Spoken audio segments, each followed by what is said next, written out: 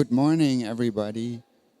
Very good to see you all. Please bear with us just a few more moments to resolve last technical issues. And I would also like Mr. Poppins to maybe turn on his camera if he's here so we know you're there, and we will give you the floor in just a moment. I see you. Perfect. Very good. Good morning. We'll get back to you in just a moment. We'll start in a few minutes. So please hang on. Thank you.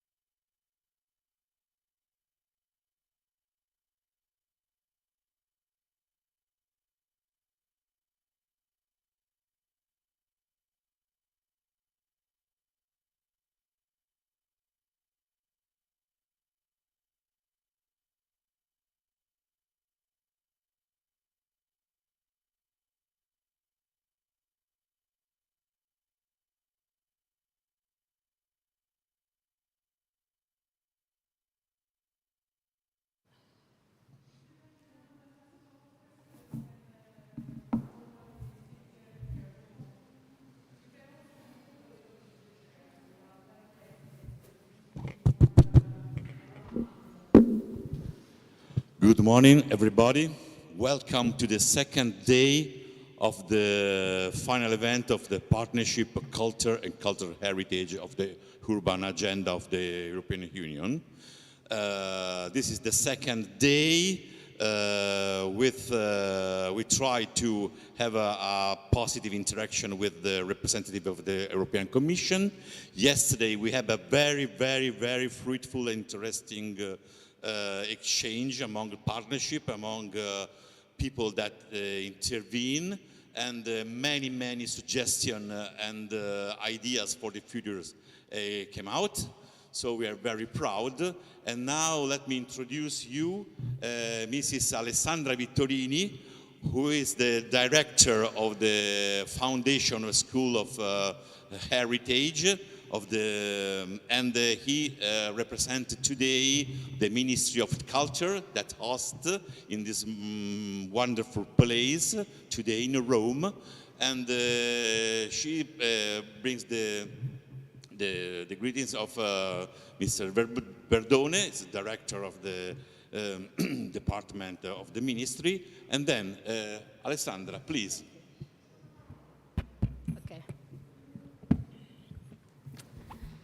Good morning and welcome, everybody. I would like to thank you all for attending this seminar, the Agency of Territorial Cohesion and the Ministry of Culture for the organizing of this event and for inviting me. I'm Alessandra Victorini, Director of the Fondazione Scuola, in Italian, Fondazione Scuola dei Beni e delle Attività Culturali, and today I'm here also on behalf of the Ministry of Culture, and in particular of Paolo Verdone, Director of International Relations of the General Secretariat of the Ministry of Culture. The Fondazione cooperated with the Secretary General in carrying out project ideas in the framework of the Urban Agenda. The Fondazione is a foundation dedicated to training, research, and higher education founded by the Ministry of Culture. Its mission is to promote the professional development of cultural heritage managers and curators. We operate within a knowledge model ranging across different disciplines, skills, and subjects, and implementing related training and research activities.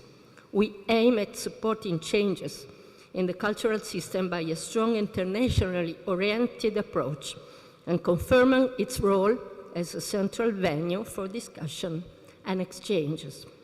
The Fondazione targets are all those who operate in cultural heritage, public and private entities, no-profit, and academic subject included, with the aim of contaminating disciplinary fields. As a training institution, we felt the need to address the issue of culture and climate change, and which could be the most significant ways to introduce this theme in our daily activities. Pursuing these objectives, the Fondazione collaborated with the Secretary General of the Ministry of Culture for analyzing the possibility of setting up a European observatory on cultural heritage in the urban space, in the Urban Agenda's framework. These collaborations' outputs were the setting up of an open access database that you will find on the Fondazione's website in the page dedicated to Urban Agenda. A database dedicated to the collection of actors, policies, and projects in relation to culture, climate change, and the city. In January, we organized the online roundtable dedicated to 3 key questions of culture, cultural heritage, and climate change, whose proceedings will be published after summer. And during 2021, the Fondazione dedicated a series of open online seminars to culture and the 2030 Sustainable Development Goals. Contrast to climate change in its relation to culture is now transversal to all Fondazione's activities and has a primarily role in all its training courses, both at national and international level. Cities as cultural spaces and agents is also a theme for reflection. We have been dealing with it in various initiatives, such as the research on public art, participatory process in cultural heritage management, the mapping of 20th century architecture, and an ambitious project of capacity building dedicated to Italian cities who are investing in culture. Culture and cultural heritage are so transversal to all aspects of urban life, and it is by now clear that the inclusion of cultural policies in urban planning is beneficial to all more specific fields. This is why I am particularly happy to open today this work session and to welcome you all to this very relevant seminar dedicated to summing up the Urban Agenda project and planning the further steps to be jointly undertaken. And so I now would like to thank you all again for joining us and to wish you a profitable workshop. Thank you.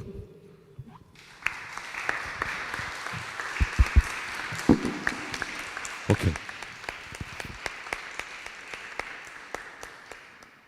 Thank you very much, Alessandra. Very interesting. The perspective of the future of this type of work, of the heritage.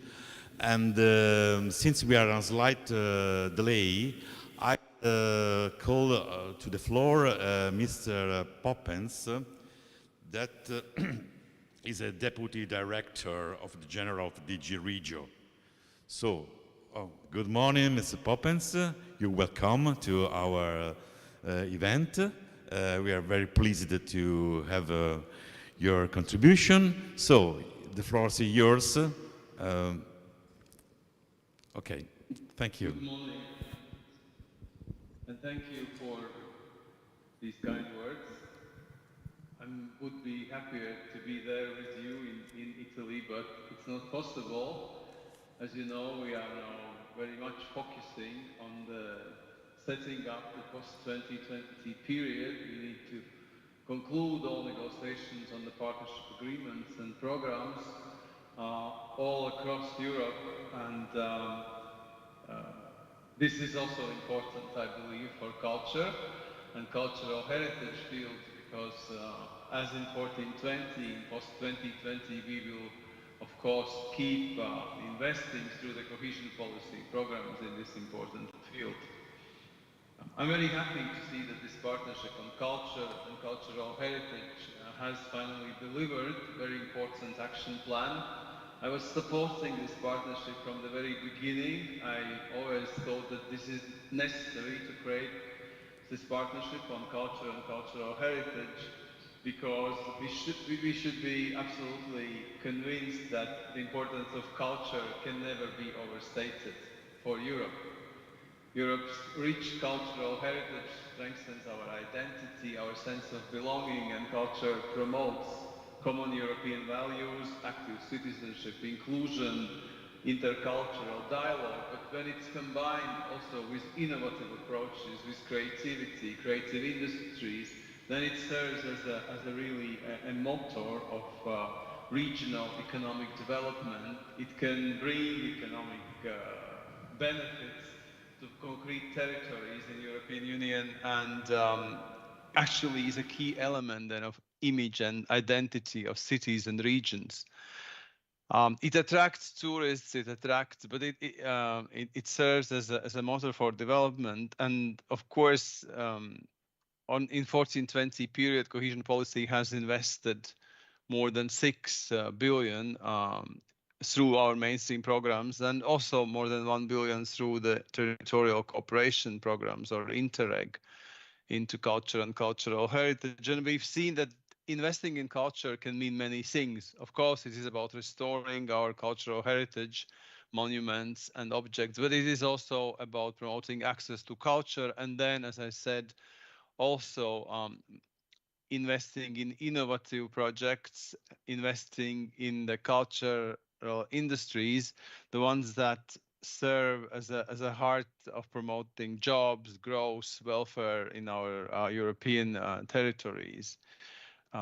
It can also serve as a means to communicate and to integrate certain groups of our society, so promote social inclusion. And as such, also it's a very broad um, uh, range of effects that it delivers. As such, in the post-2020 period, we have created a specific policy, specific objective under policy objective number 4 to promote culture and tourism for economic development. And we would like to see also the new policy objective 5, Europe closer to citizens, being linked to supporting culture and tourism in our territories. I'm very happy to see that your actions are concrete. They give a lot of thoughts, I think, to everybody, and they should help eventually also our cities. And thanks a lot, not just to the coordinators of this partnership from Italy and Germany, but to every member from member state, our stakeholder organizations, regions, and particularly from the cities, and also my colleagues from other DGs in the Commission and other European institutions to put together this impressive action plan. I hope that this action plan will give very concrete input to the city planners, to our city managers, to everybody who deals with urban development, and it will help them to find the ways forward. As I said, support to our urban areas is close to the heart of the cohesion policy. But what I want to say is, of course, because I was speaking in the Rural Pact just one day, just last week, and I think that investing in cultural heritage is important not just for urban areas. It is important to see this cooperation between rural and urban areas as an absolute necessity, and develop also these cultural links through the investment into cultural links. I think this cooperation can be stimulated very much. And we have also seen that investing in cultural objects or cultural heritage in rural areas can recreate this community building, which is so necessary sometimes in those areas, which are more remote and more depopulated. So my point here is that more and more we would like to see the urban and rural working together under this concept of the functional area. And I'm happy that we will be able to support this also through different pilots, which we are now launching with the World Bank on functional areas, with the OECD, but also concretely under our investment through the cohesion policy programs. Obviously, I want to say that we will be supporting further the EU Urban Agenda and also concretely partnerships through the new European Urban Initiative. We are about to sign the contribution agreement with the entrusted entity from France. So our friends in Lille will remain the ones who will implement not just urban innovative actions part, but the whole urban initiative. But of course, as you know very well, we have made sure that this initiative as well is more inclusive. We will have a steering group composed from different stakeholder representatives and from member states, from the presidency. So we want to, of course, link the work of the European Commission to the work of the EU Urban Agenda, and simply make sure that we better target our instruments to support what we all need. As I said, it's key now to launch not just the urban initiative, but more importantly, all the partnership agreements and programs which will pave the way for investment into many fields, including the culture and cultural heritage. We are happy that under the urban agenda, we have agreed on 2 ex-ante assessments, which will be presented for 2 new partnerships on greening of cities and sustainable tourism. I think it's very much linked also to the work of your partnership. And I hope that these 2 new partnerships will be launched later this year. As I said, we plan to launch we will open the new European Urban Initiative soon, and we will launch the first call even this year.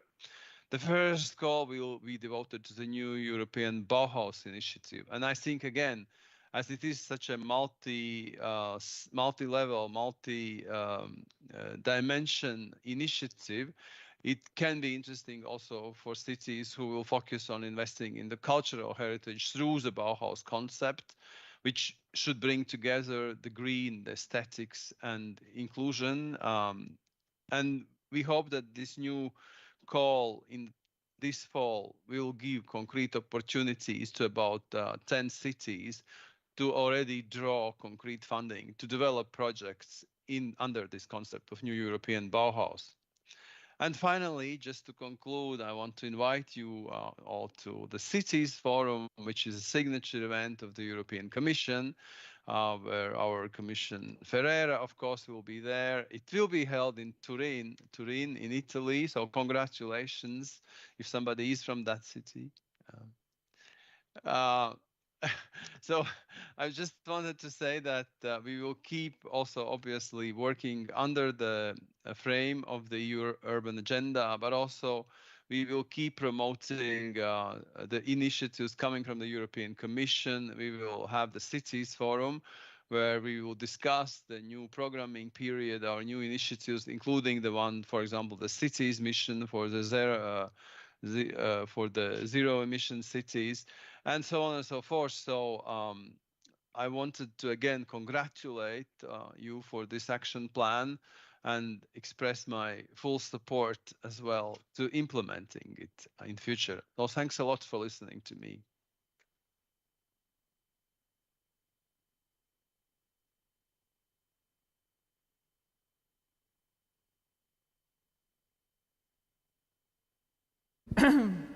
Thank you, Mr. Poppens.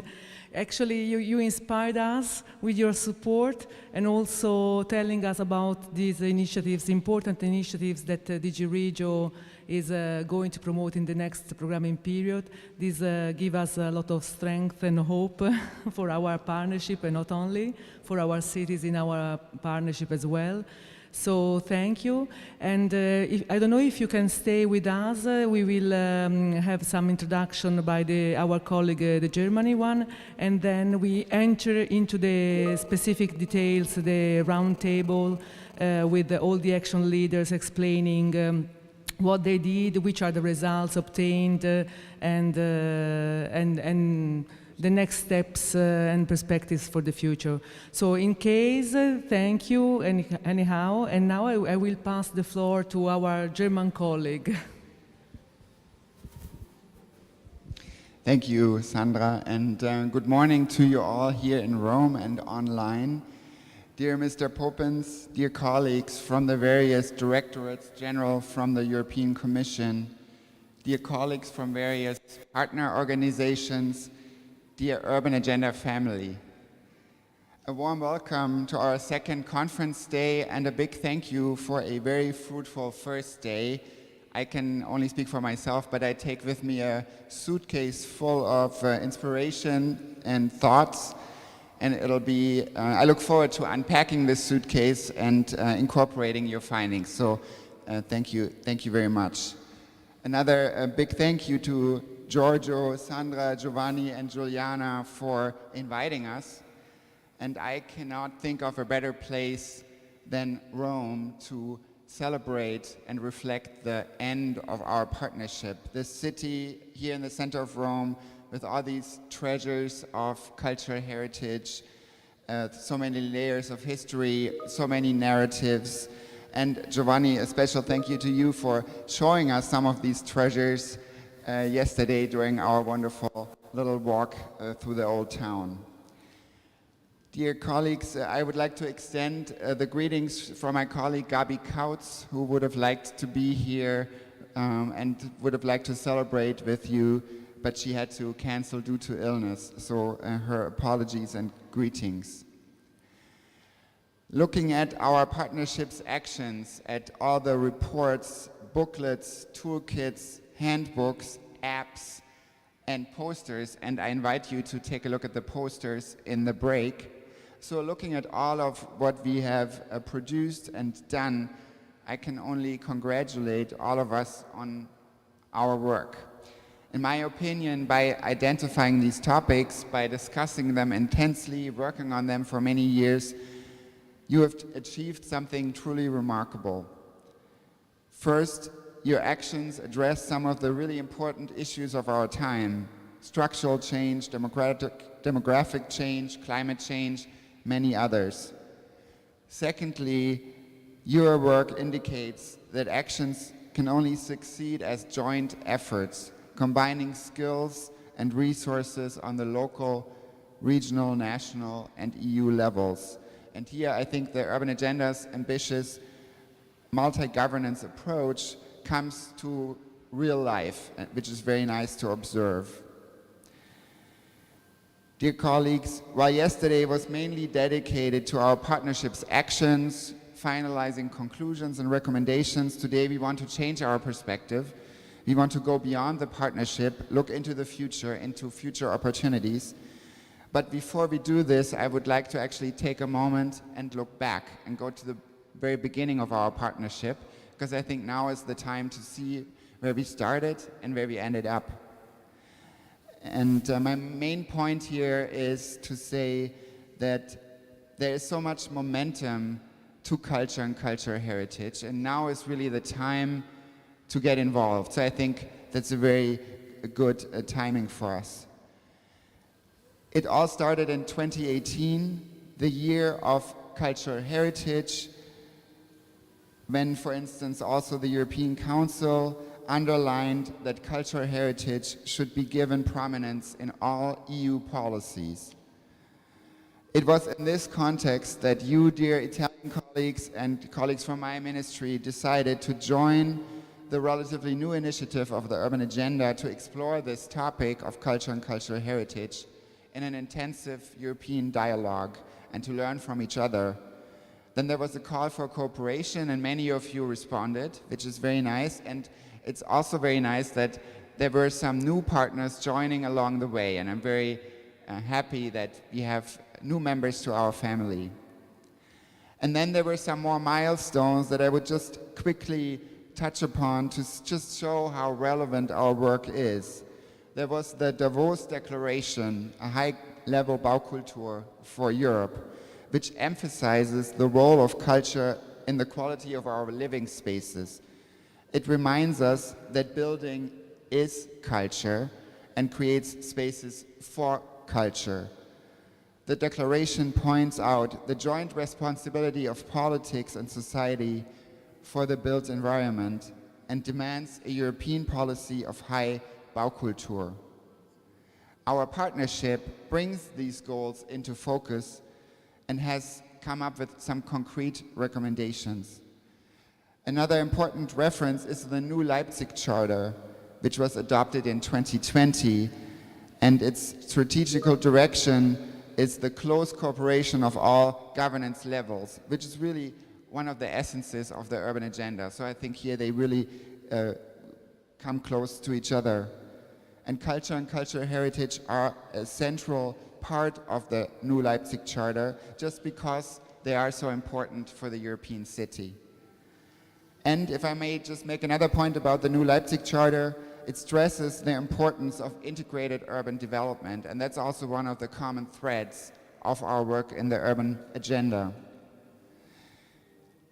Then at our stakeholder conference under the German EU Council presidency in November 2020, we started the important reflections on our work, and we are continuing here in this conference. And in case you're interested, you must have received these recommendations in our emails, and they should also be at the table in front.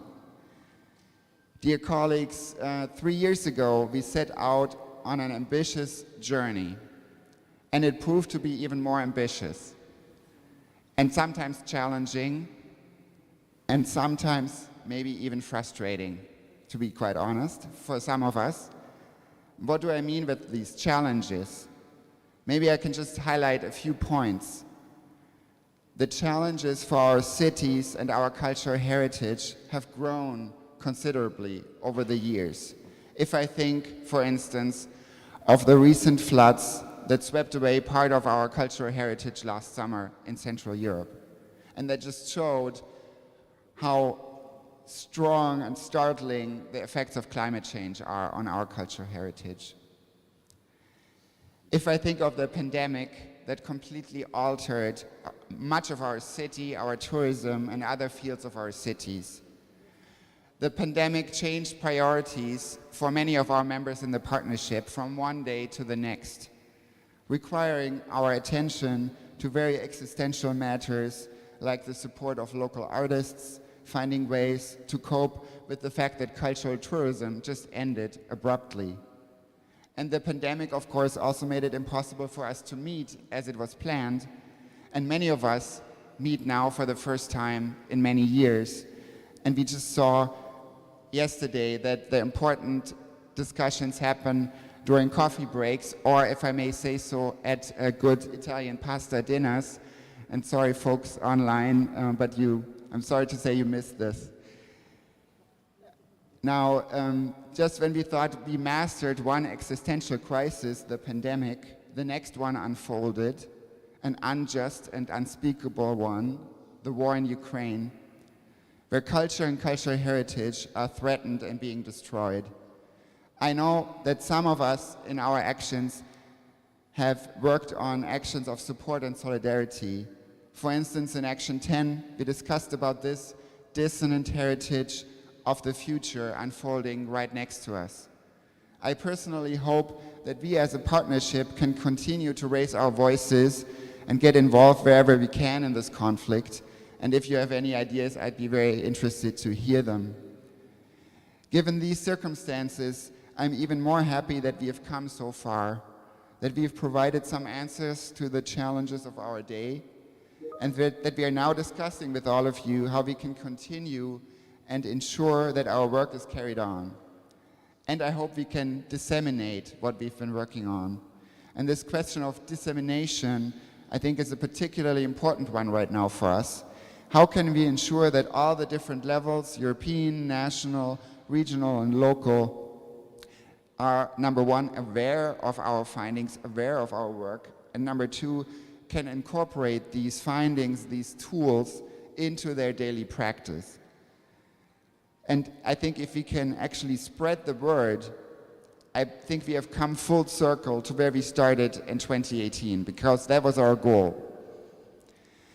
So perhaps to illustrate my point about the dissemination, we at our federal level in Germany are planning to have 2 workshops and a conference to really ensure this transfer of knowledge, to translate the results into national practice.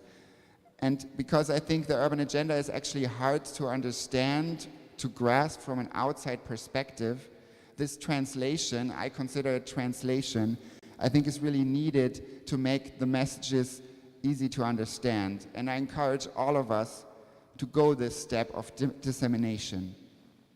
So what's on our agenda for the next steps in the partnership?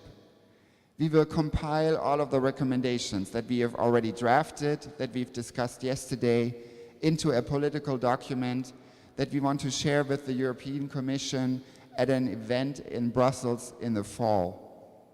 Also, the Commission asked us if we want to continue our work. We still have to discuss some of the details, but in essence, we have expressed a strong interest to keep working, because we've realized, for instance, that the network of networks, so to speak, that we've established are really precious and should be carried on. Dear colleagues, we sincerely hope that our discussions on culture and cultural heritage will not end with this conference, but that it's merely one of many opportunities for exchange. We are thinking of ways to connect with the new urban agenda that Mr. Poppens just described, and we are trying to connect with a new initiative on the European dimension of cities, the new European Bauhaus, which is really a remarkable platform of debate about our cities, how to make them livable and ready for the future. In just a moment, we will enter into this very discussion, how to connect to further relevant activities and initiatives in the fields of culture and cultural heritage, how to build thematic bridges and create synergies. And I very much look forward to this exchange. So let me welcome you again to our second day, and I look forward to our discussions today. Thank you very much.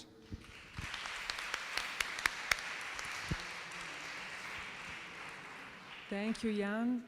And I think now it's the time to somehow enter into in the core of our partnership. These meetings, we will wrap up what was the discussion yesterday and which are the results, the main results of our partnership, especially to those online, because yesterday we were here. We know that unfortunately there was a strike yesterday, so a lot of people are still online, basically.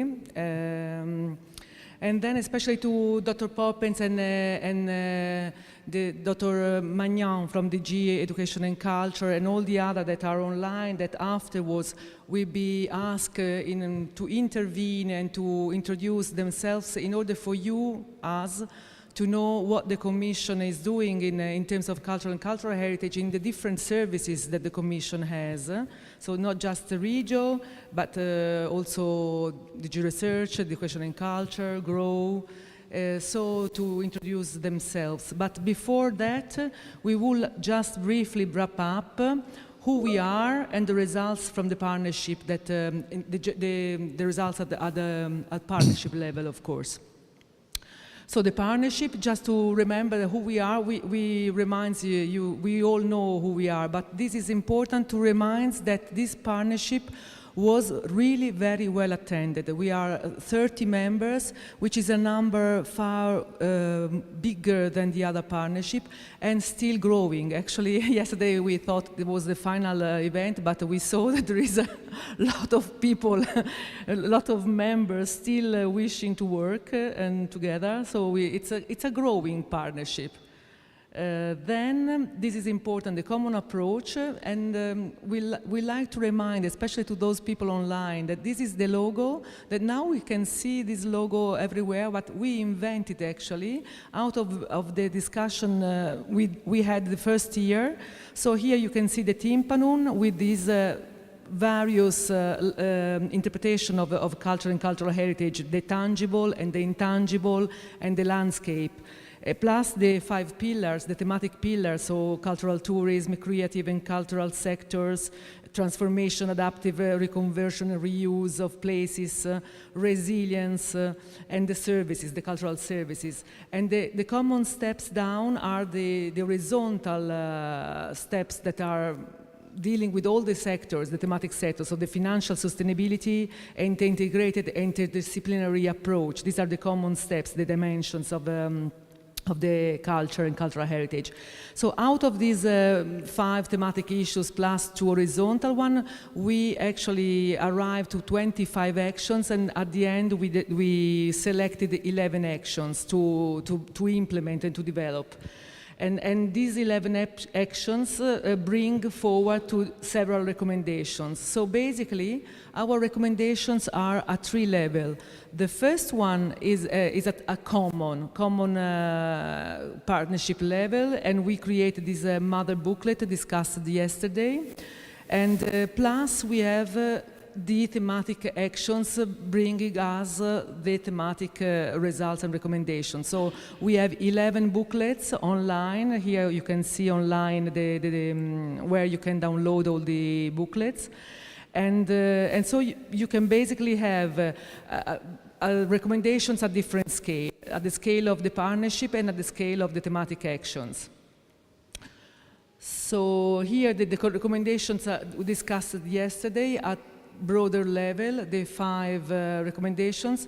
This important is to mention that yesterday the discussion was really alive, and actually we decided that these 5 recommendations would be further developed in terms of the title, should be strictly more specific, more stronger messages, but basically this is the cultural and cultural heritage is the broader understanding. What does it mean, a broader understanding of culture and cultural heritage?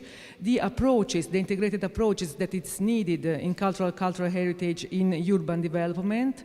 Then the cultural and cultural heritage and resilience. Then the territorial cohesion, so how culture and cultural heritage is a matter of territorial cohesion in terms of cohesion policy. And then the 5th, but not the last but not least, the building of identity and democracy. So the relationship between culture and cultural heritage and the building of identity identity not just cultural but also territorial, and democracy, of course. These were said yesterday, they were broad and thematic aspects that for each of these topics we have developed a sort of a paper. So we will have these 5 statements which are basically in line with what the Culture of Europe, the Council of Europe approved last month.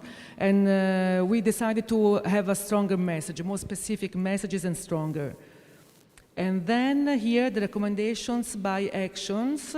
Of course, each action has deeply find out and calls for specific results, but all together we have worked for 3 basically messages. One is how culture and cultural heritage are drivers for sustainable, inclusive, green, urban development. And in this case, Mr. Poppins stressed the relationship between urban and rural. So culture is a means to connect urban and rural. And actually this is one of our results as well. We demonstrated in a way, these are practices here. So if you can see these actions, basically, we demonstrate and we bring practices where culture and cultural heritage are drivers for this sustainable, green, inclusive, and urban development through the new planning and resilience paradigms. So we considered culture and cultural heritage beyond the protection and enhancement, so as a driver of integrated development, which is Action 6. We take into consideration the relationship and the need to get in line the risk management given by climate change to the management of cultural and cultural heritage, which is Action 8. And then to integrate the so-called dissonant heritage in urban and regional planning, which is Action 10. And then we have all the new management paradigms. So to reuse the abandoned spaces through collaborative management, which is Action 4. To enable public libraries to foster social development and cohesion, Action 5. To promote new management of open spaces to foster cultural invasions, the so-called cultural invasions, which is Action 2, and Murcia actually developed these kind of practices, and also to manage equipped spaces for self-employed artists, which Action 3, always Murcia developing these actions and taking out guidelines out of the practices. And then to manage touristic flow through a better regulation of short-term rental accommodations, which is Action 1, and this smart management of open data, Action 7. So we all together working on demonstrating how culture and cultural heritage are drivers for sustainable, inclusive, green, urban development. Then we have Action 9 focusing on the need of having an European observatory in order to create a better linkage between the climate change, the cultural heritage management in the urban framework, in the territorial context. And Action 11, demonstrating the need to have a better relationship, direct link with cities in order for the Commission and in general terms the international organizations to conceive the initiatives especially designed and tailored on cities' needs, so really on their needs. And these are the recommendations and the thematic work of each action. I don't know if Giovanni and Jan want to add something, but we wanted to also to say that yesterday we were actually, surprised by the fact that the partnership is still alive. So, so we found out that the discussion was really interesting, animated. People are still really wish to keep on working together. The thematic is not ended here. It seems that people really want to keep on working. And then we find out that members that we are working with are not forcibly the very first ones, because each actions actually animated subgroups of members really very much alive and keen to work. So basically the partnerships, we started with 30 members, but now we are even more. I would say. We find out this. And results drafted to underline specificity and strong messages. This is what we thought, we realized yesterday. These 5 big, strong messages, we thought they were embedded, but no, still people would like to add something and to specify more. So we think that this year, the objective of this year, as the Commission prolonged and extended our expiring date, will be devoted to define, finalize the messages and to the communication dissemination of our results, the one gathered so far in these 3 years of work. And then yesterday we find out that there was a sort of self-assessment of what we did and what it still needed to be developed. And actually there were a lot of very interesting topics that were not fostered at the beginning of our partnership, but still are on the table for future steps. And of course, here I can list, but it's not an exhaustive list. Digitalization and cultural heritage, the impact of virtual visits, because this would negatively affect the physical visit. So how to regulate this digitalization in the future. The open data, not just the public one, but also the open data, meaning the real-time data, and also from the private sectors, how to use these things. And Florence did some examples, but Florence itself said it's not exhausted what we did. We can still working on open data. Fake news and propaganda, so the cities are the places where the agora started, where dialogue started, so dialogue in terms of democracy, so to explore more the role that cities can have in the agora, in the dialogue, in the democracy again.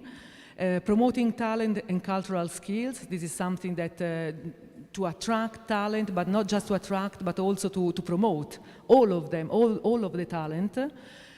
Cultural and cultural heritage as a link among cities and rural areas. We foster that, and also Poppins reminds us the importance of culture as a place to embed it and to better link this urban and rural.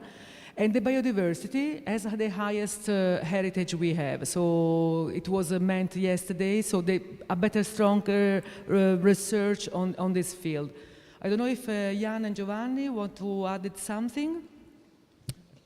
No, just to say that yesterday we assessed these 5 assumptions, and actually there's a lot of direction to transform these assumptions in a real direction of work for further experimentation, and what is most important, to put on the ground this pilot project and this basic concept in a project, in applications, in real investment in cities.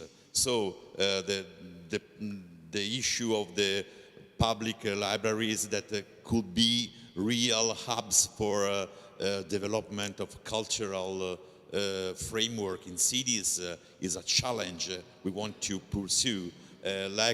Also the climate change challenge brings to consider the cultural heritage as the biodiversity in a urban framework. So we has to have a cultural behavior even toward the water, the trees, the nature, and so on. This is a value, is a important cultural heritage, and so on. A lot of this suggestion should be in the next months organized as a direction of work for the future and for the cities, even by utilizing the funds that the European Commission and the Union dispose to carry out these principles in real projects. Now I think before passing to the real module 2, so the discussion with the Commission, if the people online or the people here physically want to take the floor, I think people online can just open the microphone and talk, or just raise the hands and we will ask our technicians here if you can open the microphone and speak.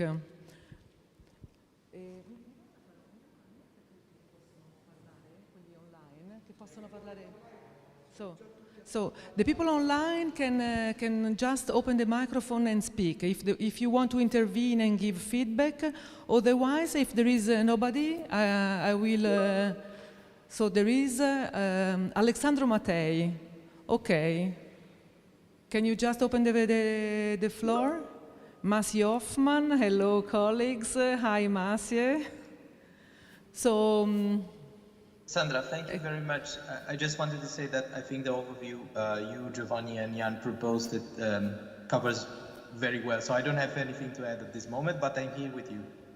Okay, thank you. So if people here as well would like to take the floor. Well, maybe Maciej, you wrote something in the chat. Would you like to just say hello? Welcome, yes, welcome back. Can you Good to see see me you. and hear me? Yes. We good. can hear, eccolo, see? Good to Yes, see now you see again. and hear. Hello, colleagues. Hello. It's a pity I cannot be there with you, but it's amazing to see this crowning moment of the partnership. And yeah, essentially, as you know, I was involved in the partnership on behalf of the European Commission DG Education and Culture back in the days. But now since November, I would say on the other side of the things, because I work for Cultural Civil Society, for European Culture Foundation, and a number of European Union projects. And I have to tell you that I see, looking at the documents, and again, as you said, this is not the end of the partnership, because I'm sure that the energy that is there will continue to give fruit.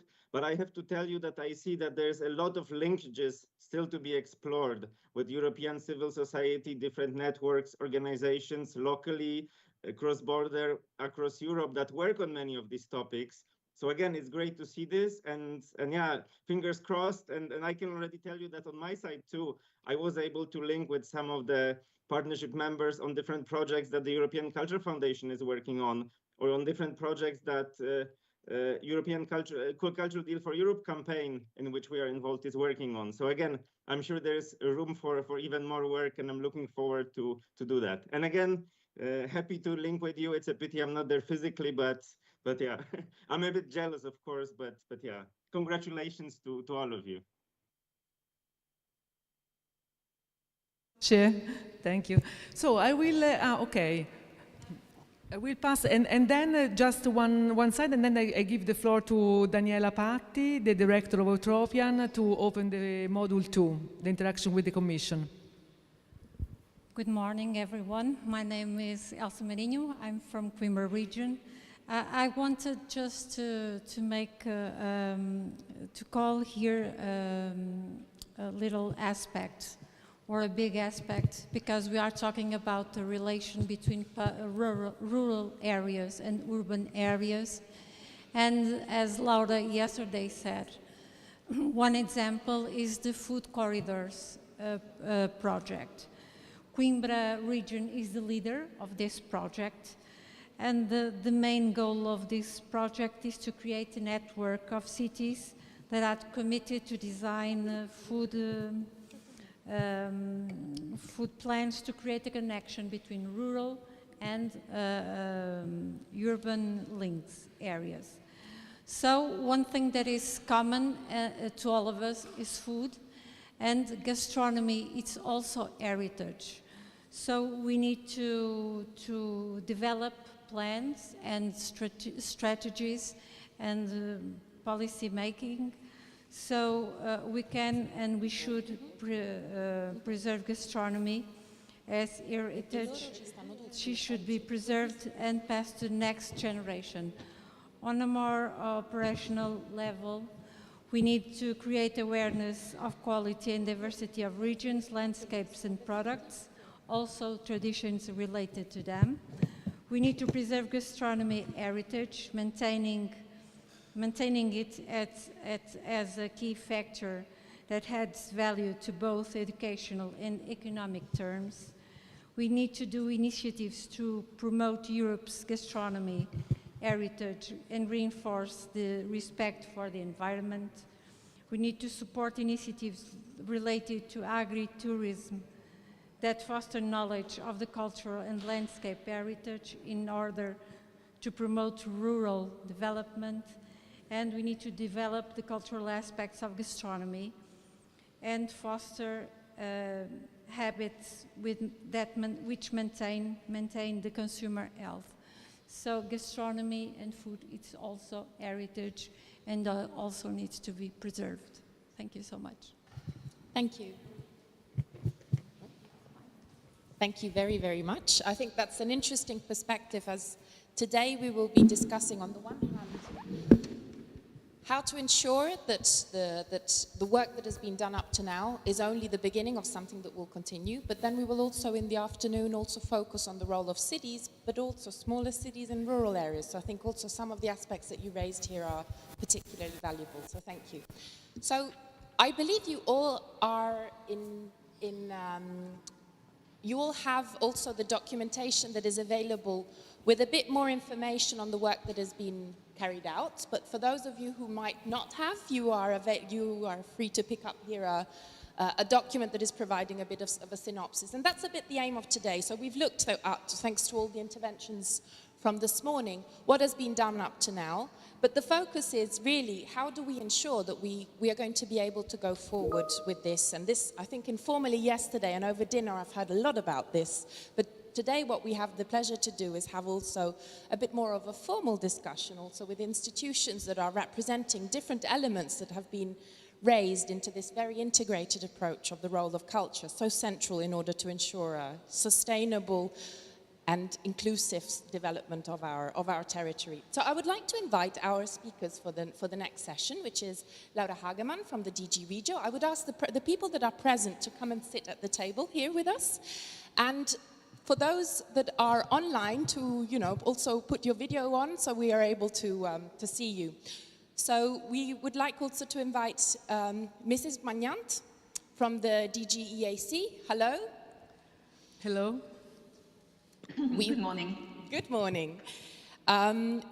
We have Mrs. Verhoeven from the DG Grow. Hello.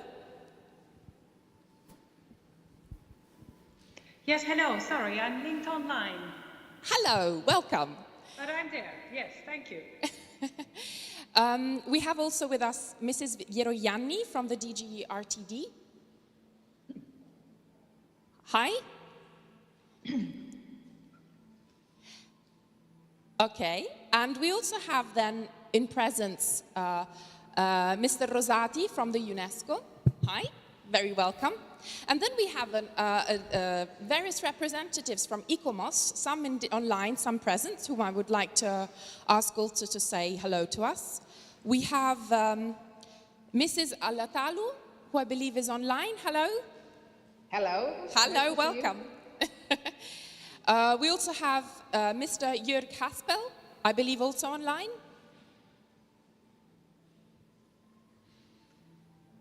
Hello? Okay.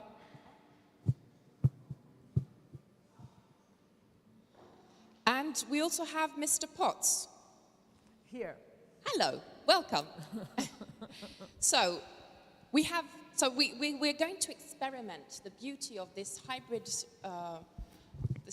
this hybrid mechanism between presence and online. And also we absolutely want also the possibility of interaction with you. So anybody who would like at some point also to make comments and so on, we will also have space for that. So make sure to note down, both for the people online and the people present, make sure to note down your comments and ideas so that we really activate the discussion. So very welcome to you all. So I would like to maybe ask everybody to have a quick round of introduction where you explain who you are and also what's your take on what has been said up to now and what are the 11 actions and all the suggestions that have come out of the discussion this morning would be on behalf of your institutions. And after that, we will have a more of a structured question and answer session with the action leaders. So this said, maybe I would go just as in the round of the people that were as the way I introduced you. So maybe I would like to start with Laura Hagemann. I would like to ask you maybe if you could introduce yourself briefly and also give us a bit of what is the perspective of the DG Regio on the work done up to now. Thank you. Thank you, Daniela. I'm Laura Hagemann. I work for the Regio in the European Commission, and we are so lucky to be the hosts of the Urban Agenda for the EU, and me in particular to have contributed a little bit to this partnership in particular. I think today you've heard enough of the importance of culture and the weight that it has on the ERDF, the European Regional Development Fund, that just to remind you is 1/3 of EU's budget, so it's not peanuts to say. And the European Regional Development Fund has been supporting for quite some time culture and place-based and integrated approaches, which have been already mentioned by the partnership. And for example, the revitalization of many districts, as the one in Košice, in Rijeka. But we need new ideas, and we need new approaches, and especially the buy-in of regions and cities. And that is why the partnership is so important. Because as you know, the ERDF is based on shared management. So we are based on sharing with regions and with member states our approaches, and they need the buy-in, and they need to listen to these recommendations, not only the Commission, but also all the actors. In the next programming period, there will be a strong focus on the green and digital transitions, and I think both of them are very present in the recommendations of the partnership. In promoting the resilience of the cultural sector, and I think it has been mentioned as well, and this is something that we want to promote for the next programming period on skills for the cultural sector. The recommendations resonate very, very well, and the actions have really a place in shaping the way on how cohesion policy will support cultural heritage in the future. For example, actions 6 and 4 on urban planning systems, on participatory approaches to the reuse of abandoned buildings. I think they will be a very good tool for us to tell to other member states, managing authorities and regions. Action 5 on the importance of public libraries, I think it's very important to promote. Actions 2 and 3 and 1 will be good examples that we will promote to other cities, to other regions, and we need to make the link to other programs in cohesion policy and far away. And here we have other DGs that are going to tell us how do they see culture, how do they promote and finance culture, but they really need also to know what this partnership has done and how can they link and how can they use the findings of the partnership. You have heard about the European Urban Initiative. It will support cities that are working with sustainable urban development, and the culture has a role to play here. The European Urban Initiative will support the future urban agenda for the EU. There are 2 new partnerships that will be launched this autumn, and the 2 of them are closely linked to this partnership, especially the one on sustainable tourism, but also on greening cities. I'm sure they're going to touch on culture as well.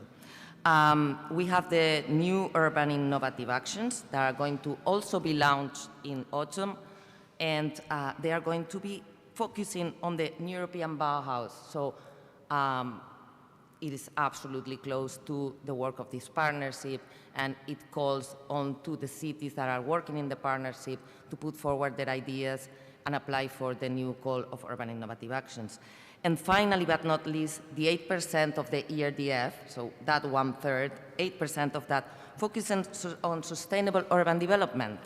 And we have very good examples here of how sustainable urban development can be focusing on culture, can be using culture as a vector. And then you cannot also forget that there are the smart specialization strategies. If your region or city devotes their smart specialization strategies to culture, if identifies that that is one of your smart specialization areas, then this can count for the concentration, thematic concentration.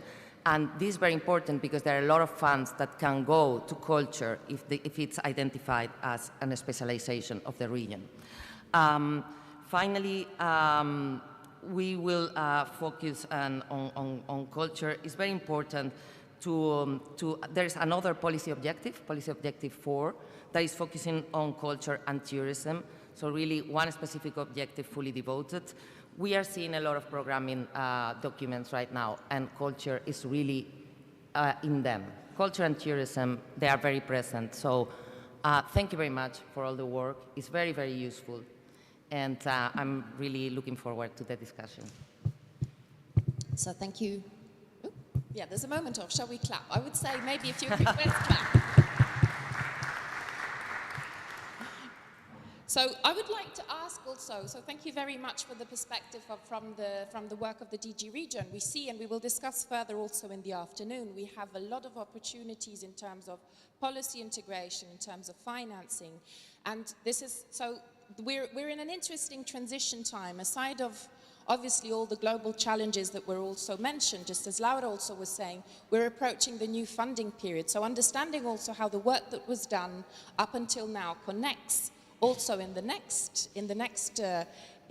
framework period is going to be particularly interesting. And for this, I would like to ask Mr. Magnant. Mrs. Magnant, yes, good morning. Hi, good morning. So I would like to ask you also to give us a bit of a perspective on behalf of the DGEAC about what does the DG also focus in respects to what was discussed now, and what are the perspectives of that you see from what were the actions presented this morning? Thank you. Yes, good morning. I'm delighted to be with you from Brussels in our new sort of hybrid way of working. And I want to congratulate you and all the participants on the very impressive results reached, really impressive work. So I am the head of unit. I am responsible for cultural policy in the European Commission, Director General for Education and Culture. And I was also the head of the task force for the European Year of Cultural Heritage, which took place in 2018. So you can imagine that I was particularly interested in following very actively, the work of the partnership, your partnership. And in the room, my colleague Marta Jimenez is with you to make sure that we forge all the links that are necessary to continue supporting you. So what is our take on the work achieved? Well, first, I'd like to say that we think that the city level is really a key level to act when it comes to culture and cultural heritage. So city, regions, it's where it happens. So well done for this partnership and the urban agenda. My commissioner, Mrs. Maria Gabriel, is very much convinced of the need to act and do more with regions and cities. And she has signed a partnership, for example, an action plan with the Committee of the Region in Brussels in order to strengthen our actions. And I would like to give you 2 examples of recent actions that we have taken with regard to cultural heritage in cities and regions. The first one is a project that is currently going on, entitled Cultural Heritage in Action, and whereby it's a peer learning scheme whereby we invite elected city officials and regional officials to visit a successful good practice in another city or region in Europe when it comes to the management of cultural heritage, the participatory governance, and a number of important aspects for cultural heritage, because we found out that it is a very practical, hands-on way of multiplying the good practices. And that's implemented by Eurocities, and I see that Julie Hervé just put in the chat the link to these very interesting actions. We've had it for several years, and we've collected, thanks to Eurocities, a very solid and wide booklet series of good practices that you can consult if needed. It's a very good source of information. Another example is the partnership we had until recently with OECD. We produced together a report called Cultural Fix, that I'm sure someone will make available in the chat somehow, magically while I am speaking. And these new reports on the role of culture and cultural heritage in cities and region was, as I said, examined by this OECD report, and with a focus on 4 European regions. They will have follow-up documents, so if you are interested, please stay tuned. Now, those are examples, 2 examples of projects that we've been funding or that we are still funding at the moment. But we do much more, and our approach is one of an integrated approach. Cultural heritage policies are not conducted in isolation. They are always linked to other, or very often linked to other policy departments. And that's one of the messages that we, since the European Year of Cultural Heritage, have been passing and continue passing. And that's why in our approach, we have this European framework for cultural heritage that we adopted back in 2018 at the end of the European year, with over 60 actions around 5 pillars, under which we have innovation, sustainability for cultural heritage, resilience, and we interact to implement this framework of action with more than 10 other Directorate Generals, so more than 10 ministries, if you will, in the Commission. For example, of course, DG Regio, but also the education side of the Commission, the research side of education, which funds a lot of either scientific or practical research and experiments on cultural heritage at city level. We also work a lot with DG Environment, DG Climate, because there is a wide impact of climate change on cultural heritage that we must take care of also in our cities. I mean, the typical example is Venice being flooded by disappearing underwater. I mean, that's a cliche, but it's unfortunately, it summarizes in one image the impact that climate change will have on cultural heritage, in the natural heritage, but also in the cultural heritage that you find in cities if we do not act. So now, looking forward, one of the messages I would like to pass, a very important one, and I think that I'm sure that Andrew Potts will reinforce it when he speaks later on, is that we must take care of the impact of climate change on cultural heritage.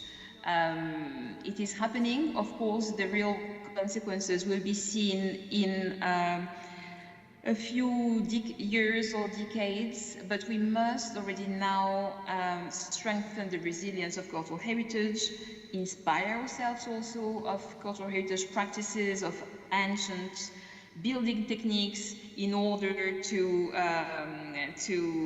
build in a more sustainable way new buildings. For example, I mean, the Alhambra or some places had natural cooling system that are not damaging for the environment, like climatization, air conditioning is. So we need to get inspiration from cultural heritage, but we also need to protect cultural heritage actively from the consequences of climate change. And I want to draw your attention to a report that we have put together that we will publish after summer in preparation for Mondiakult, which will be the big UNESCO meeting in Mexico City at the end of September on cultural heritage policies and sustainability. So this report that we are preparing is exactly about climate change and cultural heritage, with 83 good practices identified in cities and regions and countries of the EU, which tell us how to better protect cultural heritage from the impact of climate change. Another resource that I would like to bring to your attention are the quality principle for interventions in cultural heritage that ICOMOS issued during the European Year of Cultural Heritage. The quality principles for intervention in cultural heritage that can be a very useful guide for cities when they have to intervene on cultural heritage buildings. We really try to listen to what we are told, the worries, the difficulties of cities during the European Year of Cultural Heritage, and as a result, supported ICOMOS in issuing this document. My final point will be on funding. I mean, we cover much more, right? But we will have more time maybe in the discussion. So my final point is with regard to funding. Again, two resources that I would like to share. The first one is about complementary alternative sources of funding for cultural heritage. Of course, public funding, state funding, or city funding will always remain, the primary source for cultural heritage, which is a common good, essential to our identity and an attraction for regions and cities. But we know that with the COVID crisis, with the refugee crisis, etc., public budgets are tight. So we made an inventory of the different ways in which one can fund cultural heritage, and we will be happy to share this document. My last point will be to mention a new tool, a new guide that we've put together to guide city officials and cultural stakeholders in the maze of EU funding. We went through 21 sources of funding in the EU that are open for cultural heritage and the creative industries. And the tool is available online and is entitled Culture EU, and it will be soon available in all EU languages. I will, of course, share this in writing as well, but you are more than welcome to use this tool, which is meant to help cities find funding at times when budgets are tight. With this, I will finish and hand over the mic back to you. Thank you very much for all of these inputs. These, I believe, are also put, meanwhile, in the chat, but they will also be shared with all of you, and I think they will be also possibly integrated in the documents. Yes, they confirm, so that this will be also shared with you, because this is a lot of input, of opportunities, of experiences that have already been that we have to capitalize on. So what I would like to do, because we're having a round of presentations, but also want to have some time for the debate with the action leaders, I would ask the next speakers to maybe introduce themselves and just give one or two highlights about how their organizations could interact with the work done up to now, so that we can leave the details in the discussion, in the debate that we will be having immediately after that, before a very beautiful concert, because today is Music Day, I believe, European Music Day. So we're going to have also this very important cultural moment together. So I would like to ask Mrs. Verhoeven from the DG Grow. Hello. Yes, hello. Hello, welcome. Yes, hello, hi. So, yes, hello. Well, very nice meeting you all, albeit only from Brussels, online. I would have loved to be in Brussels, but I would have loved to be in Rome, but okay, that is not the case. I have been following the work of the Urban Agenda and the work of the cities in the regions with great interest. I very much agree also with the diagnosis and the priorities that you set out. One of the issues that you have been flagging is the need for much more transparency when it comes to short-term rentals.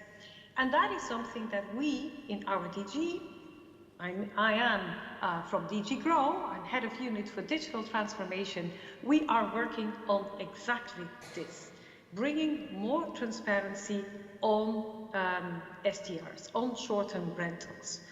What is the issue? We all know that short-term rentals are an increasing segment in the tourist accommodation sector. They bring a lot of benefits. Tourists like them, but also the hosts. They bring a lot of economic benefits also for a lot of tourism players, but they come also with concerns. Concerns that are very real, because short-term rentals have had and still have a very deep impact on the way certain cities, certain local authorities, in particular in tourist hotspots, function. We see that all over across Europe there are attempts to regulate STRs, regulate also attempts, lots of attempts to get more data, more information about what is exactly being rented out, where and to whom, but we see that public authorities struggle to get that data. And at the same time, we see that platforms, because there is a lot of platforms out there, it's not just only a story about Airbnb, they are actually also struggling because they are more and more confronted with uncoordinated data requests. They also have difficulties complying with. So what do we have in mind now? What we will be proposing very soon, after the summer, probably in October, is a legislative framework that sets forth a common and harmonized approach to the way data about STRs are being generated and data about STRs are being shared between public authorities and platforms. And that goes through some rules of the game on registration systems, that goes through additional obligations on platforms to create more transparency, to display certain information on their websites, but also obligations on platforms to effectively share data on a regular basis with public authorities. So we hope that by bringing increased transparencies, cities and regions are really able to manage STRs in their interests. For cities that want to attract more tourists, that see the benefits of STRs, want to further develop that, data is an asset. For those who say, well, we've had enough, we really would like to stop the trend and to put some clear boundaries, data will be an asset too. But data is and is always the basis of effective policy making, and we hope that through the initiative we can contribute to the realization of the urban agenda. I will stop here, but of course I'm more than happy to have any questions either today or at another occasion. Thank you. Thank you very much, and we will get back to, there was an attempt of clapping, so I would say, So I would say, as we have as a common agreement, let's do a very big clapping at the end of the whole session. So we can have that, and it's implicit at the end of each intervention, because I can see, I'm afraid for the people online, you cannot see the very interested faces of the people that are here in the audience, but I can guarantee to you that everybody is following and nodding away very happily to hear that there are a lot of connections with what is being said. And this brings me to the next speaker. So Mrs. Yeroyanni from the DG RTD, hello?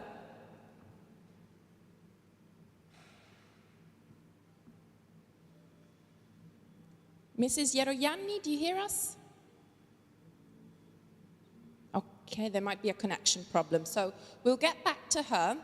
And this said, and this what is particularly interesting in this discussion is to see how already on behalf of the European Commission and the different DGs, how much connection there is with the work that we've carried out by this partnership. And so it's particularly interesting for us to see how DGs which have competencies not only more directly, obviously, on culture, but on regional development, on economic growth, have so much of a strong say in what has been done by the work up to now. So we see that there is so much potential in the follow-up, and this is why I think in some different, maybe in a different constellation, we will get back to that, the partnership will keep working.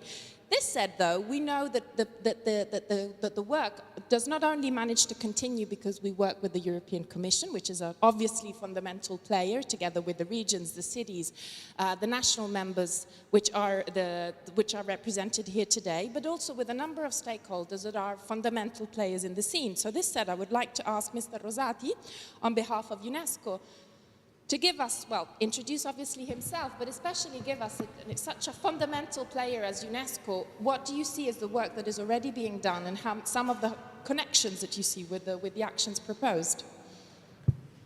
Thank you, Madam Chair, and good morning, everybody. Let me start by thanking the organizers, congratulating for this meeting, and thanking for the kind invitation. I am Matteo Rosati. I'm in charge of the culture unit at the UNESCO Regional Bureau for Science and Culture in Europe. And well, speaking about culture and cities today feels very much like preaching to the converted, but let me try and wrap up in a sentence what is, I believe, our common assumption. To start with, culture is key to improving the quality of life in cities and to shaping more sustainable, more resilient, more inclusive development strategies in an increasingly urbanized world. So it is not by chance, I think, that within the 2030 Agenda for Sustainable Development, the protection of the world's cultural and natural heritage is included within Goal 11, which is on sustainable cities.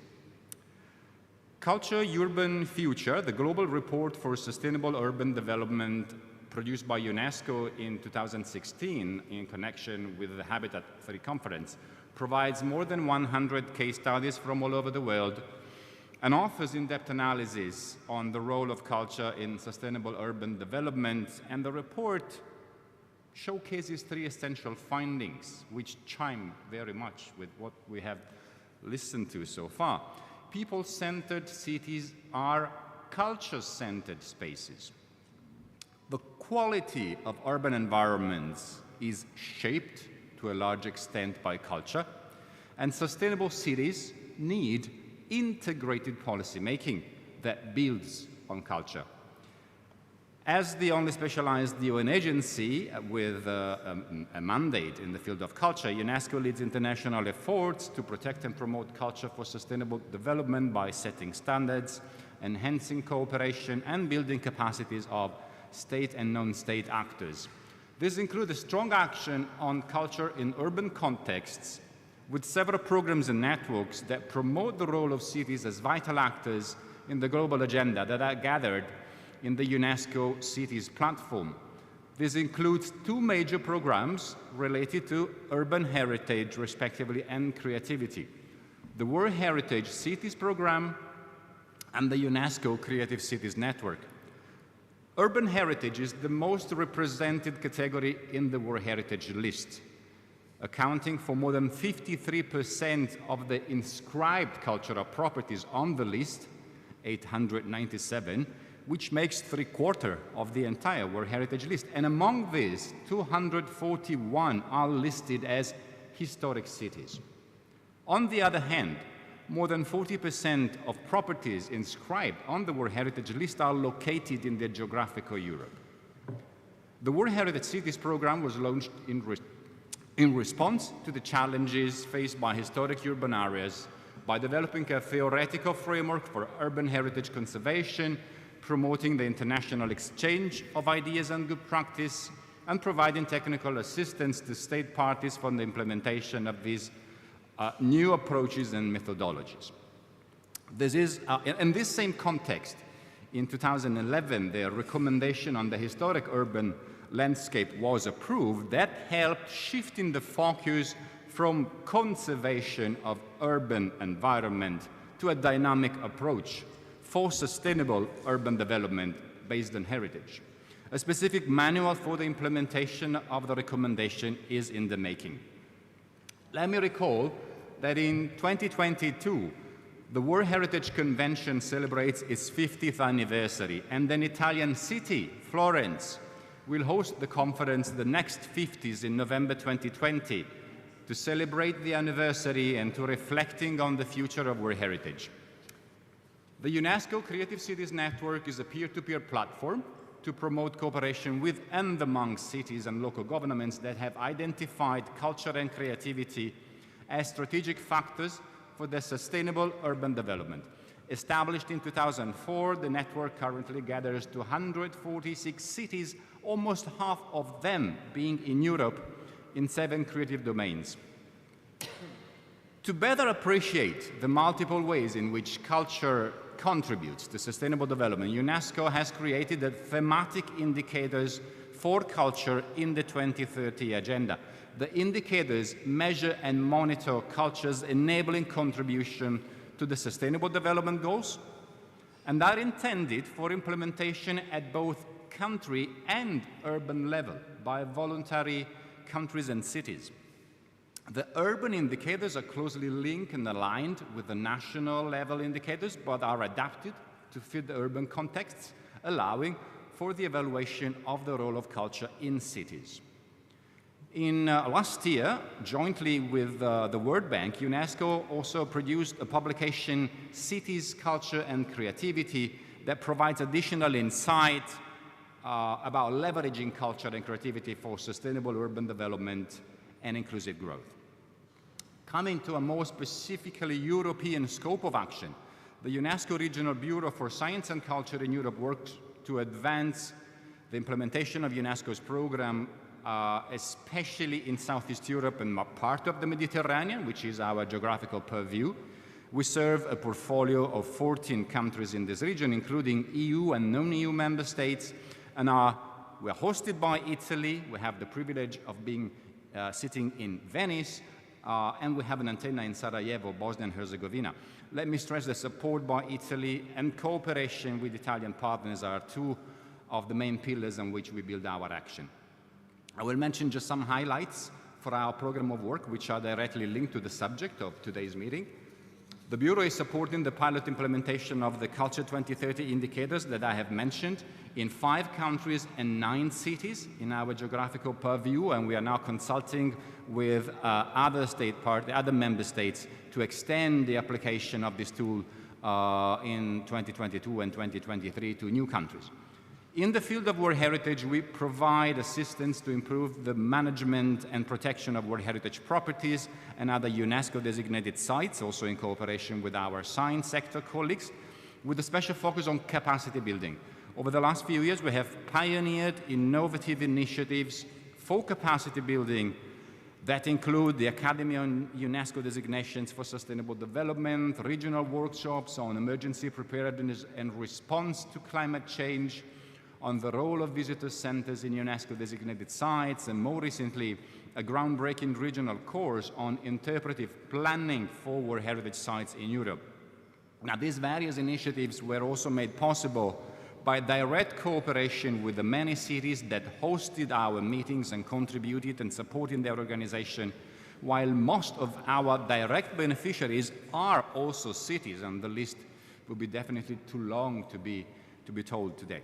We are cooperating with cities also to advance the safeguarding of intangible cultural heritage in urban contexts in many different ways and forms.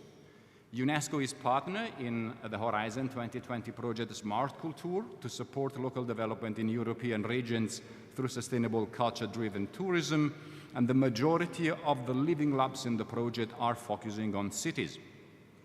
More in general, we support member states in the Western Balkans in enhancing culture as an agent for positive social change and European integration, and a major step in this direction is the launch of our new project, Culture and Creativity for the Western Balkans, funded by the EU and implemented by UNESCO in cooperation with the British Council and the Italian Agency for Development Cooperation.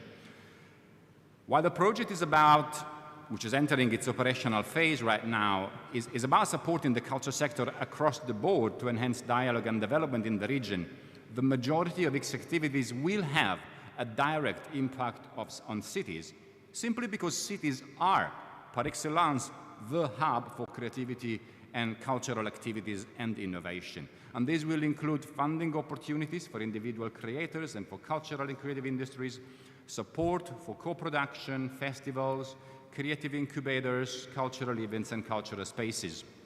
I take this opportunity to thank the European Commission and especially DG Education and Culture and DG NEAR for their support and trust in this initiative. To conclude, let me recall that 2022 also marks the 10th anniversary of the EU and the UNESCO partnership since the establishment of a specific Memorandum of Understanding in 2012. UNESCO and the European Union are close and natural partners, sharing values and objectives related to building peace, to dialogue and sustainability. The EU is currently the first largest funding partner to the organization, but the partnership between UNESCO and the EU stretches, of course, well beyond direct cooperation with the European EU institutions, embracing cooperation at central and territorial level with all EU member states and also with all the UNESCO member states involved in the EU neighborhood and enlargement policies. EU policy documents, programs, projects and initiatives such as the present one, or more broadly the European Agenda for Culture, the European Framework for Action on Cultural Heritage, the new European Bauhaus and others provide a solid values-based and programmatic basis to cement a cooperation that is rooted in the central role that culture can play for sustainable development, including, and today I would say, especially in cities. Thank you.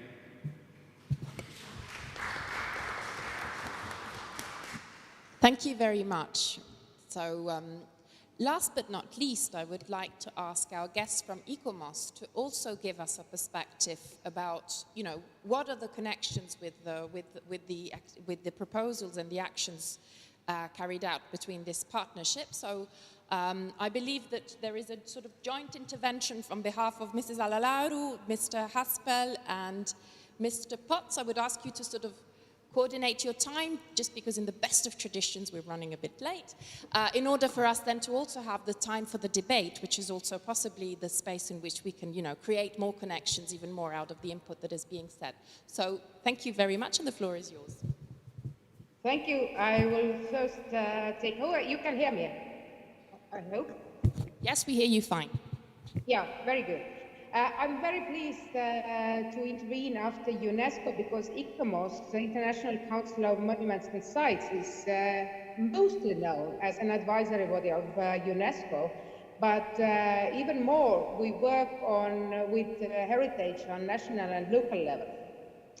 And we are also very happy that we have been involved in this project that is sort of concluding today, and especially highlighting our contribution in the discussions on dissonant heritage. ICOMOS is a voluntary and expert-based organization, and that defines also our activities. The structure of ICOMOS composes of national committees and scientific committees, and we are more than 10,000 members, out of which half are from Europe. So it is, our input in Europe is very big. But as we are an expert organization, and our membership is very diverse, from ministers up to the practical conservators, it is our strength to be very broad in sense, but at the same time coordinated. And I think what we are perfect to do is, first of all, to set the standards ourselves, but also to test other documents. And that has been also our big contribution in different European policies, that we can test what has been written down in offices and give it the value through this. We have some sections that are directly targeted to the cities, and for example, one of them is the scientific committee called CIVIC, which is the Committee of Towns and Villages.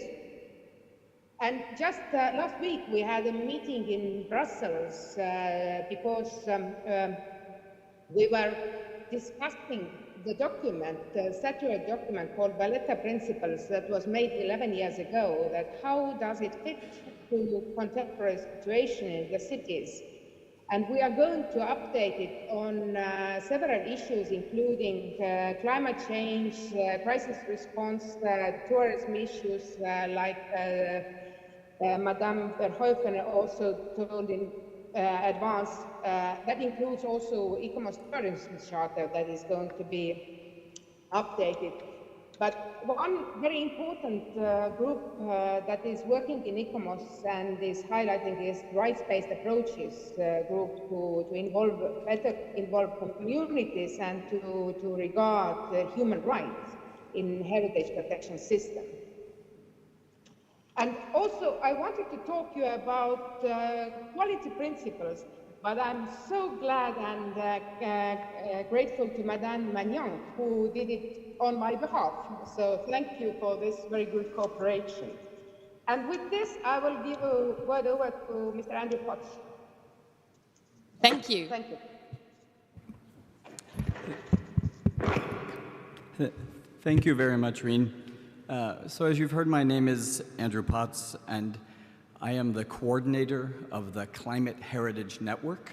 Until recently, I was also the coordinator of the Climate Change and Heritage Working Group of ICOMOS. I also had the pleasure of contributing to Action 9 of this partnership with Giuliana Di Francesco and Francesca Neri.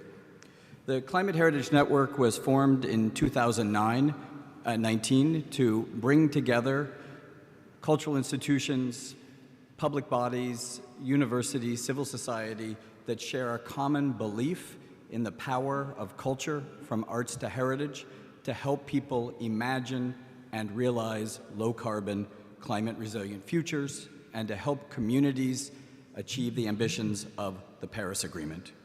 I think probably everyone in this room knows that we're dangerously off course in meeting the ambitions of the Paris Agreement, holding global warming to 1.5 degrees, and this has dangerous consequences, including, of course, for cultural heritage, as Catherine Magnon mentioned. At the same time, cities. Cities are one of the most important platforms, vehicles for transformative climate action, especially with increasing urbanization. And this is true across sectors: mobility, energy, housing, buildings. And there are culture and cultural heritage dimensions to each of these sectors. Last year, ICOMOS joined with Europa Nostra and the European Investment Bank Institute to produce the European Cultural Heritage Green Paper that goes through each of these sectors, mobility, energy, buildings, as I mentioned, and describes the role of cultural heritage in achieving the ambitions of the European Green Deal and the Paris Agreement in those sectors. Cities also embody the very trends, the very problems that have given us climate change. Take, make, waste approaches to consumption, inequality, sprawl, and auto and fossil fuel dependent ways of growth. And these are cultural phenomenon as well. We've been engaged in this fossil fuel enterprise for generations now. And so these problems also have cultural dimensions. And so it is critical that we put these things together. We put together the culture and heritage piece of the puzzle, the cities piece of the puzzle, and the climate change piece of the puzzle. The recommendations that you heard about from this partnership, I think, do a good job of showcasing these dimensions, unlocking this potential. There are climate change aspects to every one of the 11 actions across all the recommendations, and I hope we'll keep that at the front of our minds, and thank you for having me. Thank you very, very much. A clap to all of our speakers. So thank you very much. And now this is the part in which we start getting a bit more interactive, because I'm sure, just as I have, everybody has had so many, lights turning on in the moment in which, there was a lot of things being said. And this is the moment in which I would ask our action leaders to move here to the front line and to start, sharing some of the questions to animate the discussion. Don't be shy, come over here.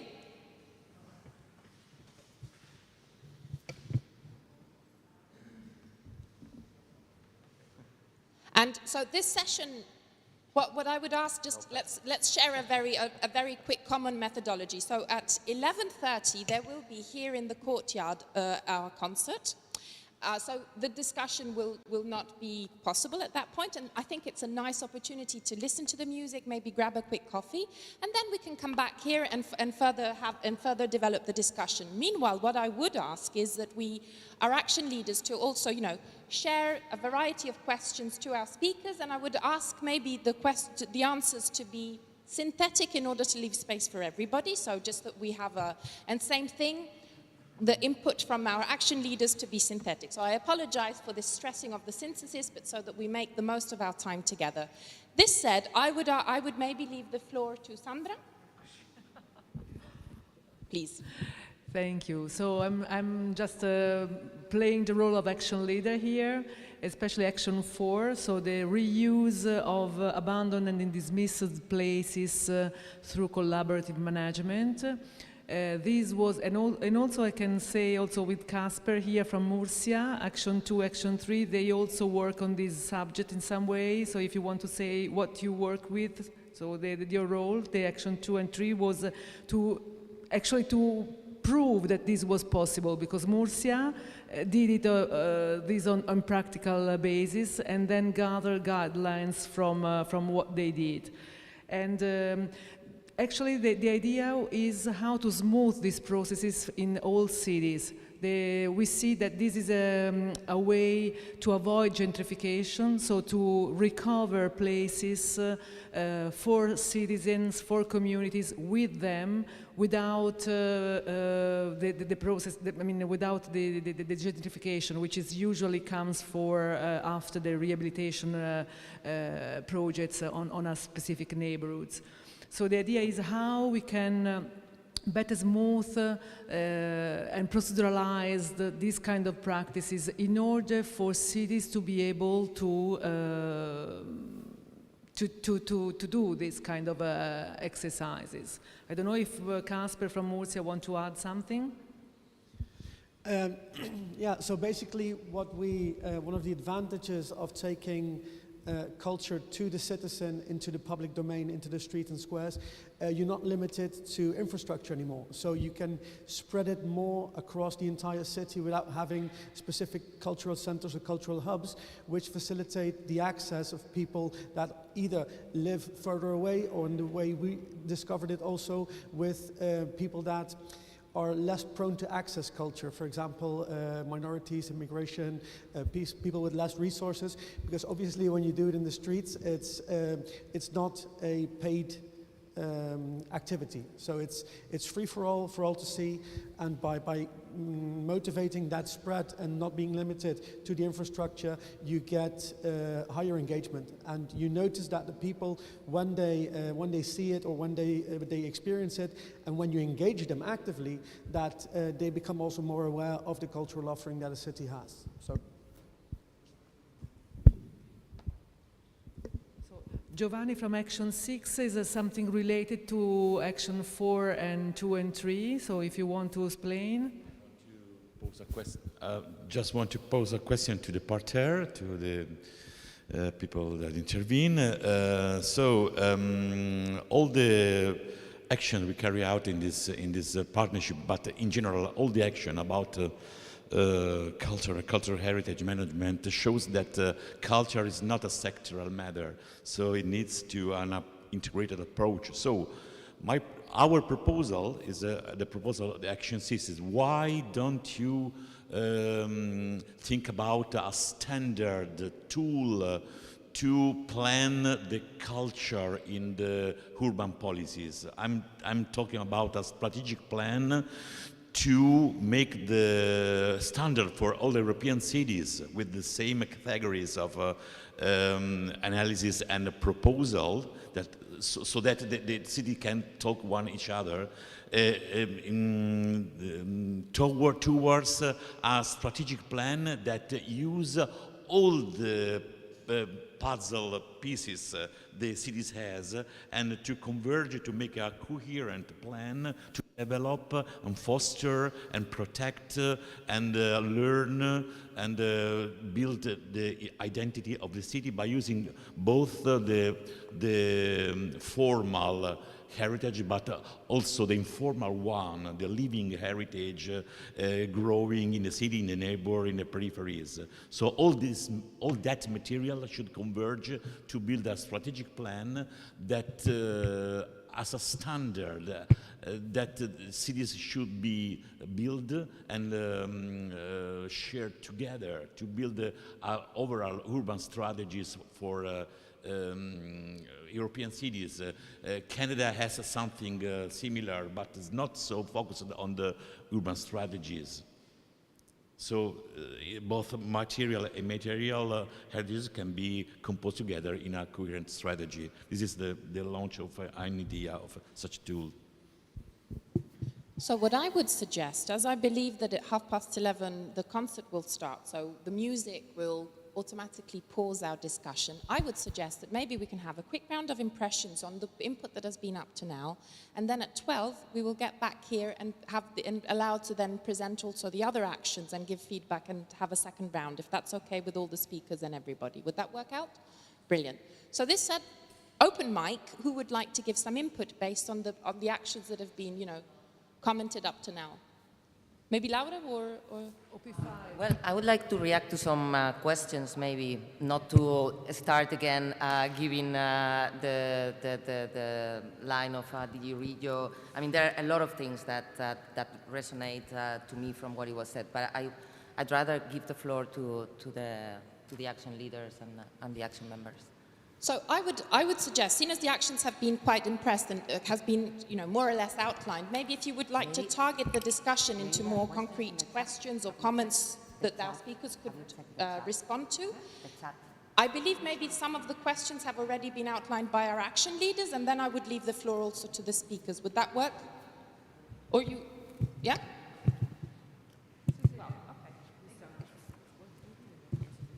Just a quick introduction. I'm an action leader for Action 8, so reacting to the proposal of posting some points that I find very important for the next steps.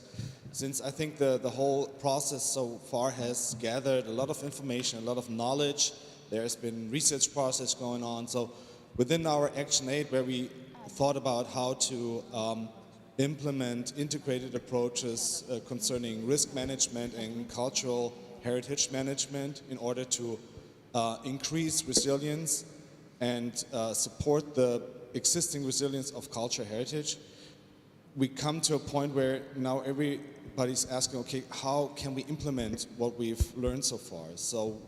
And we found out that the whole process showed us that there are so many stakeholders who can contribute and who are so important for the positive and integrated outcome of this process, so that we need to think about formats, especially on the local level, which we can support. Maybe we can do a little bit more research on how to implement and how to form these formats of interaction, like workshops or gaming simulations or something that is able to get together all these different experts with their expertise, plus the local practitioners, plus the stakeholders, plus especially the decision makers, mayors, and owners of culture heritage sites to implement what we have so far reached on the knowledge base. So I think this is one really major topic or target that has to be tackled for the future of this whole process. Thank you. Hi, I'm Manuela Taverniti from the city of Florence. We are leader of action number 7, is related to the smart use of data to manage tourist flows. This action wants to ensure the sustainability of tourism, to bring benefit to the community and also to enhance the tourist experience. The data collection and analysis is the key factor for policy, and to this regard I would like to manifest my appreciation for the intervention of the DG GROW, because for better planning and management we need data, and also for the resilience of our city we need data to promptly react to the situation we can we can foresee. Our action, during the implementation of our action, we deployed a self-evaluation toolkit for helping public administration in designing their sustainable tourism policy, and we deployed also an application, the Feel Florence app, which is an application and content management system connected with a big data platform. This application, leveraging on real-time data, gives suggestions to tourists to better enjoy the city, to avoid crowded destinations, so trying to orient flows and balance the tourist flows in the different parts of the cities. I don't want to spend so many words on the application because you can download it for free and you can find information on the desk, so you can experience these new tools. I just would like to go to the recommendation. One of the recommendation coming from our action is related to the need for public administration to have access to data, also data owned by private actors, to make this data available and share this data is something that is not only a need for city, but is a transversal issue, because it is important also at regional, national and European level to know better the phenomenon. Also having more data allow to make comparison among the European experience and make benchmarking analysis, so it can also influence a better impact of the EU funding. Thank you. Laura, please. Okay, good morning everyone. My name is Laura Colini and I work for URBACT as a European program for cities. I'm a program expert for URBACT and I've been following this partnership from the very beginning. And we have worked as URBACT in two actions, Action 1 and Action 11. Just for those who are not familiar with URBACT, we have been working in the last 4 years with about 600 cities, small, medium and large size cities. We have many networks that are using culture as a transversal topic. Just to mention a few, we have a network of cities called Sea Change that is working on art and climate change. We have another network working on inclusion, empowerment of citizens through culture and in culture, called Access, and I will be speaking about this later on. We had a transfer network with cities that have experienced or implemented a spatial practice locally and they want to transfer this practice. So we have been using this wealth of knowledge also in terms of good practices. Imagine you have more than 600 cities and a program that has been existing for almost 20 years. Culture has been really at the core of many of these actions. So we worked in feeding in examples and ideas in the partnership, but we also focus on two actions. So the Action 1, which was the most political and difficult, the one on regulating short-term rental in the better regulation stream. And the other action was together with Eurocities, Julia Hervé is going to speak about this, was on research need in terms of culture from the side of cities. We involved our cities, some of our cities within URBACT, especially with another network called Kairos, specifically working on heritage. Summarizing this work or this analysis on on research needs that also Eurocities has been very much leading on. And the other one on short-term rental has been had the support of DG Grow, another colleague of the today's representative, also DG Regio, because it had a lot of impact in terms of how we understand the accessibility and the learning and comprehension of culture in cities without creating negative externalities. So that's an important part of our discussion here. The representative of DG Grow has been speaking about many platforms working on tourism, but we also know that there is a monopoly of few of them, and that all the others are really having troubles also in creating their own market, a market that is based not only on transparency, but on legality, which is not the case of what is happening now. So I think it's crucial to have cities more in power to manage and to have access to data, but also to be more in power in creating other networks and other partnership and other platform that also counteract the monopoly of Airbnb, Booking.com, and so on. And just to finish, I think that would be also interesting to know among the speakers if there is any interest to look ahead and to look for alternatives to the creation of other platforms that are region and city-based and they're able to counteract the power of only few, and also to have better regulation but also better knowledge in this respect. So this is very much a looking ahead. I don't know, I have to probably give the floor to my colleague from Eurocities, since we have been collaborating together for the Action 11 on cities research need and culture. Maybe Julie, do you want to say something? Yes, do you hear me well? Yes, we hear you. Okay. Thanks a lot, Laura. I will quickly complete what you just said, and keeping in mind that you have a concert in 5 minutes. So Eurocities co-led with URBACT the action number 11 on identifying cities research needs on culture and social inclusion. So the result is a very concrete table of, sorry, there is strong echo and it's very difficult for me to focus, so I apologize. A list of very concrete specific needs for research that would really help cities develop better local policies on culture and social inclusion. So this table that we will share is focusing on culture and people, culture and space, culture and education, culture, health and well-being, the governance of local cultural policies, culture and resources, and evidence and data.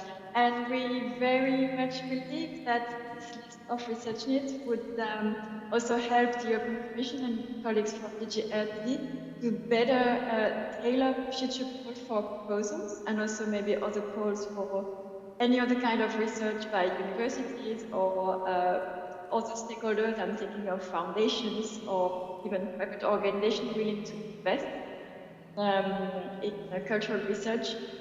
And we'd be happy to further discuss that anytime. And I think from the point of view of Eurocities and its member of over 200 large cities, one aspect that is of key importance is really the need to continue with EU-funded and long-term peer learning programs for cities on cultural policies and cultural heritage. Catherine Magnan mentioned cultural heritage in action. I encourage all of you to check the website, culturalheritageinAction.eu, because there are forthcoming opportunities to attend peer learning visits and online webinars for all cities and regions to share knowledge, share experiences, share challenges as well. That's something we are looking forward to further discuss with you in person, I hope.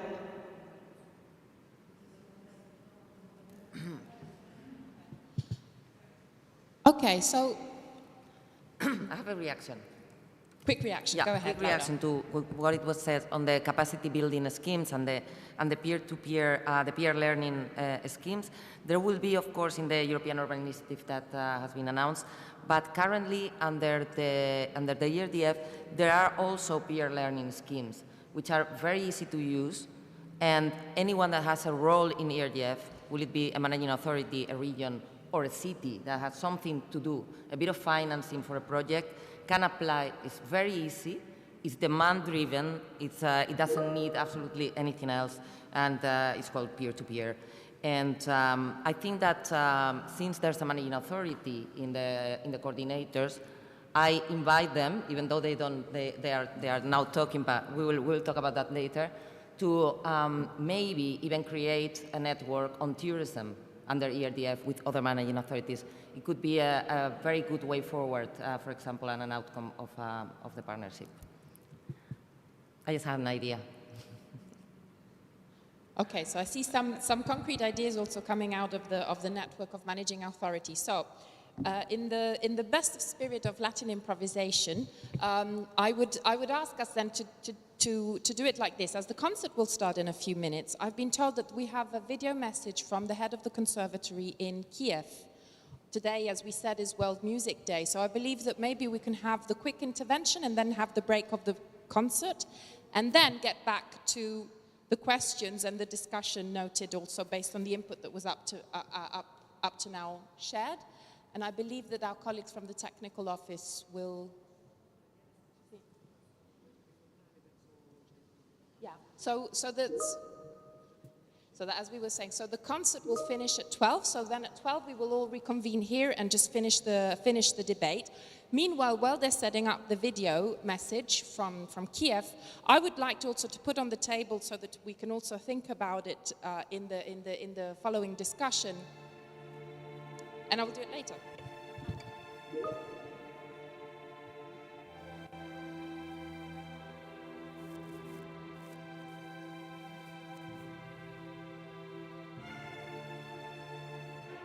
Hello everybody, I am very happy to support and to be the part of the project initiated by Festa della Musica. I think that the arts and the music, and especially also classical music, is the most important language in the world because it can unite different people and nations. I am from Ukraine, and Ukraine is suffering now in this terrible war. And my biggest worry is about the perspectives for young people from Ukraine. And thank you very much to put your solidarity now with my country. My biggest dream is that this war will stop so soon as possible, and you will be guests in our beautiful country, Ukraine, and the Ukrainian culture and Ukrainian artists will become the part of big European community. Thank you very much.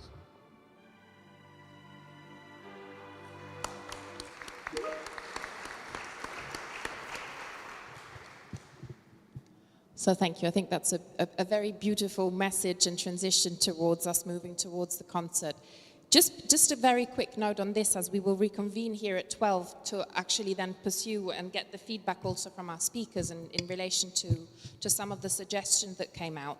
I already sort of throw some hints so that also then the audience can then add questions if needed, but especially also our guests can also think about how they can imagine the interconnection. I think there are some of the opportunities that have been hinted towards in the previous presentations that obviously were giving an overview, and maybe it would be interesting to get a bit more input. I'm thinking, for instance, for the DG Regio, the OP5, it could be interesting for us to also understand a little bit more some of the instruments of the financing. How could they actually be directed towards much of the work that has been done? Together as much, for instance, the role of the data. I know that the DG Commission has been working very, very much also on databases of statistics and so on.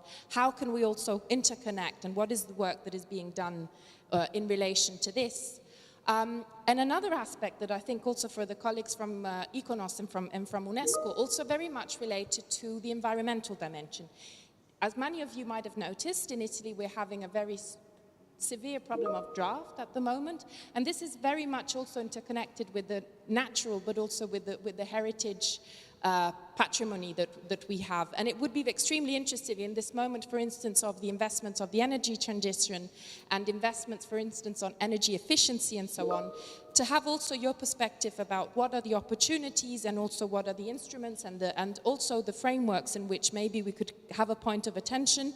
Andrew was mentioning some of this just previously, as well as also Matteo was also mentioning some of this in relation also to the networks of cities that are focusing specifically on this. So I think it would be very interesting, at least from my behalf, and I'd be curious to know also from the others what you think, if you could connect a little bit more and give us a bit more also of, translated from the perspective of, managing authorities, cities, regions, member states, how can we actively work? And already Laura hinted also about this network of on tourism for member states. So I think Germany and Italy are already going to possibly work on this, and I'd be curious to hear also what the others say. This said, I can already hear some of the music is starting, and I think Jan would like to say something. Go ahead. I think for our guests online, the video could not be heard, so maybe the technician can play it again for our online participants. They couldn't hear it, and some couldn't see it, so maybe you could give it another try. Jan, sorry, Alessandro Mattei has just sent the YouTube link, so they can... Link. I think it's the link to the entire recording in YouTube, but not specifically of the video. So I would say this. As our online guests are not going to be able to enjoy the live concert with us, while we are going to enjoy the live concert, they will be able to watch the online version, and that our technician will very kindly put on. And meanwhile, I would say that we can take a little break for a quick coffee, enjoy the music, and reconvene here at the end of the concert. So thank you very much.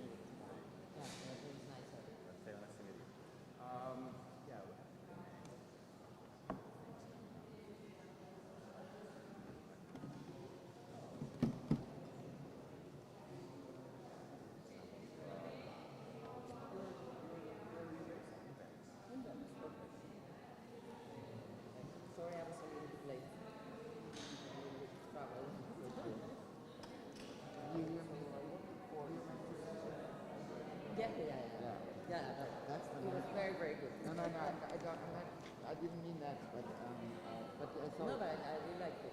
What's really helpful if you give an intervention, sometimes you nod and it makes it easier. Now we're preparing now. Yeah, no, it's true. I automatically have the active listening. Perfect. Like it's building me. Like no, but it's true that they give courses for this, for active listening, for giving feedback. I agree. It's so important what you were saying. To have a reaction.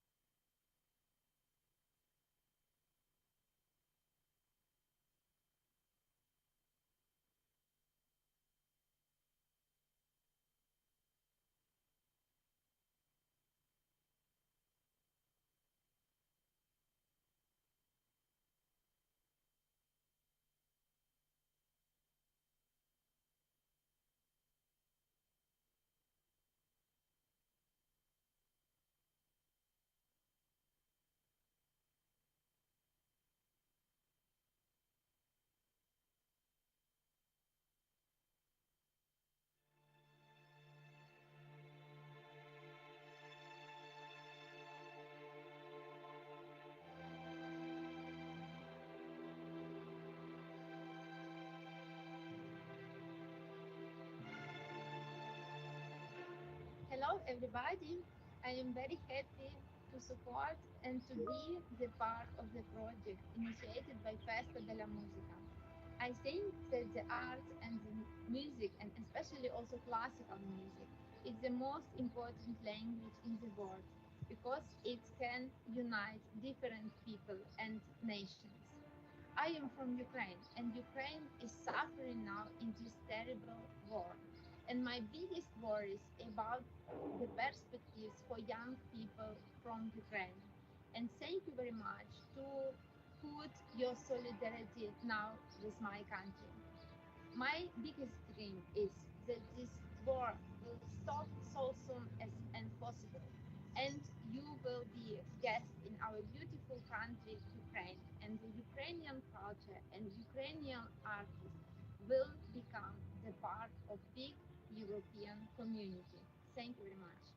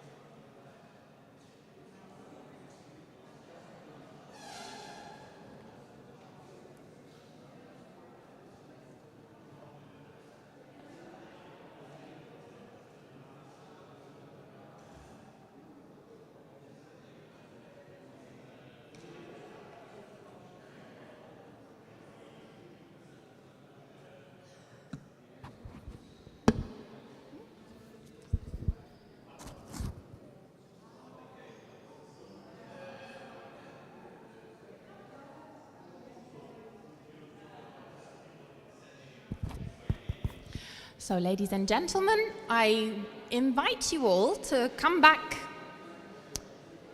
to the seats so we can restart a little bit the discussion before our lunch break.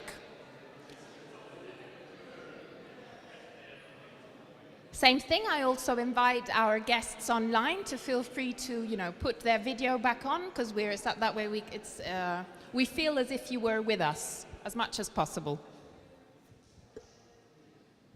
Hi, Alexandro. Hi, Daniela. We're here. Sometimes silent, but don't worry, we're here very much focused and listening. Could I maybe make a technical announcement before we start, when everybody's here? Yep. So don't leave us alone here in the here. Come to the front, and you can also move the chairs in a more circular way if you like. That way we try to have it as much as possible as a roundtable discussion. So, and whoever wants to make comments and questions, just put your hand up and we'll bring the microphone to you. Same thing goes with the people online. I think maybe Jan can also help me. If anybody puts their hands up and I should not see it, we just feel free to also just jump in the conversation. So we try to have it as interactive as possible. So I believe before we get into the discussion, I think there is a technical comment from Jan. I just wanted to mention to those who will have a presentation in Module 3, before we go to the lunch break, let's all meet at the technical desk to make sure that we have your presentations so we don't lose precious time later on. Okay? Thank you. That's it. Thank you, Jan. Thank you all. Okay, so that was really nice. And now let's, after this nice coffee break where I know there was a lot of discussion and interaction further proceeding on what was discussed previously, and this nice musical intervention, we go back into the discussion and trying to get also from our guests today a bit of an idea of, what is the follow-up and what are the interconnections of the actions, the 11 actions that the partnership proposes in relation to the work that is being carried out by the different DGs, by UNESCO, by ICONOS. So what I would like to ask, unless there are some other questions and you just put your hand up, I would ask now our guests to give us a bit of a feedback, and this time to just change the dynamic, I would maybe do it the other way around, and we start maybe from ICONOS to give us a little bit more of a feedback, and we can maybe then close with the colleagues from the European Commission and the different DGs. But I would ask maybe from Andrew and from the colleagues that are online, if you could give us a bit of a feedback. Especially, you were focusing very much on the connection, obviously, with the environmental dimension. And obviously this is a huge impact, especially for European cities, given the large amount of investment that will go, for instance, on renovations and the energy efficiency as well as all the climate change. I mean, the exceptional heat in Italy nowadays is quite telling in this sense. Could you give us a little bit of an idea, specifically in relation also to the actions that are being proposed? Where do you see some of the points of connection also with the work that is being carried out by you? And because you mentioned something in your very brief discussion before, and maybe it would be interesting if you could maybe expand a little bit more on that point. Sure, with pleasure. I guess, there was a question, a comment made in the earlier segment about transversality and how in culture we need to not just be talking to ourselves, but we need to be embedding these ideas into all the different policies of the city, urban policies. And this leads me to the point of the European Green Deal. The European Green Deal is a massive driver of money and policy in Europe and for cities. And I think it's striking how many of the topics covered by the partnership connect very directly to plans and policies of the European Green Deal. For example, the renovation wave, which you've just referenced, the plan to renovate 30 million square meters of existing buildings by 2030, but also the new Circular Economy Action Plan, new plans, the Energy Performance for Buildings Directive, new plans on mobility, for example. I think it's quite important that the aims of this partnership be embedded, be taken out into those plans.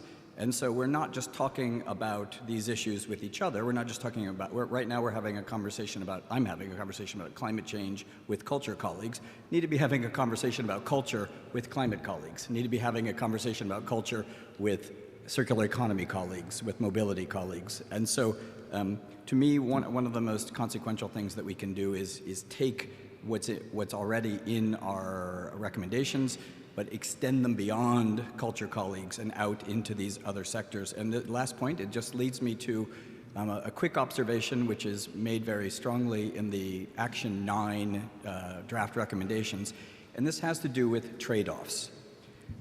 I think we're a little bit nervous that when we get involved with ecological transition, that we will be pulled into actions, green actions, which actually can damage cultural heritage. You know, putting solar panels on historic monuments, something like that. I just want to say that, and this is stated very strongly in the Green Deal, there is no way to have all of society transition, €1 trillion in transition, without conflict between environmental, social objectives. So every sector is having these pains of tension, of conflict. And we are no different. The solution to minimizing these conflicts is to proactively engage in ecological transition from the beginning in the design and not wait for it to act upon us. So just to say, to conclude, yes, there can be tensions and trade-offs. This is true for every sector. And the way to mitigate that is by proactively engaging in the design of green transition from a cultural perspective.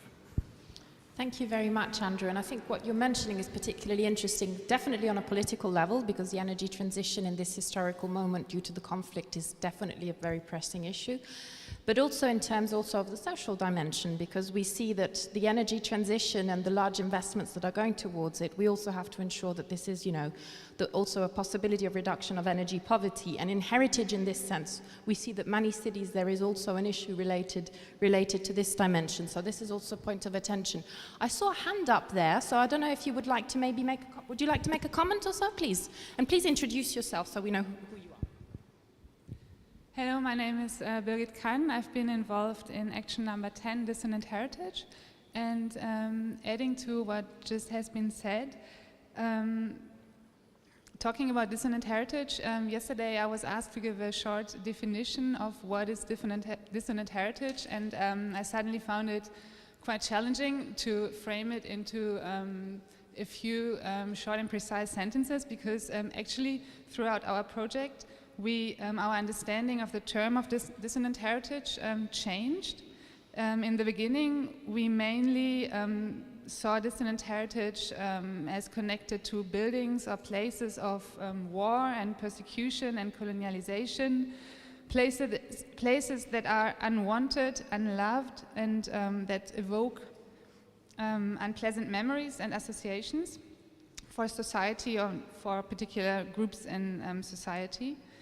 And throughout the project, talking to experts and investigating the case studies, it became clear that the term is much broader and that it includes, for example, also landscape pollution, exploitation of nature, like, for example, talking about carbonscapes or toxic heritage.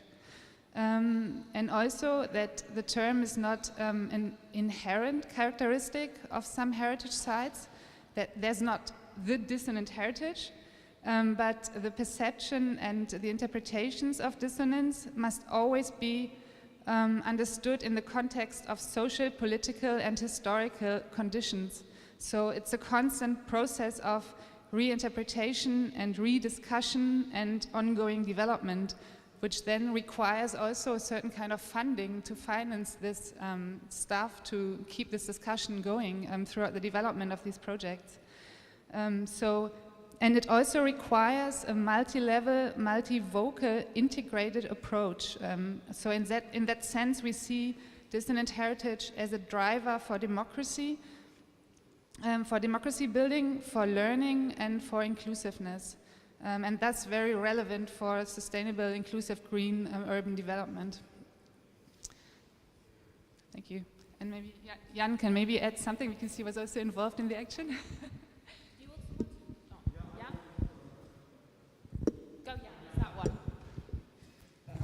I actually have two questions to our participants. One is to you, Laura, and the other one is to our colleagues from ICOMOS. In our action, we feel that there is a connection, could be a connection to the new European Bauhaus.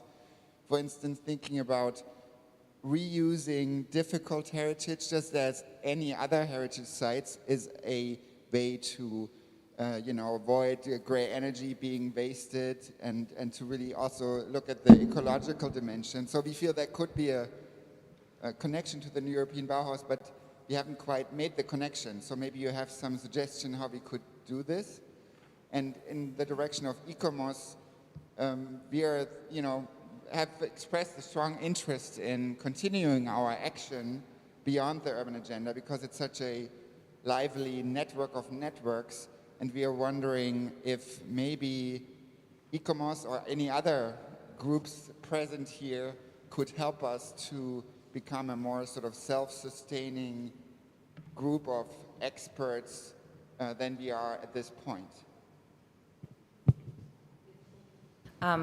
Well, Jan, you know very well that I always saw this connection of the European Bauhaus to the whole partnership. It's obvious. We are talking about integrated approaches all the time. Nothing can be done right now that is not green. So there you have the three values of the European Bauhaus: sustainable. It has to be inclusive. We are talking all the time about inclusivity in all the actions. But in particular, on this action of dissonant heritage, we were discussing it yesterday. It has to include everyone. It needs to be participative because it's about creating a dialogue with the people. It has a strong connection with democracy and democracy building, and this is the whole side of the inclusion is there. And then it's cultural heritage. So the beauty, however you want to I mean, we had endless discussions about what is beauty under the European Bauhaus. And the people that have, for example, won prizes the last time, they were talking a lot about working together. For example, the beauty of working together, of working towards high values. So it's not only aesthetical beauty, but it's moral beauty. It's beyond what is aesthetical. So I see a clear link. If it hasn't been done, I think it's something for the future to pursue. I believe in it. I know that today our colleagues from DG Just couldn't be here, but I know very well that there is a program on democracy building that will be a very good fit for the continuation of Action 10, and we will continue to knock at that door. I mean, this is a final conference, but it's a little bit of a beginning conference because there's a lot of work that will come from the finalization of the recommendations and the dialogue that has started today with the different external stakeholders, but that are very close and very internal at the same time, and the Commission DGs. So. Thank you very much. And maybe someone from ICOMOS might want to respond to my, or I'm mentioning ICOMOS, but it's representative of other organizations that might see a connection to our topic. Either you or Rien or Mr. Hasberg perhaps want to respond? Rien, are you there? Well, I can quickly speak to one dimension of the question, and that was the one also that was just referenced, this connection between ecological transition and dissonant heritage. So I love to talk about the ways that cultural heritage contributes to the Green Deal, the traditional building technology and passive heating and cooling, or the cultural dimensions of circular economy. But when I go to climate colleagues, what they come back to me is that they say, but isn't culture a part of the problem that gave us climate change? I mean, it didn't, this linear economy, make, waste economy, wastefulness, luxury, ideas of comfort, these are cultural. And had this for 100 years as part of the Industrial Revolution. So this is now our heritage. People call it the heritage of the Anthropocene. And this heritage is expressed in landscapes, sometimes called carbonscapes, toxic heritage, places that tell the story of climate change.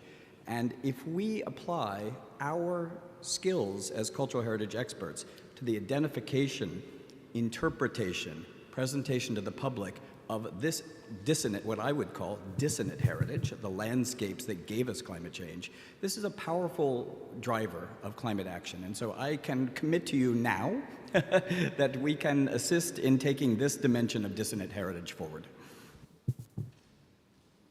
Thank you. I believe, did you want to have an integration? Go ahead. Briefly, so we can then also move on to the comments from the others. I just want to catch up on this thing that what you just said, that there's the experts, the climate experts. What we did in Action 8 is we had risk management experts.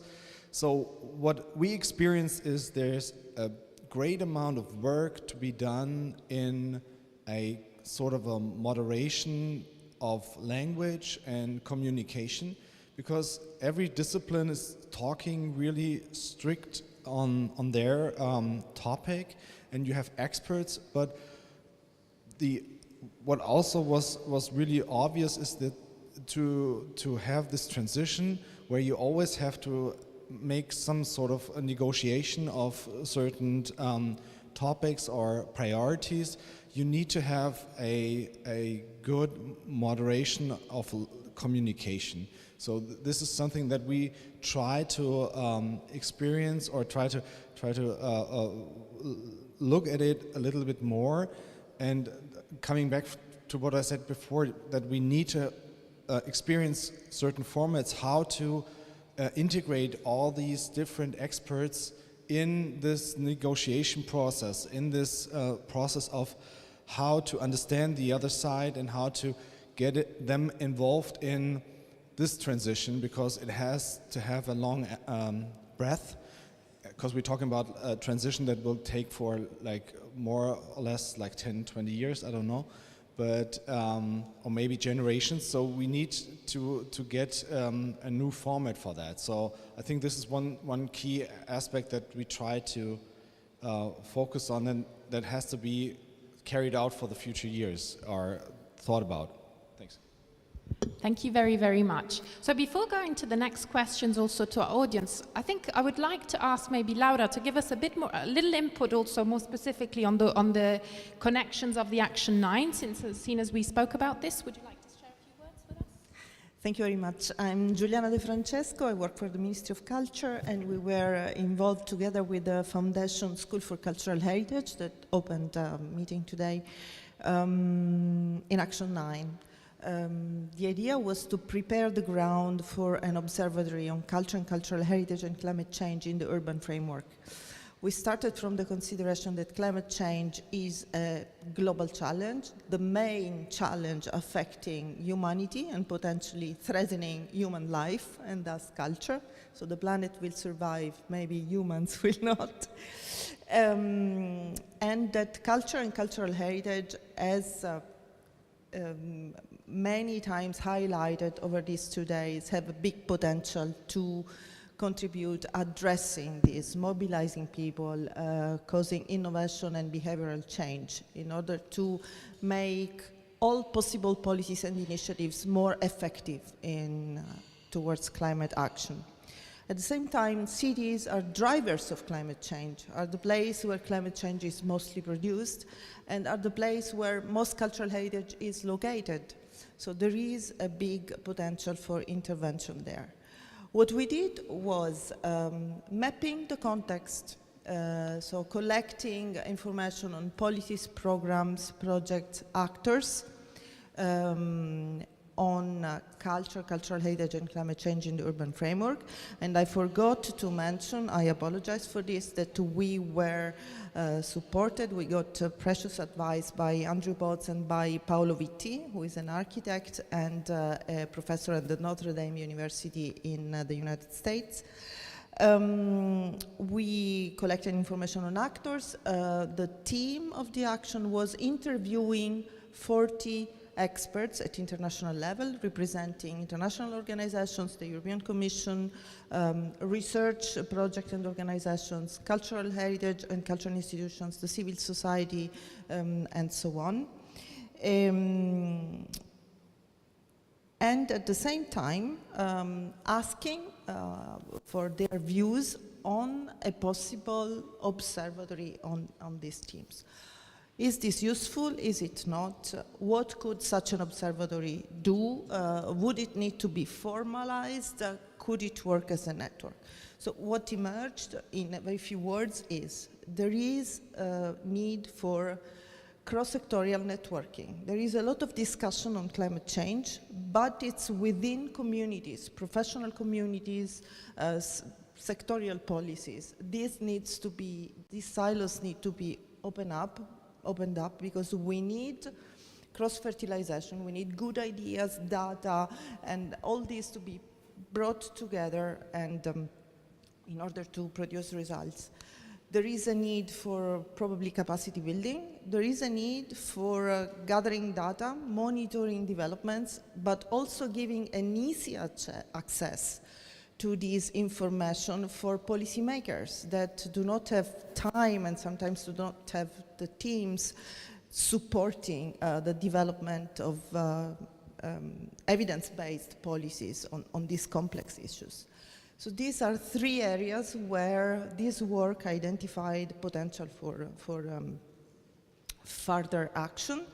And if I may ask a question, we will call a meeting of the partnership, those interested, and probably all the stakeholders in the next weeks in order to share the results and to ask for their interest and views on this observatory. We gathered, as I said, about 40, but more could be done. And my question could be if there is a point of view now in the Commission, ICOMOS, UNESCO, or the partners on this topic, an interest in bringing things further, in organizing something that goes beyond the end of this partnership. Thank you so much. Thank you very much. And also this, this hint towards thinking about the future connections, because I think this is particularly relevant. We've explored a little bit the dimension of the environmental sphere, and obviously if any of the speakers would like to get back to that, to add anything, feel free. But I would like to ask Matteo from UNESCO if he could maybe hint a little bit, because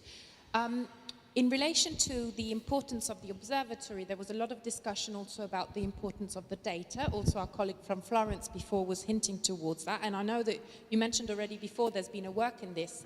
And also in relation in general, the role of what do you do with data and how do you use it as an instrument for planning after that? And I know that also the network of the UNESCO cities and the work that is being done into this is also trying to push cities towards this. So could you expand a little bit? You mentioned it in your introduction discussion, intervention, but could you expand a little bit more about on this, and how do you think that our cities and regions could make use of the work that is already being done by UNESCO? So we try to bridge, just as it was hinted, to some connections. Thanks. Thank you. I'll start from the indicators. There's new thematic framework indicators that I've mentioned before, trying to link them to what has been discussed right now, so how it is also linked to the Green Deal, to climate change issues. And it definitely is. The indicators group the contribution of culture to sustainable development goals in 4 thematic areas. And the first one is environment and resilience, along with prosperity and livelihoods, knowledge and skills, inclusion and participation. And I was just going through the groups that are mentioned in this tool to point out how many of them are related precisely to this subject. For example, with regard to sustainable foodways and agriculture, how culture contributes and is related to these, or water-related ecosystems, climate and disaster resilience, of course, sustainable terrestrial ecosystem, but also education on climate change, sustainable consumption patterns. So the indicators, just to close this subject, the indicators are now available, as I was mentioning before, on a voluntary basis to countries and cities that can contact UNESCO. It's managed within the framework of the World Heritage Center, but is not limited to the World Heritage context. And we're ready to share information, of course, on how this tool is accessible and applicable, including at local level in cities. But this offers me the opportunity to also underline another point, which is we are all aware about how fragile cultural heritage and the entire cultural sector is as a possible victim of climate change, being prone to suffering the impact of climate change. But we also have to focus on how culture can contribute to emergency preparedness and response.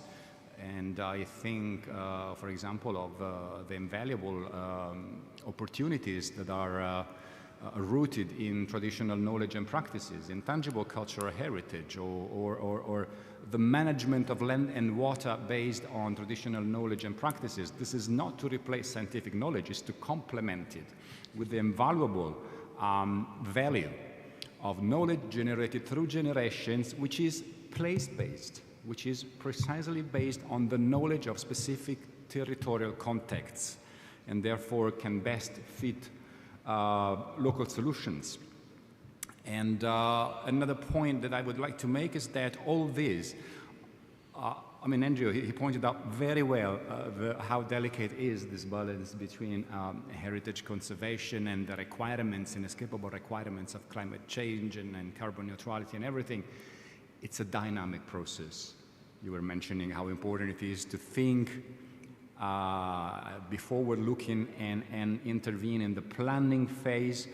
But another key point is that no solution is given once and for all. It's a dynamic process. What is possible and acceptable today may not be tomorrow, and vice versa. What is not possible today and not acceptable today in specific circumstances may be possible tomorrow, because the scientific knowledge, because the awareness, because the conceptual evolution will advance, and therefore new solutions will be applicable. So again, we have to keep our minds open and keep working on this, because it's a never-ending process. Thank you very much. I must admit, of the many hints that you opened up, I find particularly relevant, and it connects up also to some of the things that were said by the colleagues from the DG GROW before. The fact that if we work also on the intangible and the knowledge and the skills also from the traditional combined with the new technologies, it's actually opening up also discussion on the labor. I think as we're in Rome now, you had a beautiful tour of the city center, but we have loads of heritage which is heavily degrading in the periphery of our city, which could be connected to the libraries, which could be connected to, you know, the knowledge hubs, and become an opportunity also for creating labor in some territories that often are very fragile from a socio-economic point of view. So I think in this sense, the points of connection could be so big, and this is something that I would also then ask in this direction also Laura and the colleagues that are online to have also maybe some input. This said, before proceeding, so not to forget our friends and colleagues that are online, I would like to ask if anybody that is connected online would like to have an answer, a question. I know there are some of the action leaders who could not be present, who might like to maybe say something, share with us a little bit of their inputs.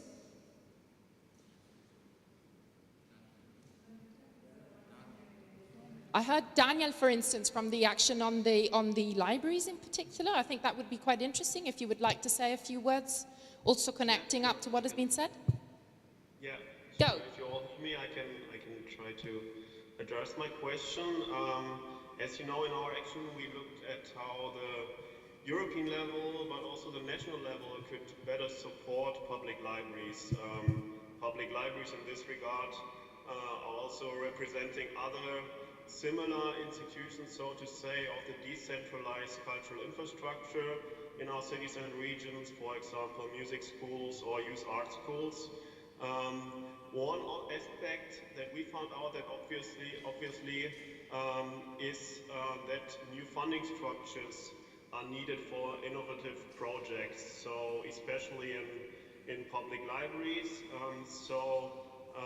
public libraries would need the support from the EU precisely for the conversion also of their places into places, or of their facilities into places for the entire urban society. So into places, as we found out, a lot of libraries are places of democratic participation. They are places of low threshold encounters of various groups of the society, but also they are places for innovation, and for this they need the funding not only from the local level, but also for infrastructural measures. They need the funding from the national and also the European level. So there are innovative projects in libraries going on. There are maker spaces and labs in many libraries, for example. So this could really be good practice examples that also need to be more connected to the European level. So my question would be of a more general nature. How could we make the funding programs, especially the structural funds, more accessible to the local level? So also for the local institutions, especially to places like public libraries, but also places that do work together with communities and that do work together with certain neighborhoods in the cities. So what can we done to make it more transparent from both sides, from the side of the EU, but also what needs to be done on the local level to be more connected to the level of European funding? So this would possibly be a question for the whole round on the round table, but this could be also interesting for other actions, I could possibly say. Thank you. Thank you, Daniel. And actually, I think this is a very interesting point, because I'm sure, obviously, it's a suggestion from the action focusing on libraries, but just as you said, it's valid for everybody. And I think Laura already and the colleagues from the different DGs already mentioned some of the possibilities on the efforts that is being done now to integrate the different opportunities to reach out. And so at this point, maybe I would get immediately to Laura, and then anybody else can integrate before we pause for the lunch break. But I would like to ask Laura some final remarks. You have been with us yesterday, all of today. You've been very, very involved in the work of the partnership. So I would like you to also share with us, what do you see are some of the points of attention and also of the possibilities? You mentioned some already before. You already gave some ideas like the National Network on Tourism, which I think sounds quite interesting. And maybe I would like to ask you some closing remarks also on the input up to now. In particular to the question of Daniel, I think we have been discussing in the partnership, but it links concretely what you were saying, Daniela, which is this policy objective that has been created in the new ERDF regulations, so in this programming period, which is PO5, that is called Europe Closer to Citizens. This policy objective is actually a transversal policy objective, so all type of investments are possible. Investment in smart, in innovation, in the green transitions, in digital transition, on social inclusion. But what is interesting about this is that it has to be based in strategies, place-based strategies, integrated strategies. So all these buzzwords that we've been hearing today, that they are very, very, very close to approaches to cultural heritage, if we want to actually take everything into consideration. And also what is important is that these strategies are designed and managed at the local level. So this is where actually the local level has something more to say than in the rest of the cohesion policy, where they are regional or national programs and strategies.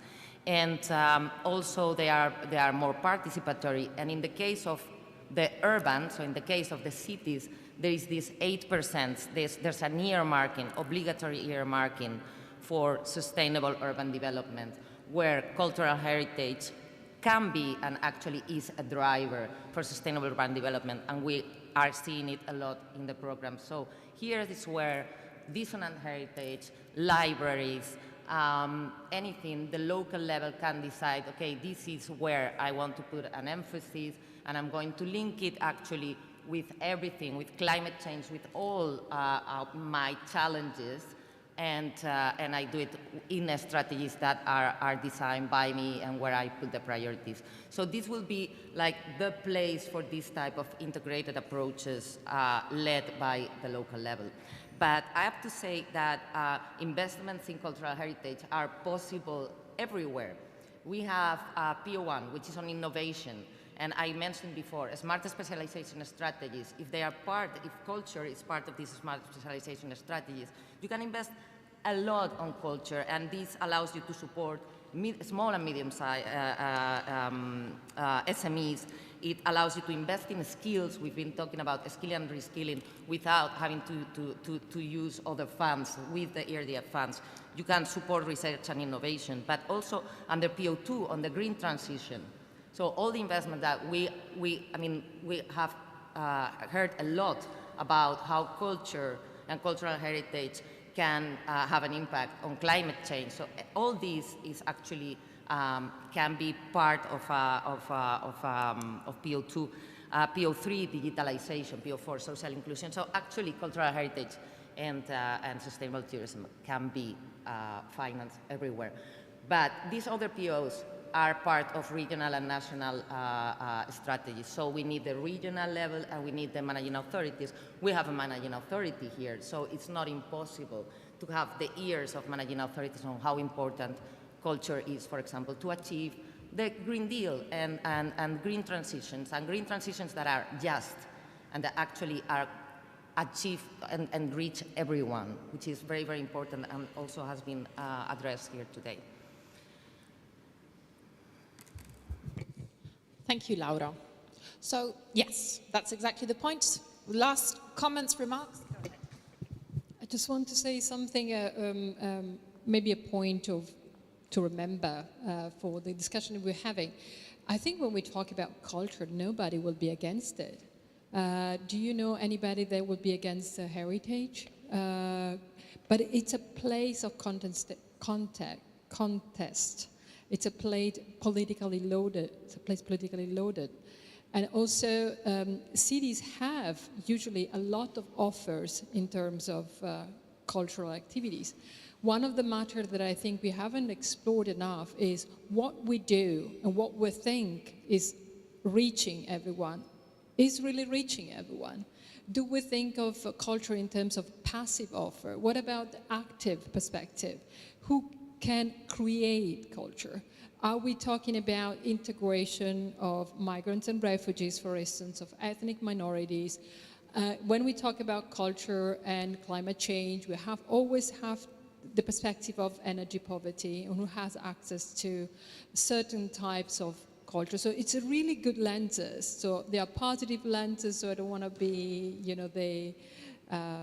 looking at the cahier de doléances of all the topics that we look at. But at a certain level, all the language that we use is hyper positive. We talk about innovation, but we have also to think of the other side, like how do we really reconsider the creation and recreation of poverty and how we can tackle that part also through culture. Thank you, Laura. I would maybe connect up to, if anybody online or in the audience, following also up on what Laura said, would like to comment on anything else. Please introduce yourself so we know who you are. Yes, thank you very much. Raphael de Roof, Efforts Europe, European Federation of Fortified Sites. I also represent the city of Amsterdam, the Dutch heritage cities. I was listening to the last remarks and also what you said, Laura, and the other people of the panel. I was thinking about the war in Ukraine. Thinking about everything we talked about in the last 2 days. With Efforts Europe, we are trying, when we saw what was happening in March and April, we decided to do something. And we are now actively engaged in organizing a cooperation and twinning program where we, with the help of experts in Poland, which are also Ukrainian, to help find heritage sites that are of the same level, the same interest as our members, and to connect them, and to establish a first line contact with the future partners and the future sites that will need our attention for capacity building, for education, and probably education the other way around. to educate us maybe how you go from a crisis like that into normal life where we can build together on a better Europe. So my question is a little bit linked to what my predecessor said. Is there a way, I'm not talking about funding, I'm talking about how we can cooperate with this, how we can be a vanguard, a first line of action, maybe not, and I'm sure we're not the only organization doing this. I know also that the Dutch cities are very active with this, and I would like to see how we can cooperate in maybe a field that is new. I mean, I hope also it's the last time we have a field where we have to cooperate on war and how to actually offset an incredible destruction of cultural heritage, and most important, the real carrier of cultural heritage are the people. Thank you. Thank you very much. Are there any other comments from the people in the audience or online? I believe not. I don't know if there would be maybe a very quick reaction based on these comments from any of our guests. Please, go ahead.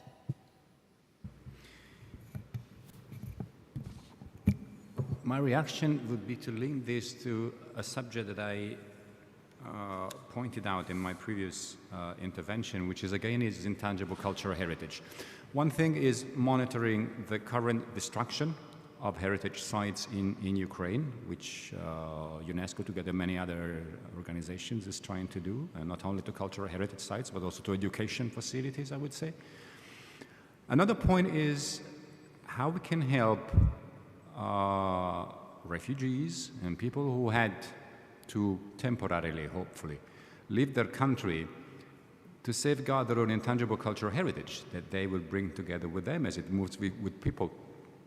And the 2003 Convention for the Safeguarding of Intangible Cultural Heritage includes in its obligation to the member states to ensure the safeguarding of the intangible cultural heritage practiced in their territories, regardless of who is practicing this heritage, I would add. So again, it is very much in line with the principles and the objectives of the Convention to also contribute to creating enabling conditions that can help people who had to flee their houses to at least safeguard what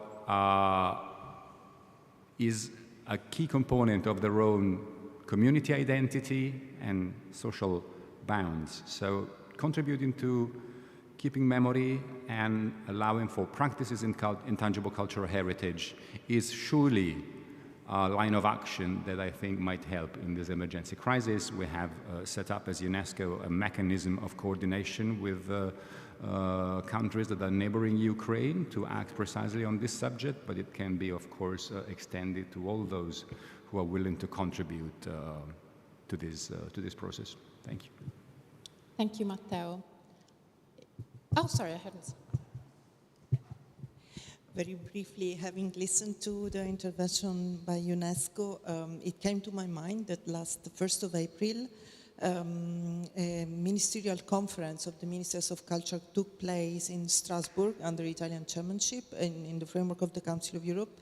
And this produced two declarations, one of the two devoted to the war in Ukraine. And one of the ideas launched by this declaration is to call a year of the Ukrainian culture in Europe, involving the refugees that we all hope will be able to come back to their homes soon, but meanwhile valorize their contribution to our culture via a European year of the Ukrainian culture in Europe that could see also cities as active actors.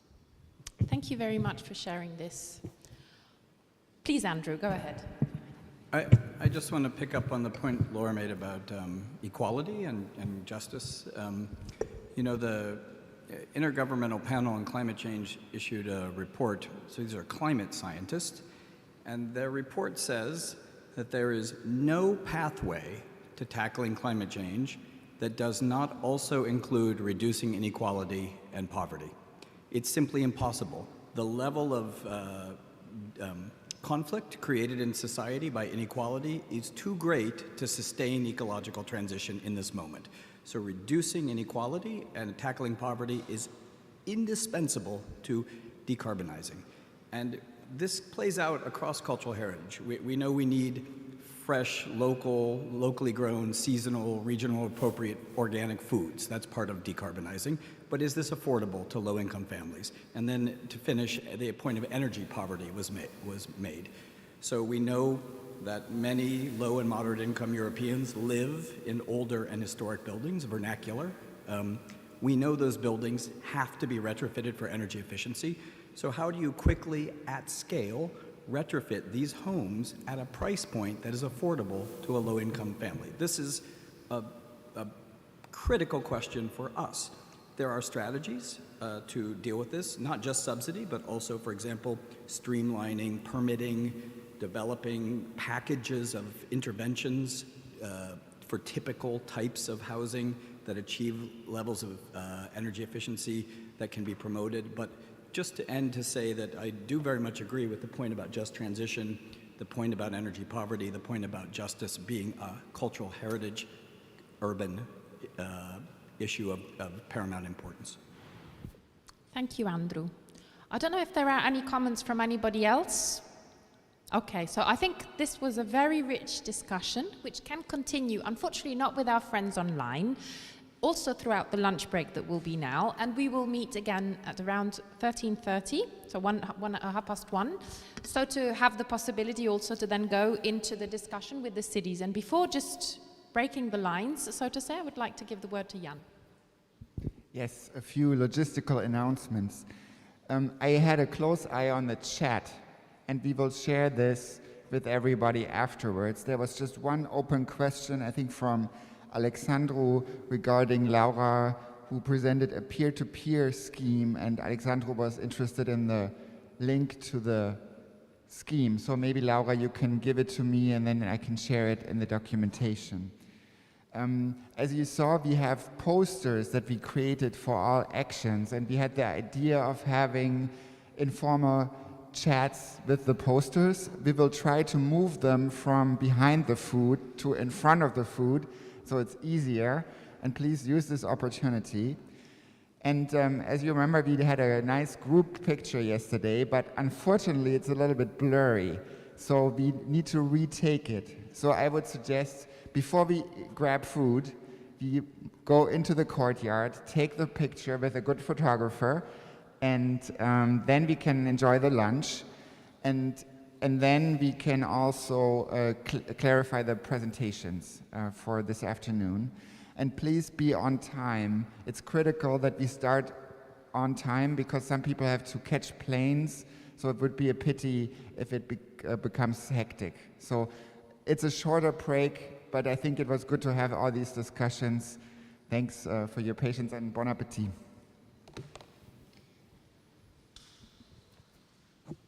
So now group picture time. We go into courtyard then.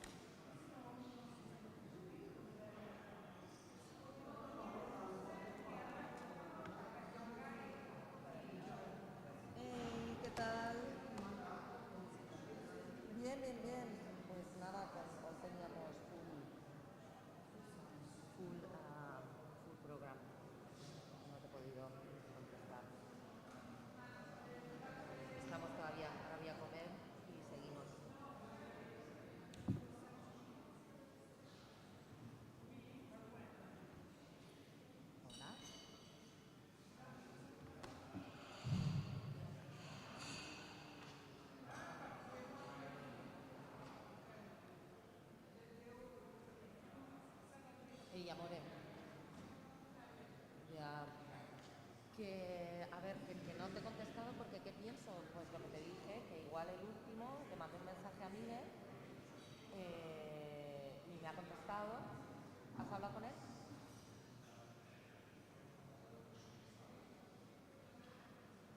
¿Sí? ¿Hola? ¿Hola? Oye, Jesse, no te oigo nada.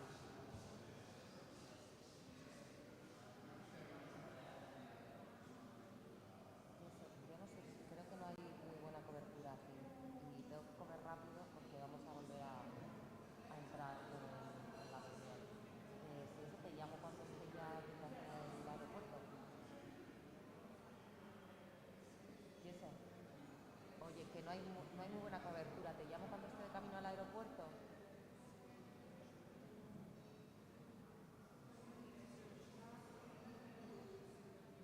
That you're in a meeting all the time?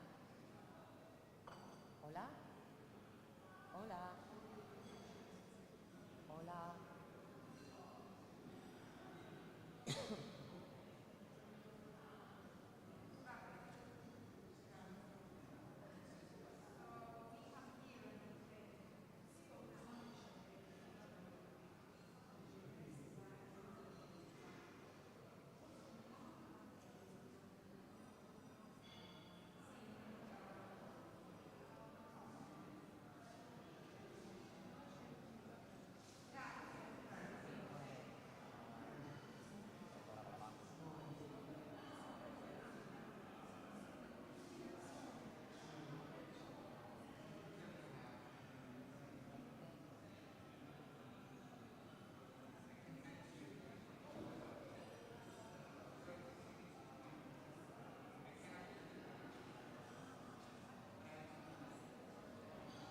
¿Ya?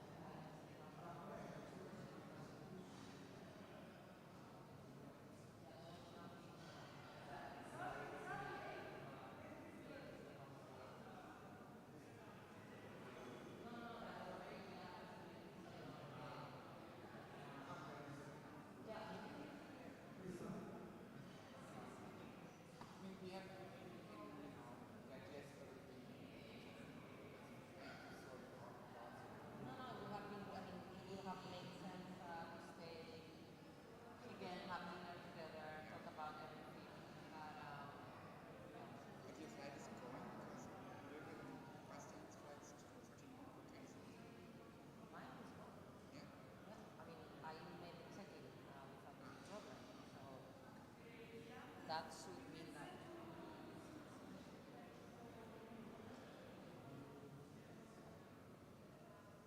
I'm gonna check flight status anyway. Maybe just one more thought on the new European Bauhaus. I mean, one thing that I've been thinking about is maybe having an online workshop on adaptive reuse of dissonant heritage. But we're not an official partner, but still, I hope we can maybe do this in the fall. Okay. Can you talk about it at some point? Yeah, it's a pity because there's so many. We could have done it on during the next festival. Yeah. We have been, but I will discuss it again with Xavier, the issue of why we were not accepted as official partners. Maybe it's because partners normally they're not institutions, they're not public. But that has changed now. Actually. Well, now there's another figure. So they're not partners. I think they're friends or something like that. Yeah. I'll speak to them and see what's possible. We could reply as partners too.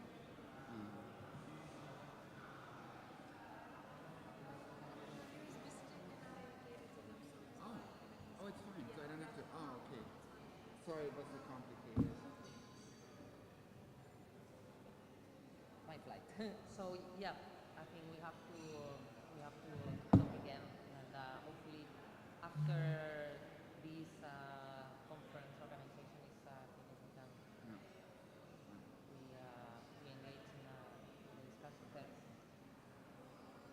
love to process. I would like to have this consultation on the booklets and recommendations as soon as possible, not to lose the momentum. We should really, and it's actually a pity that we cannot have this discussion at the gelato. Because we would really need to talk about what do we do with, the inter-service concept, how do we do this? Because now we have the booklet, and we want to do this event in Brussels. What are the steps? Okay, so I would do the consultation before the event in Brussels. Before the summer break or in the fall? I would do it in the fall. I don't think we get there. No, we don't get there. And I think it's fair to have, in the press to start, so to do it in September. So now we have the month of July to consolidate all the inputs, and then we consult on the booklet, which is finished and is great, and on the recommendations. And I think from yesterday, I have the impression that we need to rework them a little bit to take in all these inputs. I quite agree with Laura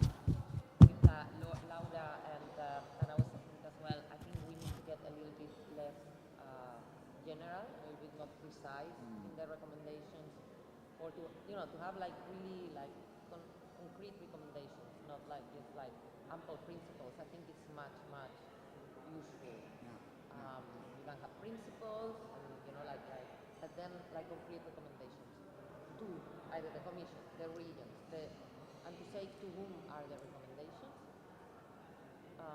to which level you are addressing, and rethink them also in the also with the perspective that was discussed today, so on having the Green Deal and climate change really like at the core, social inclusion as well, even a little bit more, make the link to the European Bauhaus already in the conclusions. I think we have a lot to, what you said, think, digest and produce there, and I will gladly be part of the drafting as well and give a hand in that, because I know it's a lot of work. And I think we would have to, when we plan this event in Brussels, we really should be very strategic about who do we invite, because I would hope that, Enlarge. But also the people that connected today online, we can have them there at the table. They don't have an excuse, or there will not be any flights to take. So at least we are sure that we have them. We can, for example, invite the person that is dealing with the European Bauhaus in the European Parliament, which is very accessible guy, and Algo Ross is Spanish. I will pass it on to you. We can think of more stakeholders that are there. They're based in Brussels, that we can invite, and we can make sure that they'll be there. Now, for this, you had mentioned maybe even inviting the Commission, which we didn't. I would. But for the Brussels meeting, why not try it, right? Yeah, I would, definitely. They are, they're happy if they can to go there, and then you invite the commissioner. Maybe you don't get the commissioner, but there can be like a speech, and then we play it. But then the commissioner will surely appoint someone, and it's important to, maybe it's ridiculous, but it's important to have some strong names and to attract interest, and to make sure that the people that should be there are there. So why not to aim high? And maybe we can think, if we think it in advance, we can think of a very interesting keynote speaker from, I don't know, from Unesco, from, someone like what you did for your, when you did in Barcelona, with this woman, someone that can really give an inspirational keynote speech in the beginning, because then it doesn't matter, because we can connect online, and the person doesn't need to be there, just needs to yeah, use our connections. Yeah.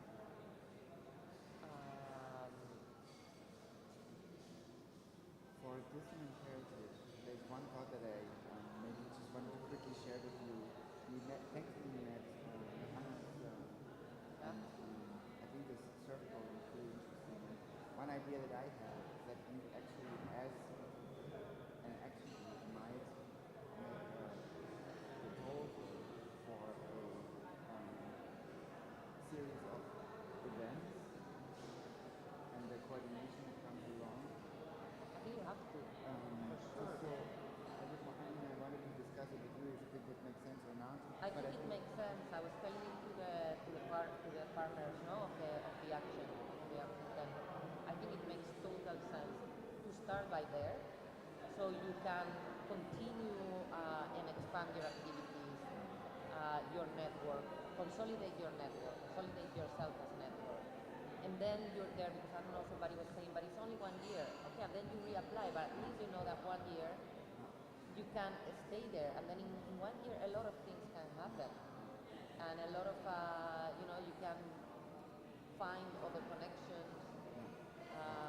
So I think it's very important to link to anything, even if they give a little bit of seed money, but you will have for the coordination, you will be able to organize events with resources and to let yourself hear and known, and develop maybe further the recommendations and the studies that you did. I think it makes total sense, and like that we can make noise, so dissonant heritage starts resonating. The other day in the new European Bauhaus, in one of the workshops I participated, the issue came up. Somebody talked about dissonant heritage, and I was so happy. Finally, someone is talking about this. Because we were talking about beauty, and then something came up, like what about the beauty that has, some. So I think that it will come more up in the agenda, but you need to stay. I was actually in Brussels last week at the European Heritage Label ceremony, and dissonant heritage, which is why they invited me, was one of the topics of the workshop. And they said it's because we connect with that dissonant heritage is more prominent than the European heritage, which I think is, And one result maybe to highlight in the results of the partnership, because that's a result, that's a concrete result that you can really put forward, like, hey, look, this happened. I think that's the whole purpose of the exercise, and I think there was a lot achieved at the end of this partnership, when the support was even not there anymore. There has been so much that has happened, and that has been achieved. It's really impressive. Thanks to eat to something. your support also. Okay, 10 more minutes. 10 more minutes. Let's get some eat food. something, yeah. Do you need a plug?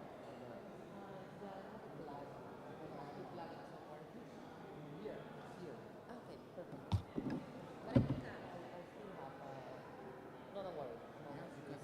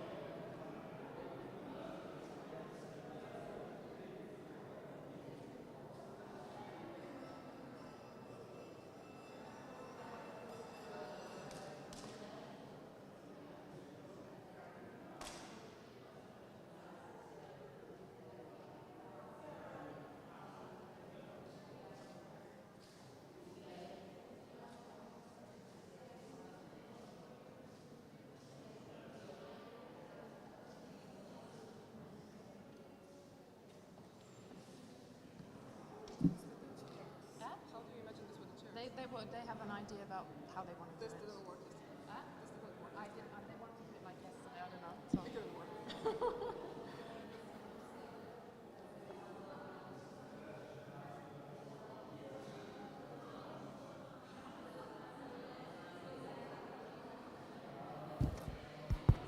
So, ladies and gentlemen, we hope you had a lovely lunch break.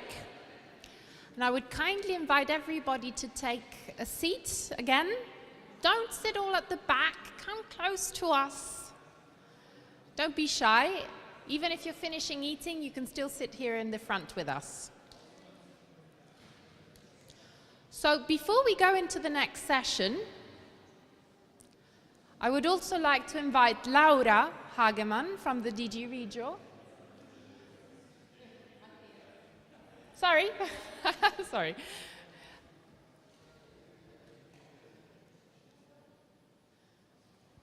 To have some pre-final considerations that you would like to share with us before you have to rush off to the airport. So thank you, Laura.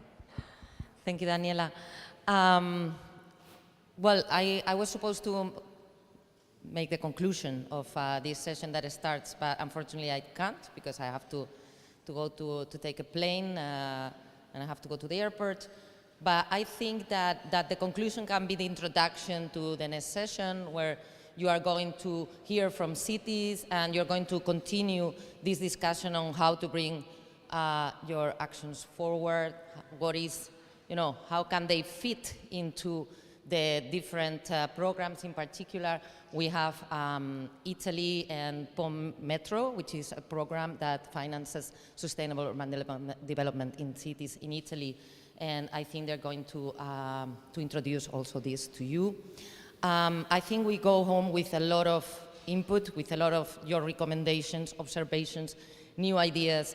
As I said, this is the beginning. It's not the final conference for us. It's the beginning conference, because there's a lot that we have to crystallize, and then we're going to send the booklets of your actions, the mother booklet, which I think you all received, and your recommendations to all the stakeholders, the ones that were here and beyond, all the general directions, and we will also collect their ideas, their inputs, and their suggestions on how to use your actions, because the most important is that they don't end here, but that they start and that they are applied.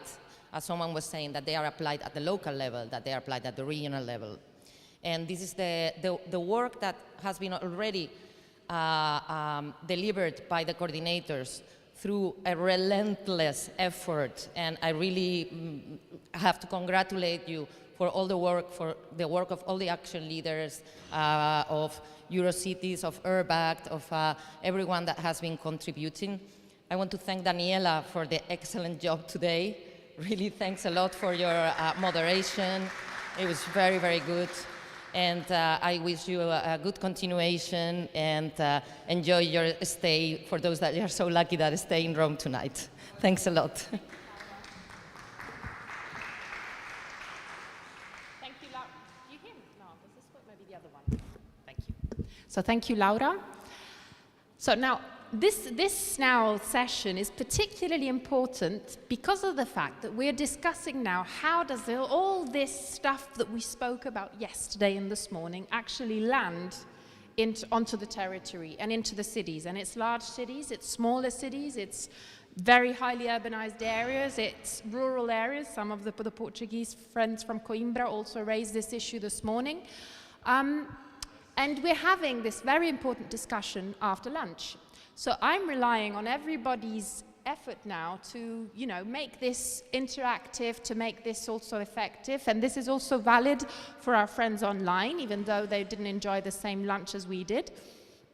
So what I would ask is, in order to keep it a bit informal, we try, let's see if it works, to move a bit the chairs around so that we look at one another. And I invite also those of you who are sitting there at the back, very shy, come closer to us. We're trying to have this discussion all together. Yeah, I'm talking to you and to you. Stop looking at one another like this. Yes, come closer, come closer. And what I would ask is, we have in this session, we have a number of guests who have been invited to share their presentations. Give me a hand, grab a chair and sit yourselves here, and we make a bit of a circle. Yeah, please.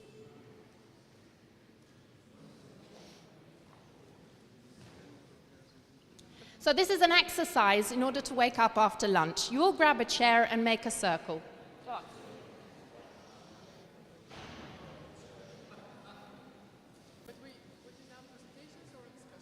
It's presentation. You just trust me. Come here.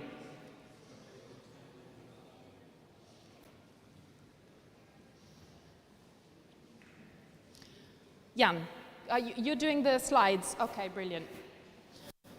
So I would say, let's have this a bit more circular. Giovanni, dammi una mano. I don't know who this is from. From somebody? That's a fair point. Point taken, okay. And I don't know who's, whoops. Is this yours? Sorry. Do you mind? Sorry. I'll just move this chair so we have a bit of a... Okay, so I feel very alone here, and I believe that there are some of the speakers. Don't leave me alone here. So we're trying to have it, and I see a sort of totem chair there in the middle. Andrew, would you mind moving that? So we try to keep it as circular as possible between us, and we thank Jan in the background, who will be our supporting, with the head of technical support today. So the session now, we actually have some presentations. You all see the slides. But the idea is, in order to have it a bit more interactive so that it doesn't become, killer by PowerPoint presentation after lunch, that we also have the possibility of discussing a bit together. So we have the pleasure to have, additionally, you heard from, we all know one another, but I would like to have a round of very quick, just hello and what organization are you representing. So we have Laura Collini from Urbact.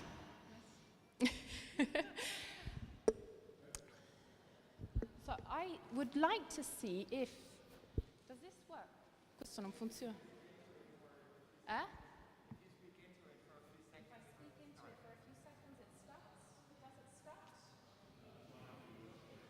start? So in the meantime, I'll speak with this one, and then we'll figure it out. Would you like to say a few words about yourself? Yes. I'm Cristina Garzillo, and I work for ICLE, Local Governments for Sustainability, a membership organization of local governments active in sustainability.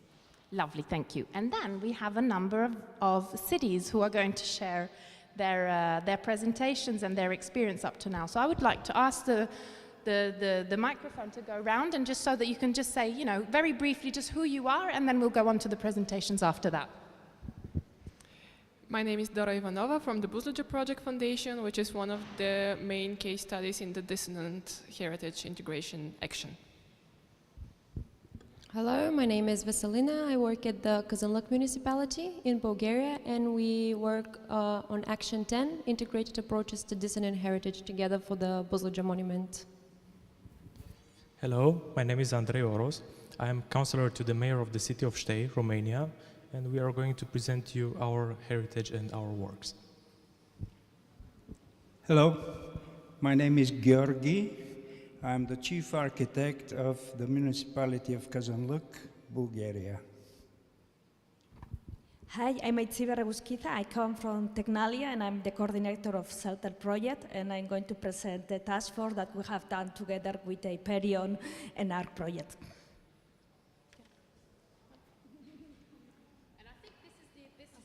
Is there any other city who was supposed to present now? No. So just as a little, because some of the people have to rush off to the airport, the plan was to start with Laura, but am I correct? You have to rush off? So come and sit yourself more central. The microphone is yours. Thank you. So as I said before, today I'm going to present this task force for climate neutral and resilient historic urban district, and I'm going to propose a very specific way that you can continue collaborating in this task force, because we have objectives very, very similar to the partnership, and especially with Action 8 and Action 9. So I'm not going to say anything new about motivation. I'm going to try to be very fast so we can give more time to the discussion. Climate change as an opportunity, and also about the responsibility for cultural heritage that has been discussed. The next one, a lot, so I'm not going. And what this task force is trying to do? As I said before, objectives very similar to the Action 8 and Action 9 of this partnership. It's a task force established by the project ARC, Hyperion, and CELTER that are Horizon 2020 project. And the idea is to bridge the gap between urban development, resilient planning, and heritage management. Fostering and facilitating collaboration between all stakeholders, exchange of best practices, increase of awareness, and also coordinating the effects of climate resilience in accordance with protection of prevention of heritage. So the idea is not only to coordinate the EU efforts to make historic urban districts and their communities climate neutral and resilient, the idea is also address issues of contemporary urban districts in order to find synergies, as we have been listening all the day, broadening the scope, finding synergies, and supporting the renovation wave and the new European Bauhaus. Next one. So the objectives are accelerate the dissemination uptake of advanced and harmonized strategies for climate neutral and resilient urban planning, for assessing and monitoring impact and risk, and develop for and with local communities. Knowledge exchange and discussion, and in order to give a coordinated input to European policy processes. Next one, please.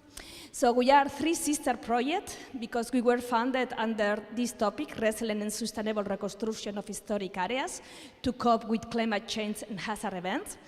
We started 3 years ago, and all the 3 projects are around 6 million.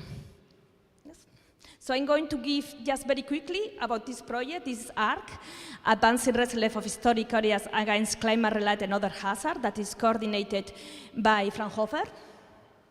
Next, please. And these are the cities that are in this project: Hamburg, Bratislava, Camerino, and Valencia. And different hazard, different pilot site, different heritage type with the idea of replicability. The next, please. Hyperion, a decision support system for improved resilience and sustainable reconstruction of historic areas coordinated by ICCS. Next, please. And here the cities are Granada, Rhodes, Tonsberg, and Venice. Next, please. And this is the one that we are coordinating from Technalia, Shelter, Sustainable Historic Environments, Holistic Reconstruction through Technological Enhancement and Community-Based Resilience. One day you have to stop putting this awful names to the project. We have 5 studies: Ravenna, Seferin Hishar, Dordrecht, Baisalima, and Sava River Basin, and 23 partners. And as you can say, the idea was to have different scales. I mean, you can imagine in Ravenna we have just a chart. In Sava River we have 6 countries. Mix of hazards, cultural and natural heritage together, as today or yesterday I think was mentioning about biodiversity. Governance structures are different, and experience and ability of data and tools are very different also. The idea is to make it as replicable as possible with these all different cases. So what we have done so far, we started 1 year ago with a kickoff meeting online. The idea was to see the policy perspective, but also the scientific gaps, and also the vision from the practitioners from on-the-ground challenges. A second meeting in December, there we identified problems, opportunities, and best practices, and we worked with a mirror board exercise in 3 different thematic areas. And in the beginning of this month, in June, we were first meeting in Thessaloniki. And the idea was validation of these identified challenges and also start looking for recommendation. Because we want to make a recommendation paper. And this is where we are asking to you to collaborate also. I mean, as you can see, the objectives are very similar. The expertise that is here is totally aligned with what we are looking for. There is already a draft of a paper, and you could be co-authorship, but then you can be, it has to be quite fast. You can be reviewer of the paper, or you can just be endorser. But we invite all of you really to work with us. The timeline, we want to have from the end of July first version, because it's going to be the final of one of the projects, the ARC project. In the final for distribution will be in fall, and the idea is that maybe after we have an extended version. So very quickly, I'm going to tell you what are the challenges that we have identified. In order that you find that you could collaborate in something, just contact us. First, data and assessment. I mean, that is, we have seen here also, about the complexity of the resilience, about the complexity about disaster risk management, climate change adaptation, heritage management. If we see from a socio-ecological aspect regarding organization, financing, and more, how we make this operative. That was something that yesterday someone said also. And how we can downscale data of European or national level to local level so they can be used there. Next, please. Sorry.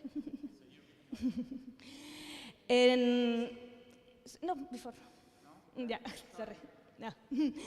And surely you are agree with me that nowadays it seems that we have too many data and too less data. I mean, it seems that we have the problem that not having enough data, but also to have a large amount of heterogeneous data necessary. How we manage this. And I think that is very important for our field. How we quantify the social, cultural, and economic value and the loss of these values when we are talking about cultural heritage. Fragmentation, how we can break down the silos on national, regional, and local level, how we can mainstream these fields in European, national, regional, and local policies, how we can consolidate methodological concepts that can go across the transversality that we have been talking also these 2 days. And local knowledge, how we introduce this local knowledge in the assessment, how we can integrate narrative, storytelling, and make it quantitative. Governance, how we can better communicate this highly complex approach, but also how we can facilitate real ownership of results output by end user. How we can include and do justice to the diverse viewpoint, interest, expectation of many of these stakeholders. How we can engage people to take responsibility, and how we can manage this resource attention competition between different initiatives that we are all working at. So I think what's the end one? I have been fast, no? So this is, maybe it's not easy. There is a form, you want to collaborate, but just write to us. Fine, we are in our web pages, is there also, and we are very happy if some of you want to collaborate with us in writing this recommendation paper. Thank you very much.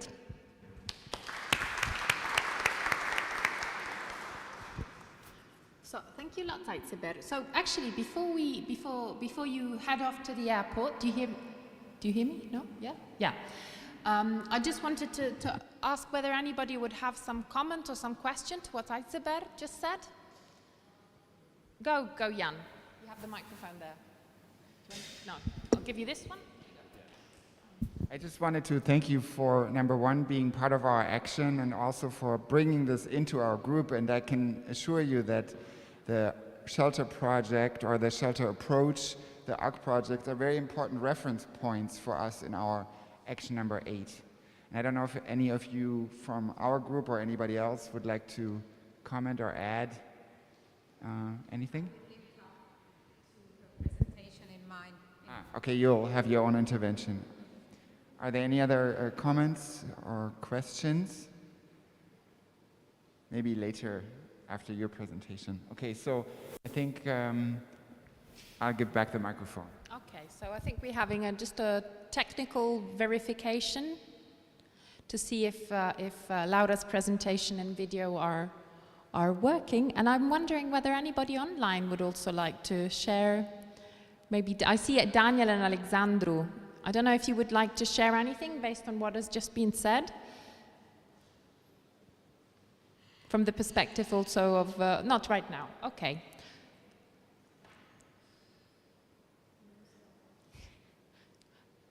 So give us a hand in this suspense moment while we're waiting for the presentation. Thank you. That's just what I needed, thank you. This wants to be more a remark than a question. The sentence which impressed me much was the one that said having too few data is a problem, but also having too many data it's a problem. This is really true because the capability of making data effective, manage them, and make local responders, local manager, local authorities capable of using them. It's the challenge. So we really need the tools to make them able to make this data effective. This is a key home message that I would really underline because in our experience, research project we performed, it's recurring. So I think that has to be underlined. Yeah, sure. Massimo Migliorini from Links Foundation, which is a research institute based in Turin, Italy, funded by Technical University of Turin and Compagnia di San Paolo. I think it's interesting to hear also the important reference that is going in terms of data. This came up a lot this morning, and also yesterday in the discussions we were also speaking with our colleague from the culture department, and she was also explaining the efforts that are going in the lack of data sometimes, but also in the use that we can make out of the data and the labeling. So maybe if you would like to add on something. I think you would like to say something? But I think we have, so maybe we keep it for animating the discussion after, so keep that question. Thank you. Laura, the floor is yours.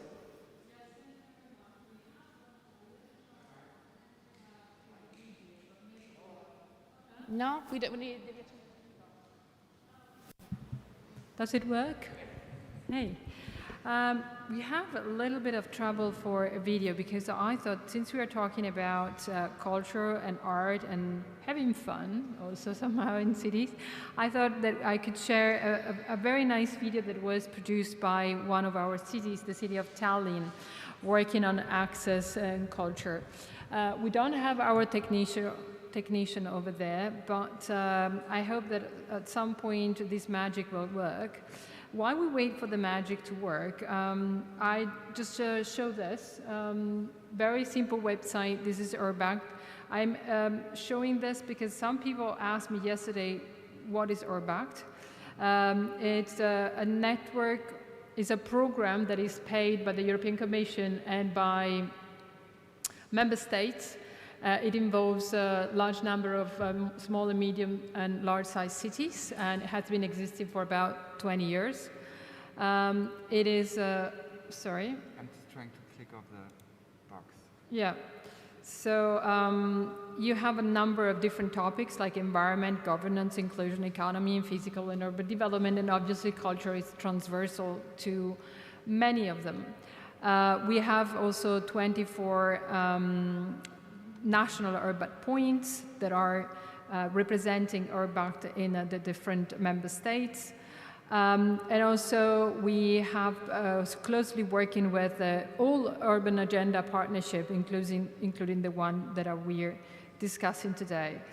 I'm trying now to share my PowerPoint, which should be now here. Yeah. Sorry? Okay, the video comes later on. Now I need to do the slides. So that works like this. Just to give you a sense of what we do in the program, so we do capacity for policy delivery, design, implementation. It is a lot about sharing of knowledge, and we have 3 typologies of networks. Some of them are transnational networks, some of them are designed for strategic planning, and some of them are for capitalization or investment on specific topics the cities have been working on. Why I'm saying this? Because I think there is an opportunity for the cities that have been part of this network to apply for the new call in some of the topics that have been touched upon here, be zero carbon cities and heritage, or be dissonant heritage. So there is a chance to create a network of, let's say, 8 to 10 cities and apply for 2.5 years funding for exchange.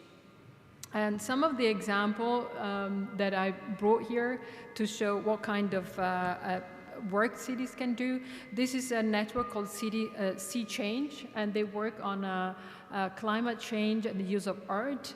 Another one that is relevant to the work we have been doing is a network called On Stage. They start from the practice of L'Hospitalet and Llobregat, redesigning a public school in a very poor areas inhabited for the majority of people with third country national backgrounds. And they redesign the school program together with families in teaching children normal school topics through arts and culture, through music and performative arts. All this information on how cities that worked on this are online. This is another network of cities working on food as an important heritage, food accessibility, how to involve also refectory at schools to have better access and quality of food, linkages with rural and urban areas. And some of the, I think Coimbra, that was mentioning before, is part of that network. Here we have another one that is classic topics near to the urban agenda and culture. One is called Kairos, it's cultural heritage, it's a driver for sustainable urban development and regeneration. The one on the left, the one below is called tourism-friendly cities, a network that worked on the definition of sustainability of tourism, accessibility of culture. And so there were different cities, for instance, one from Lithuania, Druskinskaya, difficult to pronounce city. They work on accessibility of tourism and culture of their own cities, especially focusing on people with disability. Then you had other cities that have been working on different topics, for instance, collecting public transportation with, they call it pedestribus, like how to connect walking and public transportation, creating tours to rediscover secret parts of the cities and linking the urban areas with the outside of the city. That was the city of Genova. So lots of different ideas. Some of them you can find here. It's a knowledge hub on climate action, and you find some of these networks that also use culture, like the one Sea Change, or another one is Zero Carbon Cities or Food Corridors. They also look at the different aspects and nuance they've been talking about. Here we have a database of good practices, ideas that have been implemented. And you find the areas of aging, reuse of temporary space, also for cultural activities, circular economy, so lots of topics that are... Why I'm saying this? Because we have been repeating the whole day that culture is transversal. And so I want to showcase the diversity and the different types of cities activities that can be brought forward under the lenses of culture. One particular network in Urbana that I've been following the last 2.5 years, when I say following because I'm a program expert, but then each of these networks that I've been working on have lead experts, so people that are very knowledgeable of the topic, and they also manage this capacity building. They create, each city creates what we call local support groups, like multi-stakeholders groups, be like local associations, NGOs, or Chamber of Commerce, in relation to, can be theater in our case, for instance, for culture or other cultural activities. And each of the city is required to create a strategic plan, what we call integrated action plan. So this network of cities is working for 2.5 years to create a strategic plan with the support of a lead expert and a lead partner city. And this one is on access. These are 10 capital cities all over Europe, also cities part of Eurocities. They contributed to the Action 11, but they also contributed to with case studies to other discussions that we made within the cultural agenda partnership. And Access worked specifically on the idea of empowerment through culture and in culture. And they also looked at very much of the kind of cultural offers that cities proposed, making sure that they reach out the most vulnerable. And also thinking of monitoring system that could evaluate the efficacy of the work of the cultural offer the cities put forward. So the network has been molding through, discussing what that means culture and inclusion. So they look at diversity, accessibility, inclusion and empowerment. They have also very interesting way of saying things or definitions that the lead expert has been reporting in the PowerPoint that is very much based on listening. So a lot of work that this partnership of the cities have been doing was based on listening what was already there in their own localities. So inclusion through culture means a lot of working on creating spaces for civic participation. It's very much in line with the UNESCO speaker looking at the intangible forms of culture and heritage. So making really space for different types of culture to flourish, but also extending services. What we haven't talked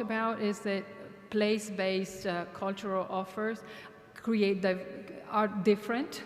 In the city center, you have different quality of cultural accessibility if you're on the periphery. So we have to talk about also space-based culture activities.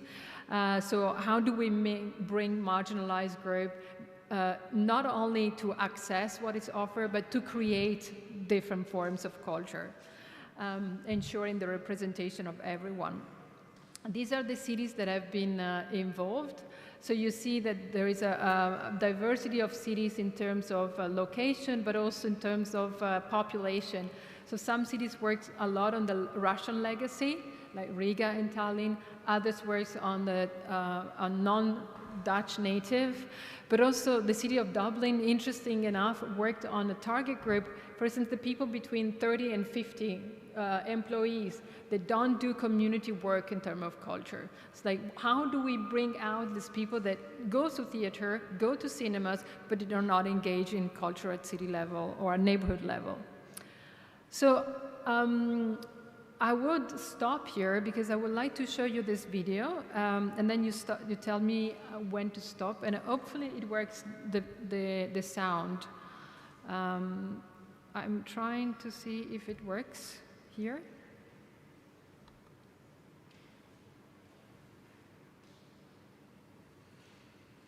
No. Is the technician able to help me out?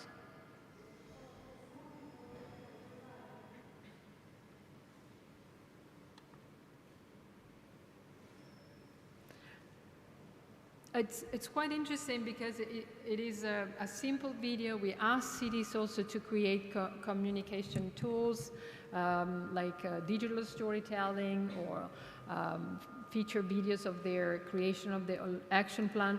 And this one is quite simple and nice, I think, to watch. That's the city of Tallinn telling broadly about the cultural activities and how the network has been supporting them. Okay. Yeah, this one. Questa qua. Yeah. Access on välisprojekt, mille eesmärgiks on I start from the beginning. Okay. You tell me to stop if it's too long.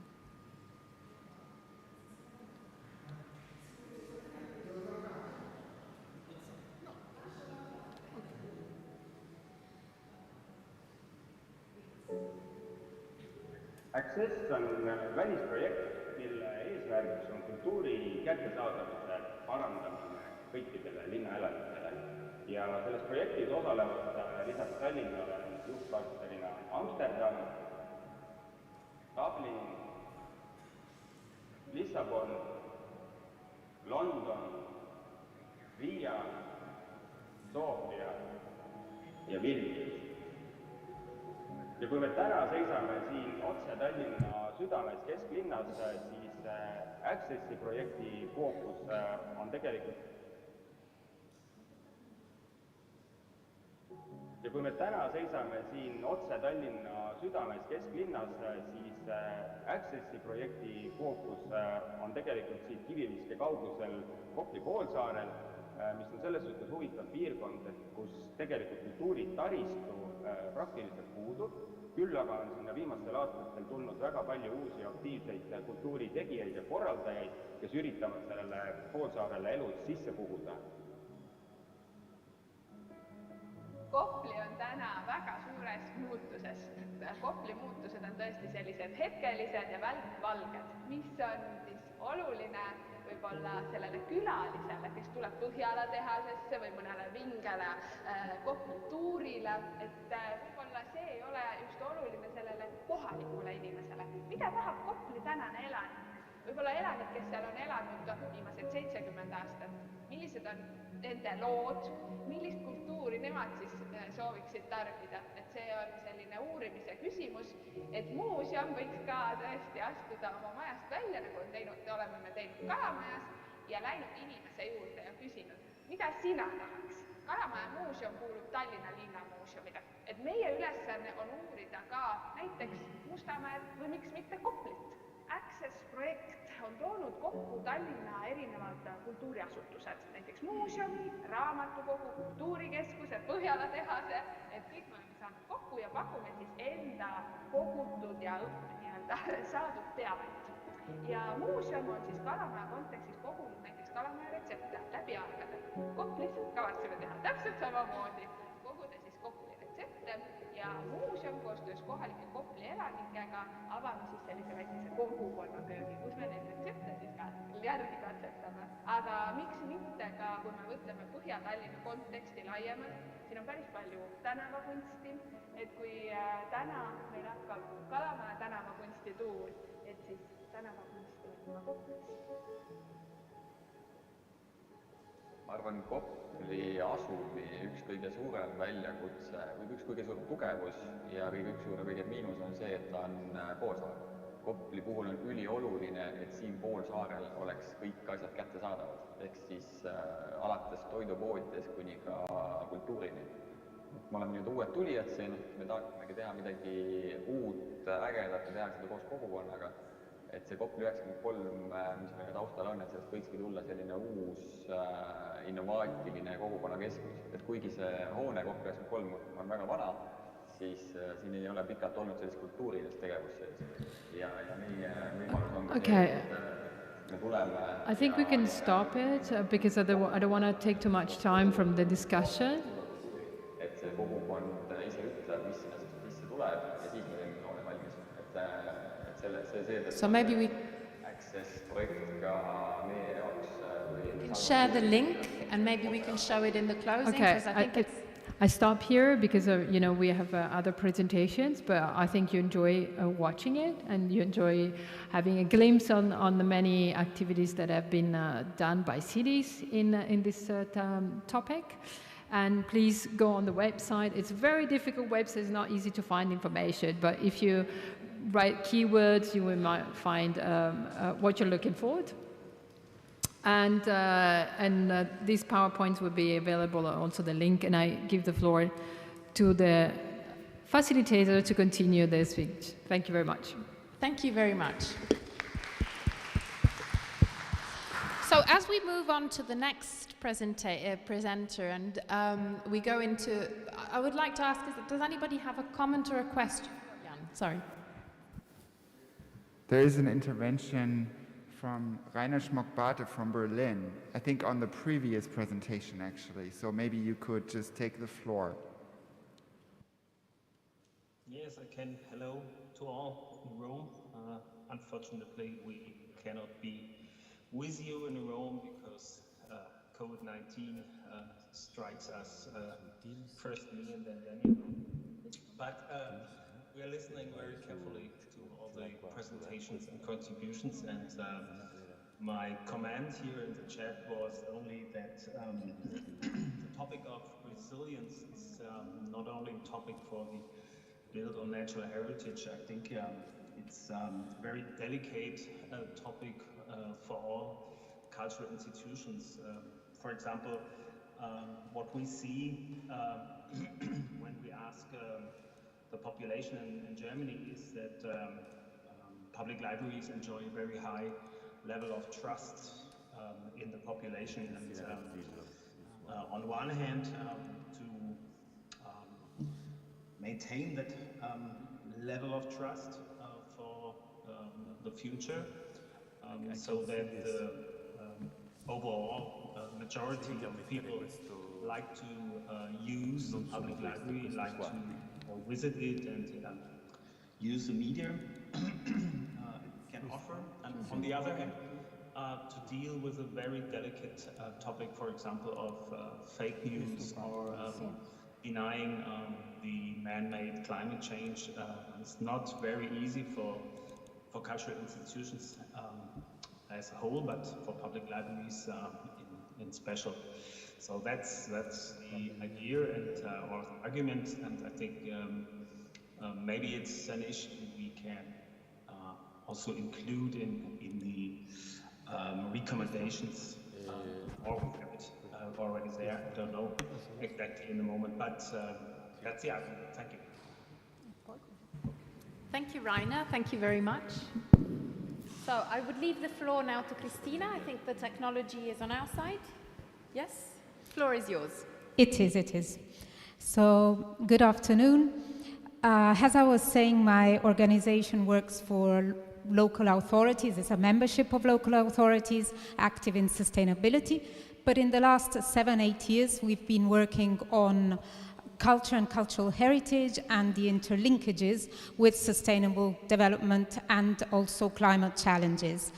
Now, I would like to give you a little bit of an overview of the Horizon projects, some of them that we've been involved in, and how they are actually linked to the actions of the partnership. Just as a brief introduction, we realized that a new cultural framework is crucial to address environmental, climatic, and governance challenges we face nowadays. And without cultural changes which are embodied in the values we've been talking about of responsibility, solidarity, trust, no economic, neither political changes are actually possible. And we started from an open collaborative model that supports the decision makings and puts in place mechanisms to prepare citizens to actively participate in the changes that are needed. And we started from a transformation of public and collective spaces. So our idea is to reconnect the built environment with the nature through a life-centered approach, and this is the terminology of the new European Bauhaus, but also to connect human beings with each other and with future generation. And this is more a human-centered approach. And we have been discussing also in the projects how managers of sites and historic areas need to take actions to safeguard these places from the current and projected adverse impacts of climate change. And echoing to what Andrew was referring to this morning, also how to fill in the cultural gap in the climate action and policies.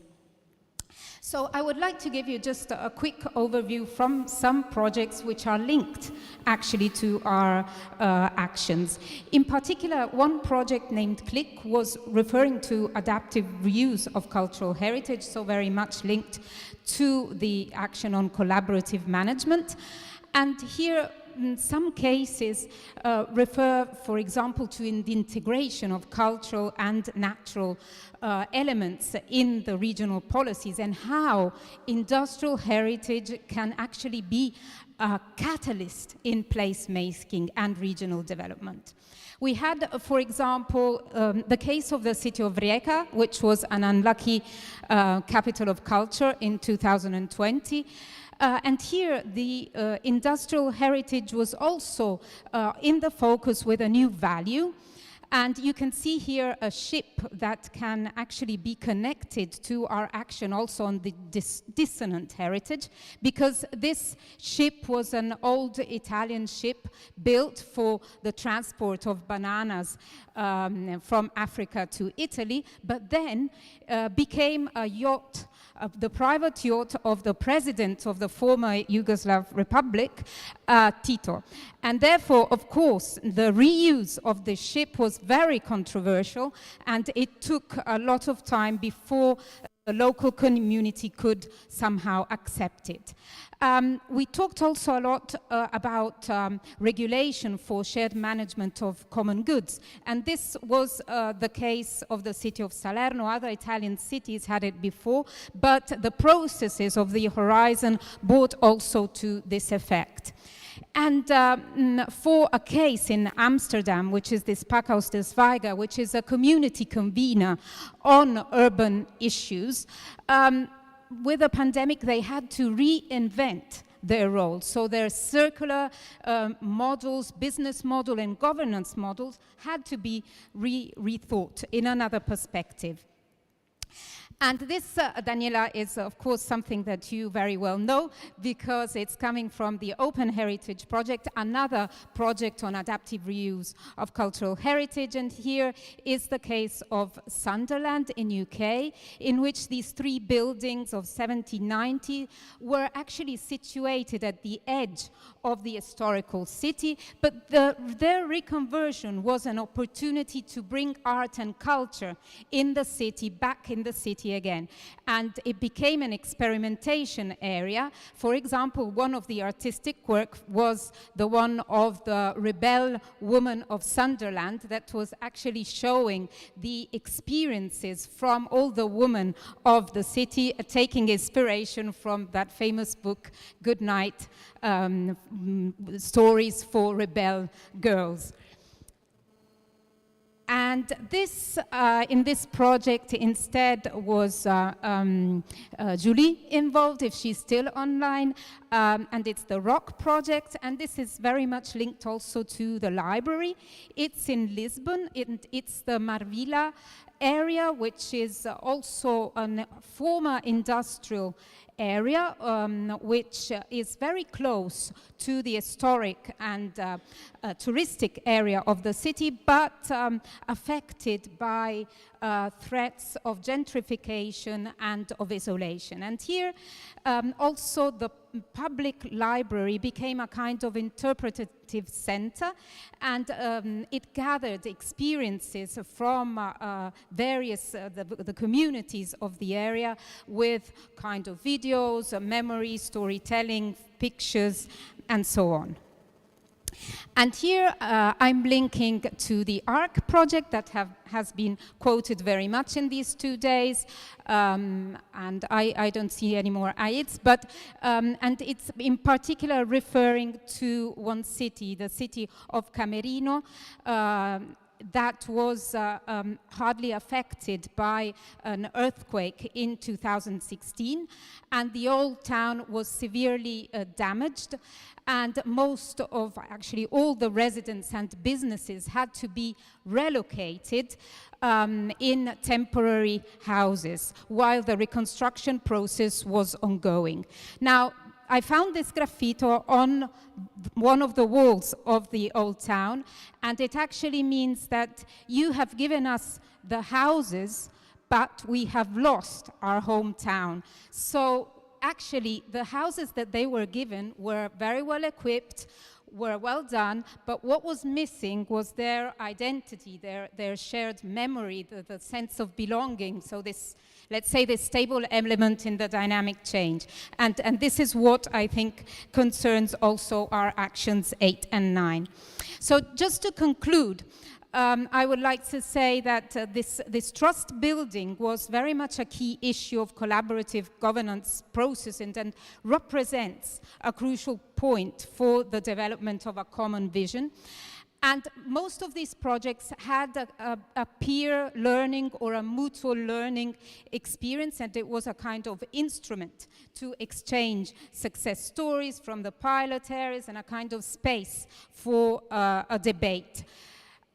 Also, the stakeholders that were brought were sometimes quite new and unconventional. So not only the usual suspect of the cultural field, but for example, the financial sector or the children. We talked a lot about young people.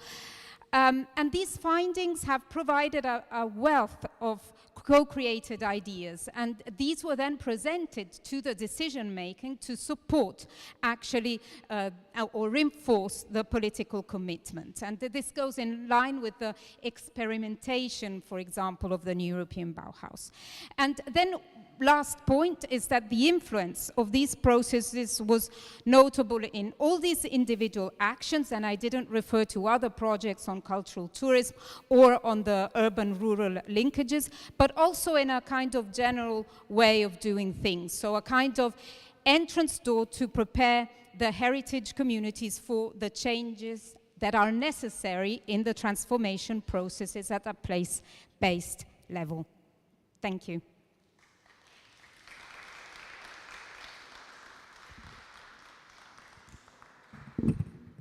Thank you, Cristina. Sorry, we're doing this experiment with the flying microphones. So, in the meantime, I would like to ask our colleagues from Kazanlak to prepare their presentation. And meanwhile, I would like to ask if you have any questions or comments based on what also Cristina and also before Laura was saying, because I think it's very interesting also based on what the Laura from DG Regio and also the other colleagues from the different DGs were saying about how we can, make the most out of the effort of integration, out of the EU funds for cities, especially in this new funding period. I think it's quite interesting the work that is on the one hand done by the network, Urbact, but also what is being done by city networks that are obviously involved in a wide number of projects and capitalization activities and so on, to actually reach out to whether it's the cities, whether it's the regions that are represented around here. So I don't know if based on this was anybody involved in any of the projects that were mentioned, or did you already know about some of the projects that were mentioned today? Please. I have involved in the creation of the partnership and the idea of ARC. I'm very pleased to hear. Okay, and I hope it's an opportunity to think better, to do better in the future. That's all. Thank you very much. So I think the PowerPoint presentation is ready. Yes, Jan, go ahead. I just wanted to point out a comment from Daniel Deppe during lunch break. He suggested, why not make Kiev the next cultural capital of Europe? It would be a powerful statement. And perhaps, Daniel, you want to just comment on this? I didn't want to make this point, didn't want to leave this point out. I think it's a good one. Maybe you want to just add a thought on this? No, that's a bit another topic, because we were discussing Ukraine and what to do and how to cooperate with Kiev and cities in Ukraine, and that's just a call by the Ukrainian Institute based in London, together with cultural workers and cultural and artists who would like to make Kiev the European capital for culture and peace. So based on the idea of the European capital, if you take a look on the website, I think it's quite a good call and interesting to connect Kiev and Ukraine also to more to Europe. So this could be an interesting point to be better connected to what's going on in Kiev and Ukraine, and to connect with the people working there. So that was just an impression what we could possibly do as cultural actors and people working in cultural administrations. Thank you, Daniel. I think that's a very interesting suggestion we can definitely take on board. I have too many microphones now, so. But I'm happy to share if anybody has some comments or suggestions that you would like to share before we go on to the next presentation. Yes. Thanks, Regio. Well, I think what you just said actually hits home. If we all are connected with prizes, with awards, with annual actions like this, the most endangered heritage sites in Europe, if everybody would decide from now on until the war is over that Ukrainian cities or sites are the de facto winners of this prize, this is what we can do with what we have in our hands. We cannot send trucks, our governments do that, our neighborhoods do that, we can do it ourselves actually as a person, but we have in our pocket, our gun is our heritage capacity and our network. And this is the least we can do, I think, is to stop thinking now of how we can interact between us and how we can give awards to each other, and in foreseeable future, to see that for now, the 7 most endangered species. Yes, I was really much indoctrinated yesterday by the ecological heritage. That the 7 most endangered sites will be all 7 sites in Ukraine, capital of Europe, Kiev, etc. Our efforts award this year is clear. It goes to all our Ukrainian members, and so on and so on. I think it is war. It's war on heritage, and we have to defend ourselves.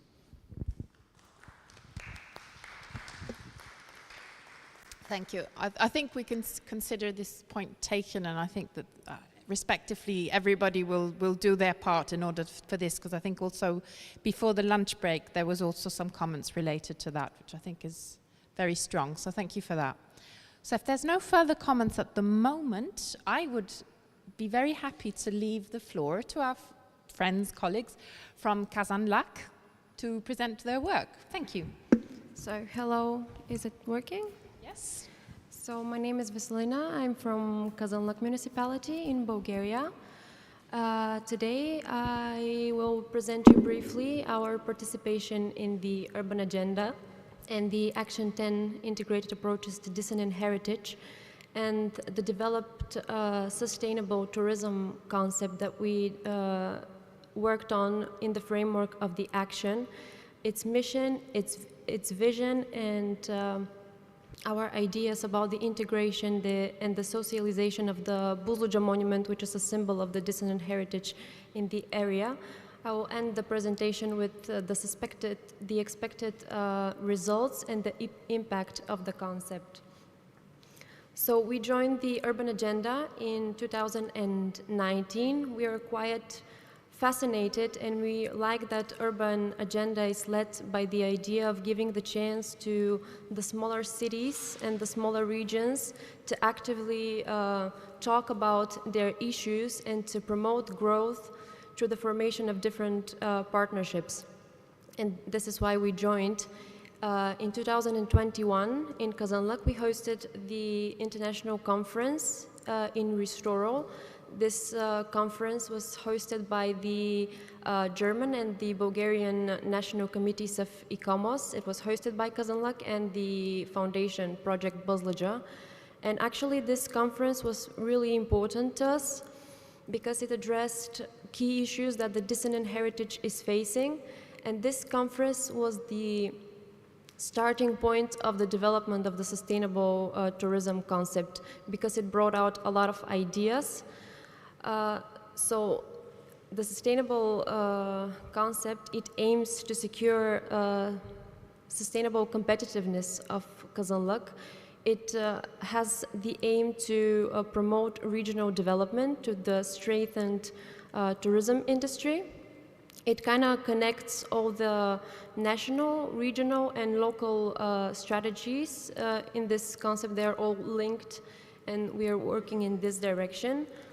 Of course, Kazanlak has very strong pillars of the exploration of cultural heritage.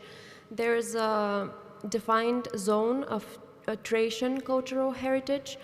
It is also the center of the Rose Valley in Bulgaria, and some of the actions and the measures that we put in the concept lie on this strong basis, but there's a lot of resources and potential to explore different kind of tourism like ecotourism, spa tourism, as well as the exploration of the dissonant heritage. So we started by doing a socio-economic analysis. On the basis of this analysis, we did a SWOT analysis. I'm not going to go through all of this, but based on it, we identified 4 zones where we want to invest for the sustainable tourism development.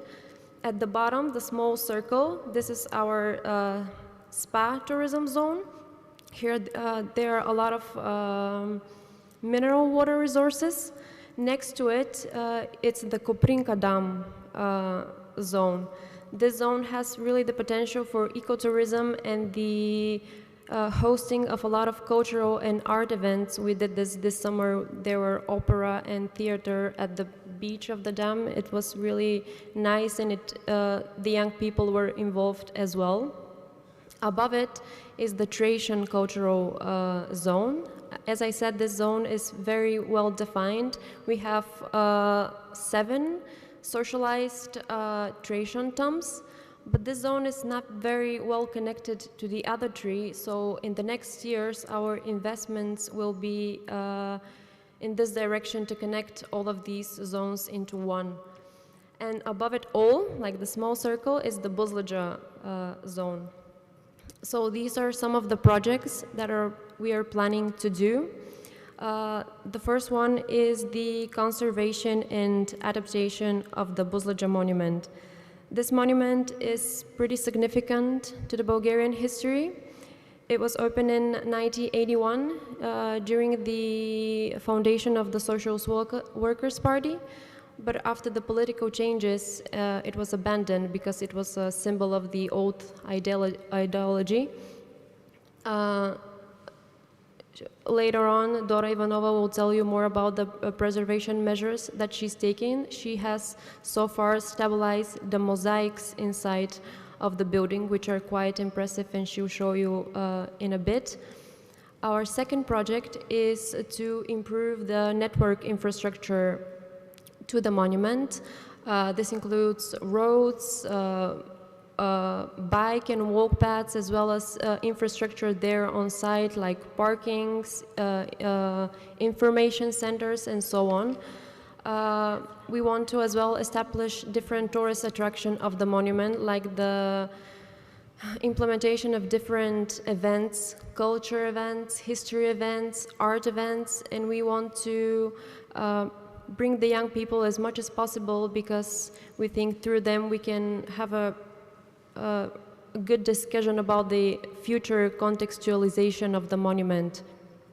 And lastly, because this monument is like on a top of a mountain, there is a functioning ski center over there, which is a bit old, and it needs renovation and modernization, and I think that will be a good touch to the exploration of the monument. Of course, funding is pretty essential part about the implementation of these projects. I can say that Kazanlak has done really big projects in the past that were implemented by the European funds, by the state budget, as well as our own resources, but not to that big extent. So in the new programming period, 2021-2027, we expect to further this practice and to use all available resources for the implementation of the concept. And lastly, I think Kazanlak as a municipality believe that cities like Kazanlak, they're a blend between the new and the old. And cities like this have very rich histories and complex cultures, and the future of these cities lies in the blending of the new ideas with the existing infrastructure, so that we can promote growth and to solve the pressing issues that are in the present. And through the concept, we want to turn Kazanlak into a recognizable and desirable all-year destination with a clear and preserved culture and nature. And now I'll give the word to Dora Ivanova. She is the founder of the foundation project Bozlja. She has an ongoing campaign for the preserving of the roof of the monument. She will tell you more about it. Thank you.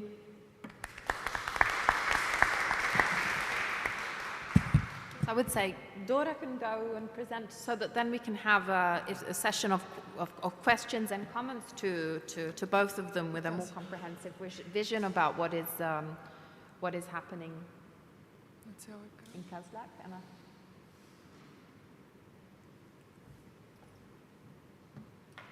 Super.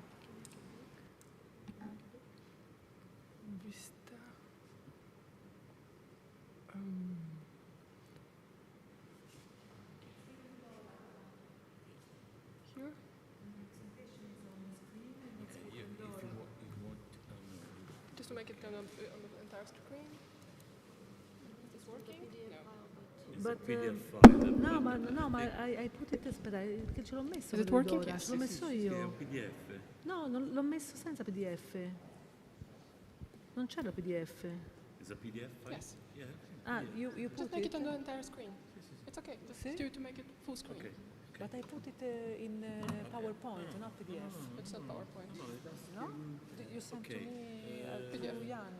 PDF. Vista schermo intero. Just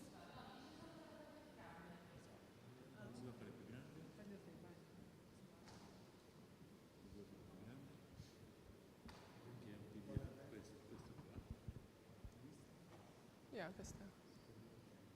Yeah. Perfect. Yay!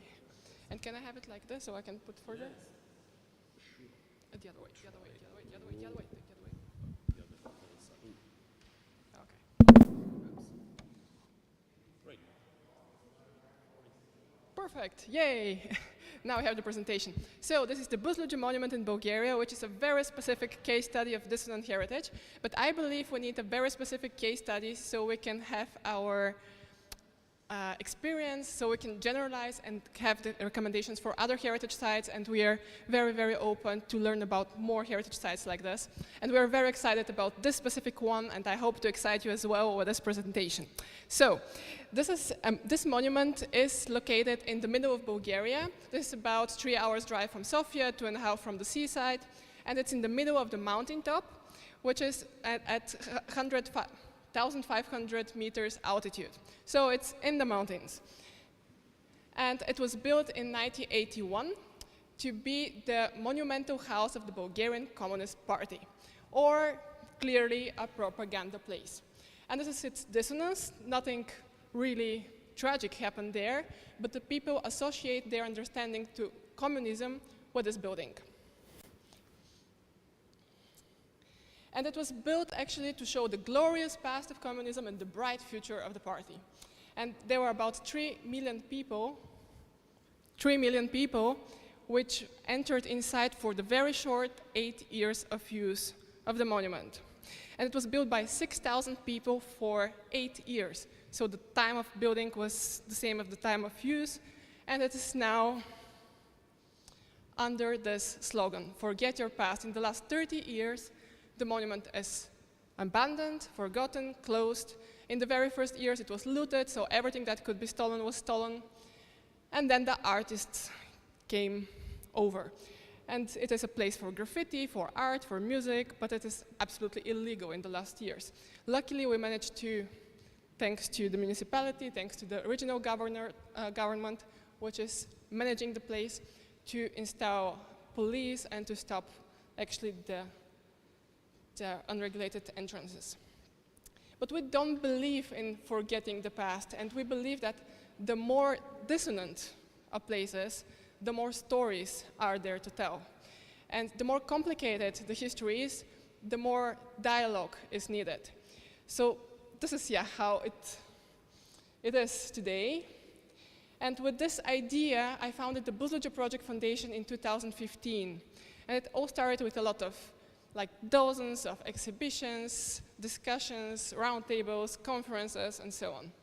But the very first big step forward was, and we were talking about the 7 most endangered.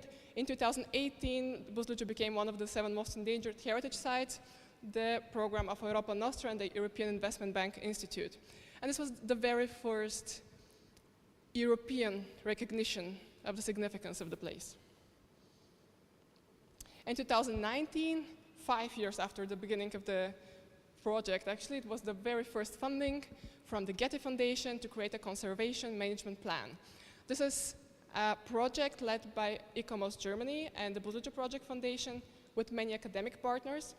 And it's a project to find a strategy and develop a strategy how to preserve the significance of the place. And we gathered an international team of experts. In the last 3 years, more than 100 experts were working on this project in international multidisciplinary teams. And the first thing we did, it was important for us to dig into the archive and find everything which is there. We had a huge amount of documents, but we didn't find what we were really looking for. And these were the real stories of the people. So we collected the oral history. We found the people who were working, and they're still alive, which is really amazing. And to tell the real stories of this dissonant heritage place. So we recorded them on video, and we continue gathering the oral history. So the technical aspect was also very important for us, so we created a 3D, or we did a 3D laser scanning and a 3D BIM model, and a lot of technical further assessments like construction investigation and technical installations investigations. But what was very important actually was to assess the significance of this place.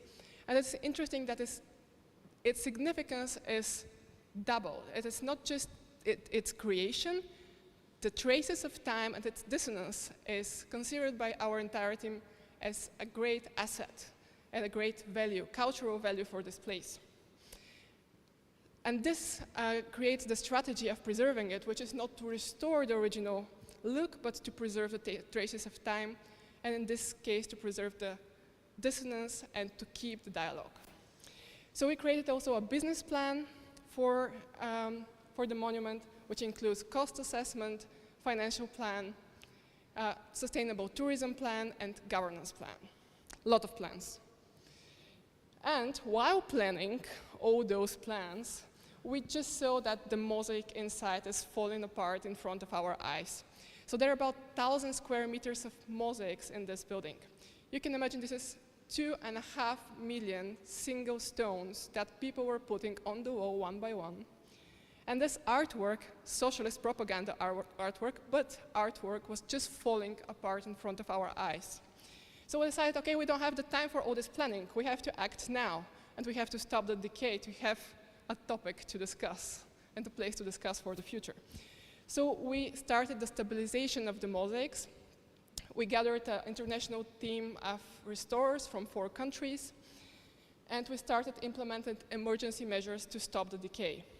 So we gathered all the fallen mosaics, we protected those on the wall to stop the decay, and we created shelters on top of the mosaics because the roof is almost completely missing, and we had to stop the water. And this project in the last 2 years was developed in a very interesting way because it was partly funded by the Getty Foundation, but partly funded by the people. We actually had a campaign, Adopt a Mosaic, and the local people, including the mayor of Kazanlak and many local companies, adopted a mosaic and in this way helped protect and save the artwork. But in this way we create also networks and we create support, which is also as important as the real preservation. And while doing all the planning and the security measures, we realized that it's really important to be transparent and to spread the message to the rest of the country, and you'll see later also I can say the world. So we were giving interviews inside of the monument. We were, as Vasilina said, we organized together with the Kazanlak municipality, ICOMOS Germany and ICOMOS Bulgaria. We organized an international, and of course with the help of our group, we created an international conference for dissonant heritage in Kazanlak. But we didn't want to stay into the academic world, but to go out and talk to the general public, because we believe this is important for every person in the area, and generally, it's very interesting. So we created a festival, the Open Buzluđa Fest, and it was a 3-day of music and a lot of discussions about the future of the monument. And right now we are planning the 2nd edition, on which I really want to invite you from the 19th to the 21st. Of August this year, we're continuing this practice, and I can really recommend it. It's a great way to communicate heritage, and dissonant heritage in particular. And yeah, as mentioned, the dissonance is actually helping. It is helping so much to reach out the media and the society. So all the Bulgarian media and many of the international outlets are highly interested in the process, and this is helping a lot. But also the social media. So with our Facebook, Instagram, website, and YouTube channels, we reach 725,000 people annually. And this is not to be underestimated. So the power of social media is really a great tool to deal with dissonance, and dissonance is helping to develop it.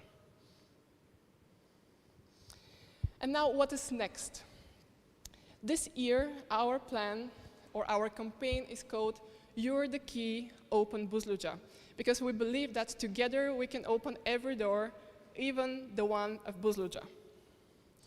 And actually there are about 50,000 people every year in front of the door who go there, although they know it's closed, there is no advertisement, and it was pandemic. So this is one of the most visited places in the region, but it's closed. And we wanted to invite these people to learn about the site even before it's preserved and really reused. So we want to open it in this condition. We have 3 tasks to do to be able to do so. So first of all is to preserve the dome mosaic, which is the last one to take care of. And we are already doing so. We created this amazing scaffolding, and we are working on this, and we will do the restoration or the conservation work next month. Then the next task, which is more complicated, is, so this is the roof. So you can see this is the main problem of this project. It was a copper covering, which was stolen in the early 90s. So the biggest part of the roof is missing, and it's crumbling and falling apart. So our task is to clean the debris, so to make it possible to cover it afterward and to make it a safe place for work and visitors. And the third task is to create secure pathways into the building so people can go in. Because, as said, we believe it is important not just to have the very cool selfie of this building, what most of the people see and do, but to learn about it, and by this to contribute to the sustainable development of the preservation project. But this is our very first intermediate step, which really hope to conclude this or the latest next year. But our long-term mission and long-term vision is much broader and much more important. And it is to create a cultural center and a storytelling place which shows all those different stories and all those different attitudes and understandings toward the difficult past. So we created one possible scenario together with Studio Uwe Bruckner from Germany and the E-House architects from Bulgaria. And this like very short idea of what it is. So the idea is to create a venue for art, history, and culture at this place, and we believe this is the exactly right place to communicate the dissonance and the problematic past, but also to look into the future in one very extraordinary place. So there can be cultural events and conferences for about 500 people inside, but there can be also art installations, biennales, and flexible uses of the space. And one additional idea just to broaden the imagination is the opportunity to go to the top of the pylon, which is 70 meters on the top of the mountain, and to have a 360-degree open platform for views across Bulgaria, which will be definitely an amazing experience and breathtaking experience. And the good thing is it all depends on us. And here I want to invite everybody who is interested to join and to get involved in the project. I really hope that with this project we can also continue our partnership and our Action 11 about dissonant heritage. And I believe that this building, this is one of many. There are many communist and socialist places scattered across whole Bulgaria and across the whole Eastern Bloc. And we need solutions which are contemporary and which are inclusive. And this building, as you saw, has the power to provoke and to get people interested, to get media interested, and to be an example. So our task is to make it a best case example, and I'm really happy and honored to be part of the group and of the action. And in this case, I'm sure it will be a best case. Thank you to all of you. Thank you.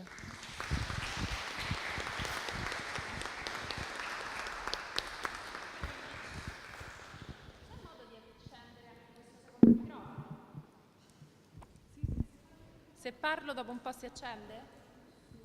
Dici esconnessi, lo devo accendere io.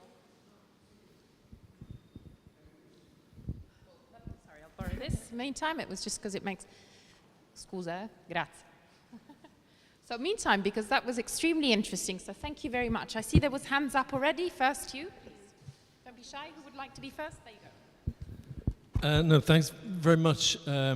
Yesterday, people were asking what dissonance was, and it is quite difficult to explain, but concrete examples give us the best idea of what's happening. I think Buzluja is just a fantastic example of exactly what dissonance is and what it means and what it can give us. And I've also been working with the Action 10 Dissonant Heritage.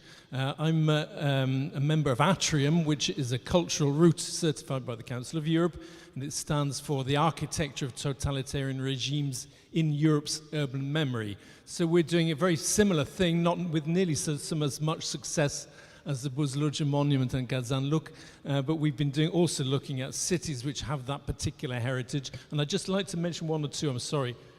We start from Forlì, which was the Città del Duce, the city of Mussolini in the 1920s, which also has, of course, a difficult heritage. Labin, which was Italian expansion into Istria, where there was a coal mine, so you have dissonance of Italian fascism. You have the dissonance also of the carbonscape, and I'd like to say also that Labin has transformed their mine administration into a library, just to link up with the Action 4. Dimitrov in eastern Bulgaria, which again was a foundation city of the Bulgarian Communist Party. Merano, again, Italian expansion to northern Italy.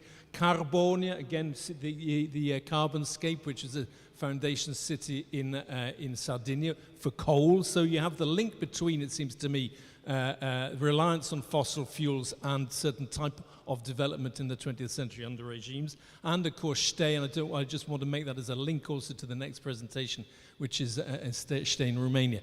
Just to say that this is a different sort of scenario in a sense. We tried to follow as a route the criteria of the Council of Europe, which are research and development, the involvement of young people, a focus on European memory, sustainable tourism, and arts and creative industries. So all the things which Buzluca does and Kazanluk does are exactly the criteria of the Council of Europe. Council of Europe, it seems to me, which is, again, another institution which works on heritage, on dissonant heritage, also sees culture as a driver, not so much in terms of urban development as we do here, but in terms of human rights and democracy. So, of course, there's a link with Russia, which, of course, has quite recently been excluded from the Council of Europe. So it seems to me there are lots of synergies and lots of silos which, in a sense, are coming together. So, well done. Thank you. Thank you. Thank you, Patrick. Yes, I'm Marie-Louise Janssen, and I direct the Contested Histories project at Euroclio. And this is one of our case studies, and I was really pleased to have you, to listen to your presentation. I think what makes it so interesting is you take a site that is so connected to the communist time, and instead of tearing it down, which is what's been happening with monuments in Eastern Europe and other places, you're actually taking something, contextualizing it in a way so that it also furthers dialogue, and I think that's a really wonderful example.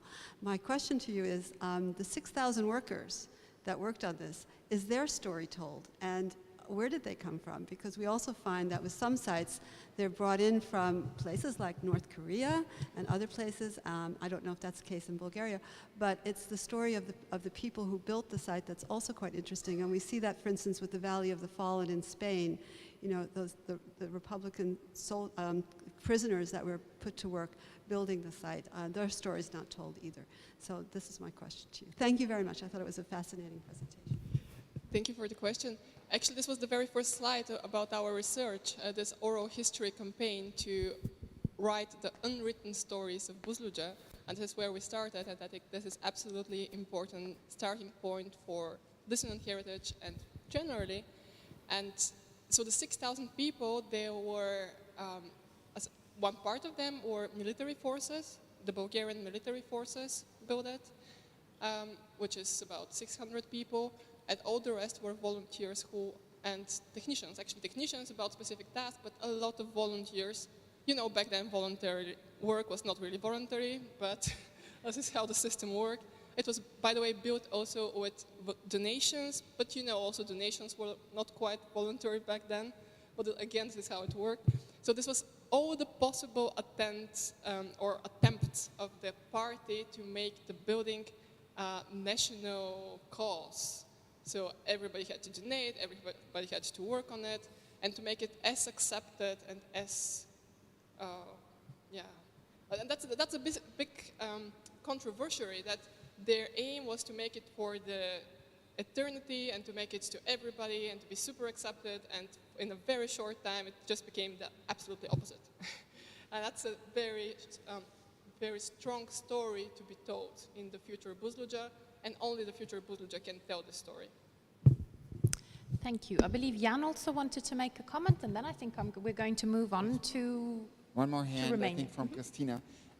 Yes, I wanted to thank both of you for your presentations, and I'm very grateful that you have come along so far with the concept, and we followed the process as the ministry for a while, and we are very eager to actually read the concept, I think, later this summer. So thank you very much. And I can only say that thanks to Buzluja, Action 10 on dissonant heritage, integrated approaches to dissonant heritage, was conceived. So thank you for bringing this case into the urban agenda. Without you, we wouldn't have done this work. I also wanted to mention Alexandro Mattei, but maybe you just want to actually say it in person, what you wrote in the chat. Yeah, so very shortly I was adding to the list of our colleagues on dissonant architecture Siegen Memorial, which is also from the communist time, but it's more like a note. There's no need to further explanation. I put the link so those curious could read about it. If I'm not mistaken, Siget is among the 40 sites that we that were filled out a survey in our action. So I think we have it, but we should double check. So maybe Christina?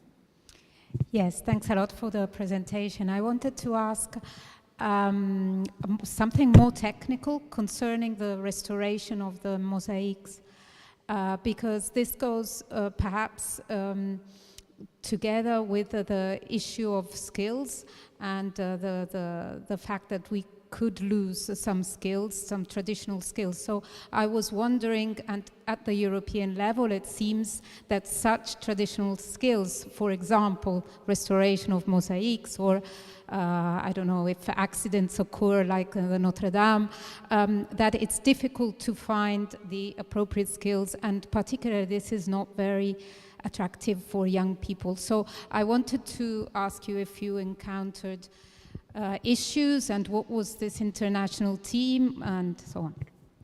Yeah, thank you for the question. It was international. It was an international team of restorers from the Bulgarian National Academy, from the NGO Diadrasis in Greece, from the Technical University of Munich, and from the Bern University of the Arts. And we had a lot of enthusiasm and people and students who wanted to support, so it was not hard actually to get people involved. There were many volunteers which were helping not with the restoration but with other works inside, more than 150 in the last 1 year. And in this case, because it's a modern heritage, there were actually 16 artists working inside, and all of them had different techniques how to do the mosaic. So the deterioration processes are different, and the preservation measures are different for each and every panel of mosaic, which makes it extremely complicated. And moreover, so we don't have such places or such experience in Bulgaria, because this is super new from the 81, and it is exposed to extreme weather. So the materials and the deterioration are absolutely extreme for these types of techniques. So what I mean by this is that the experience we gathered by preserving modern mosaic, which is on the same principle as classical mosaic, but still has different materials, and the experience we gathered there can be used for many other places, and we had a lot of mosaic in whole Bulgaria and in the social bloc. We have also explained all that in a report which will be publicly available very soon. So thank you. I believe there are a number of questions because the discussion triggered a lot of curiosity. But I would, at this point, invite instead our colleague from Stey in Romania to develop to go to the floor. You have a PowerPoint presentation, right? I have a video which I will present some of the Okay, and you will speak. Yes. Okay, so now later. The microphone is yours. Thank you. I will just turn the laptop here, please, if you can. Yes. All right. Okay.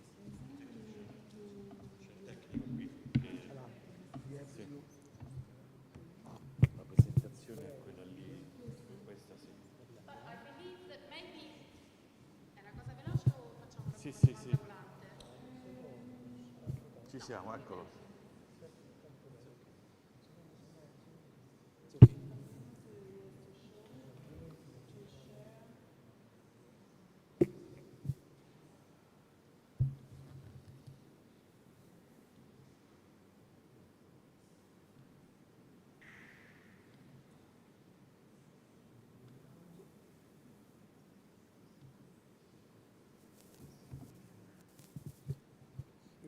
Okay, so let me pull this down. All right. Hello, everyone. Thank you for having us. I am going to read you a letter coming from our local administration. Distinguished guests, honored audience, I am here together with the Mayor of Stey, Julian Balázs, who greets you.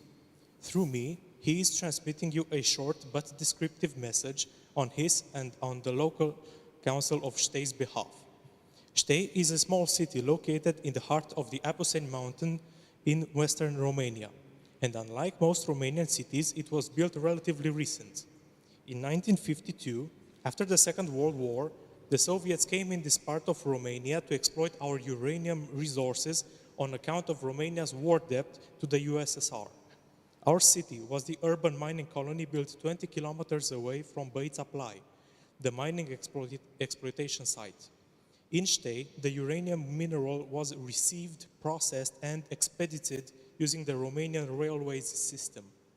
The buildings and the urban landscape were modeled in a totalitarist style, and Stey's design is unmistakable among other Romanian cities. Grid-shaped streets, palaces and neoclassical buildings, access of power and symbolism, and avant-garde ecological buildings are the reality we live with daily here. The Soviets left in 1958, and in 1989, communism fell. Our inheritance is this beautiful garden city, rich with history and signs of a recent oppressive past. Though it still pains us, life must go on. We decided to prosper and make peace with our dissonant heritage. Today, as times have changed, Stey and its citizens have a lot to offer in this modern and democratic world. Alongside cultural tourism in the Soviet city and in the traditional Romanian cultural heritage, we develop leisure tourism in ways that are sustainable, durable, and inclusive, together with eco-sanitary tourism based on natural resources. Besides these, the raising interest for developing the local industry, a strong educational offer for the youth, the consolidation of the socio-medical domain, citywide integrated digitalization, and an ever-improving living standard make our city a very attractive place to live in.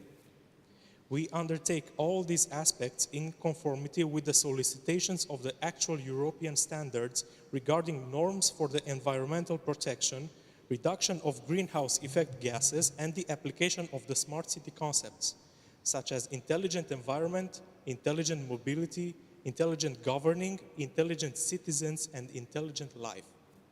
In 2021, our city officially adhered to the agreement regarding green cities, an initiative of the European Commission for Clean and Healthy Cities. The city of Stey rewrites its destiny by relying on the two main directions for the future, tourism and the development of the industrial areas.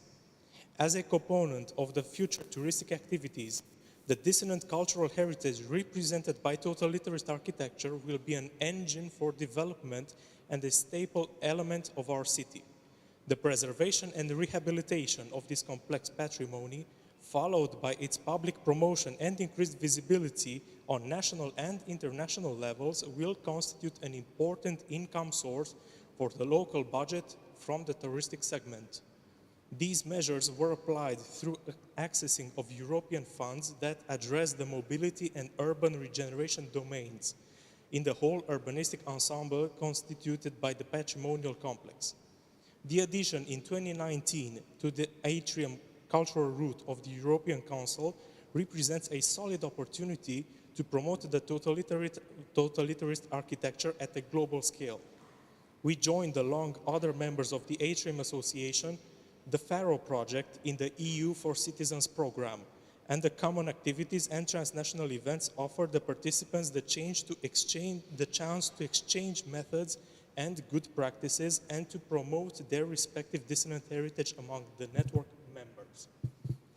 Rehabilitation projects were submitted for a part of our city's buildings through the increase of energetic efficiency for residential buildings program, thus accessing European funds. Sadly, the totalitarist patrimony buildings did not qualify, being technically ineligible according to the financing guide, because they did not meet the condition to have a minimum of 2 stories.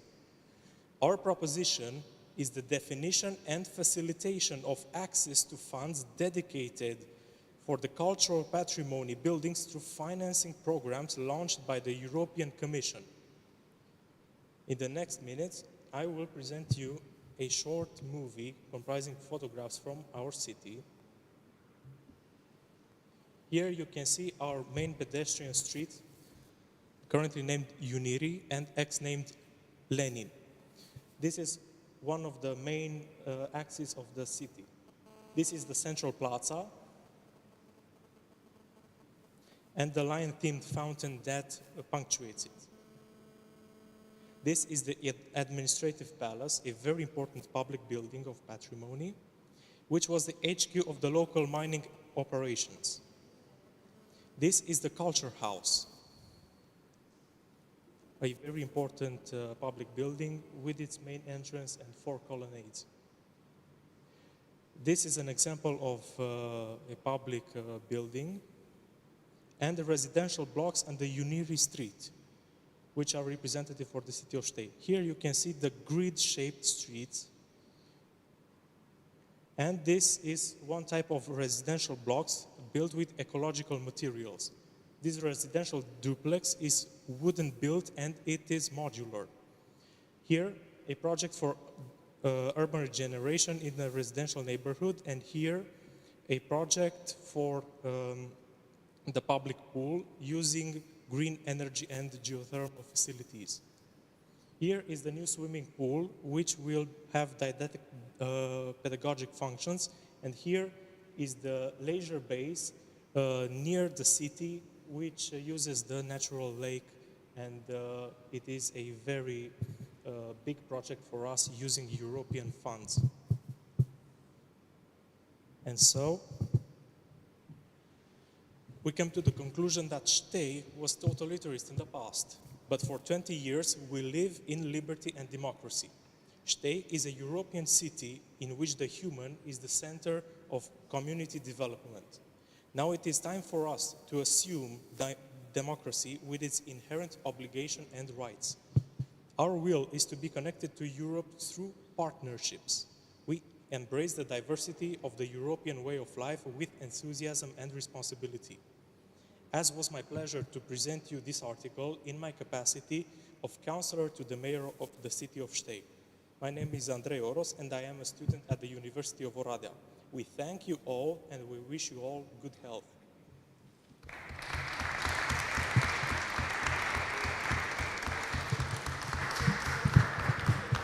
So thank you very much. Okay, thank you. Thank you very much to Andrei from Stey, and I would like to now, we have a bit of time for questions, obviously, to Andrei and to know more about what has been done in Stey, but also if there are other questions to any of the speakers before. This is a bit of a closing moment to wrap up, because I think it's particularly interesting. I see Laura with her hand up. Particularly interesting to go from the European discussion and the Unesco and so on this morning, and to look into what are very concrete examples done by smaller municipalities, by heritage sites, and we see how some of these issues come across challenges of accessing to finance and some of the administrative barriers and so on. So. Thank you very much. First of all, I would like to thank all the speakers that have been presenting the work, and particularly also the speaker of the case of Sofia, because of her enthusiasm. I think that it's very important to have this kind of attitude and being proud of what has been done, and was thank you for sharing this with us. To share reflection, I think that there is a lot, maybe too much, when we look at culture and heritage, and these 2 days really have showcased that we started with Action 1 on regulation of short-term rentals, on tourism, managing commons, on urban planning, and regeneration and Action 4, data management on tourism, climate change and heritage, distant heritage. So if I have to see the future of this partnership, I'm asking also to the wider group, where do we go? I mean, and there are many other topics that have been raised yesterday, and Sandra so diligently shared them with us today. I think there was some other parts missing on the anti-discriminatory aspect, gender perspective, but you know, we had many others on digitalization, on library third places, and so on and so forth. My question, I think, to all of you, do we keep all of this together? Or do we go for focusing on some perspective, some action, and if then where and which one? Thank you, Laura. I would like to collect a couple of questions and comments. I think there was one from Sandra. Actually, thank you both. I mean, I would like to ask to the mayor of Stay, how was, because we were told that there are some differences from the governmental level according to which funds is from the European Union is managed. So my question is, are you in Stay in Romania talking to the regional level, to the governmental level, or directly to Europe? Because apparently the governance model affects the implementing projects. So I would like to know more how it is in Romania. Who are your references for the ERDF?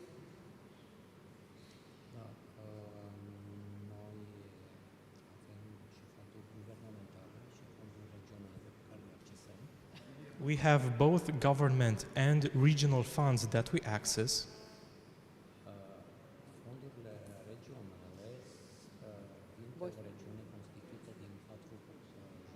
The regional funds come from a constitution of 4 neighboring counties.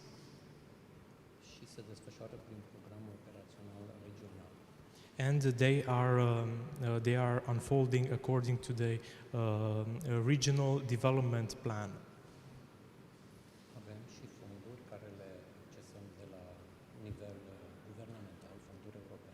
We also have government level funds, especially European funds that we access on a higher level, directly from the Ministry of National Development or from the Ministry of European Funds.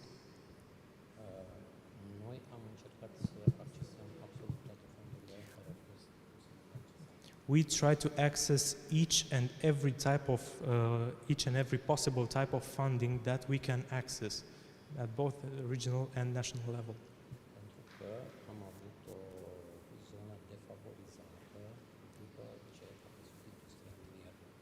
Because we are living in a defavorized region after the mining exploitations went down.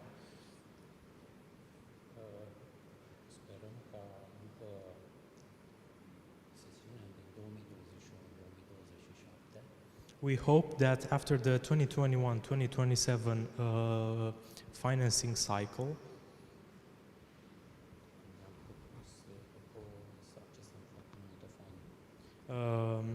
in this period we schedule to access a lot of European funding as much as possible.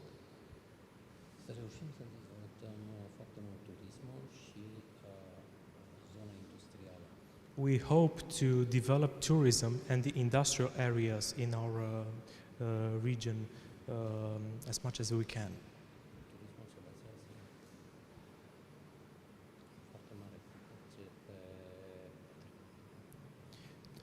Tourism in our area is largely based on our culture and cultural heritage. We also try to invest in balneology using our natural geothermal water reserves in the area.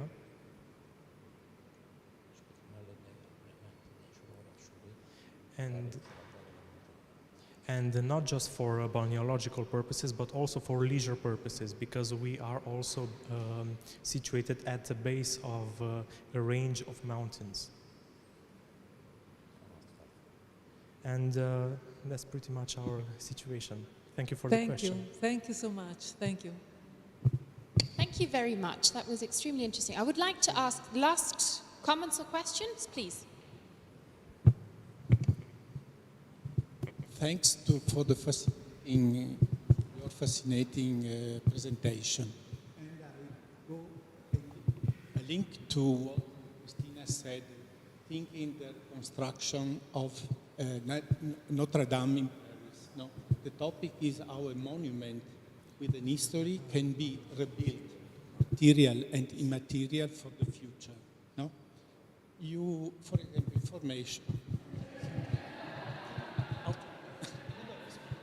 information, the cities of mosaic is a very important asset, cultural asset in Mediterranean area. The city of Ravenna is a key point. I suggest to have a contact with Ravenna, because they made a lot of things related to that.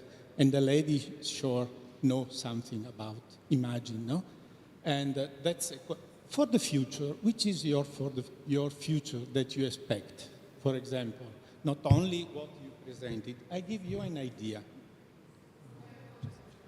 No, let me know. Let me say to you, if I am able again to find what, no, I'm not able, but the European Union proposed a sustainable, open and resilient way to support cultural heritage. Is that for you interesting? Yes, I think for many others. And that's the call of European Union available. That's all. Yes. Why we think about silos, we say we have to cross, but we forget there are available resources. Why we don't mention horizon?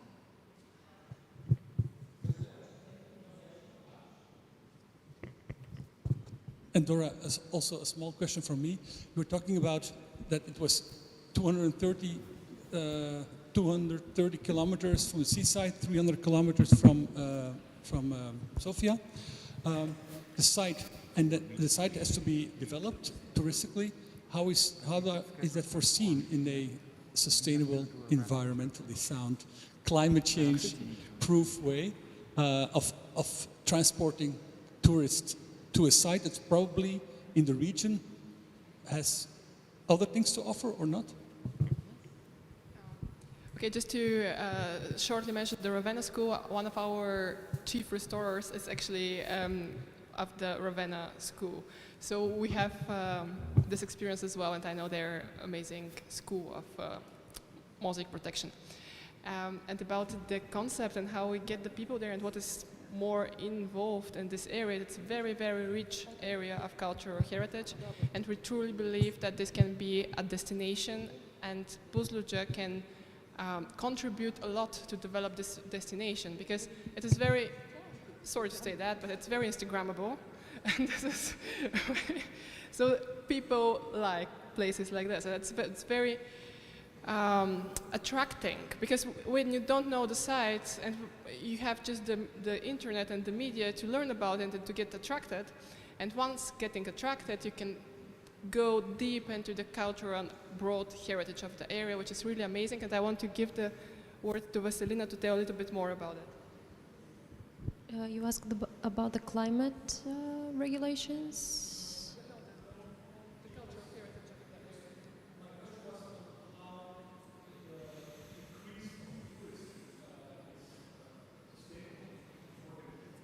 I have another question now. I have one and there's one online.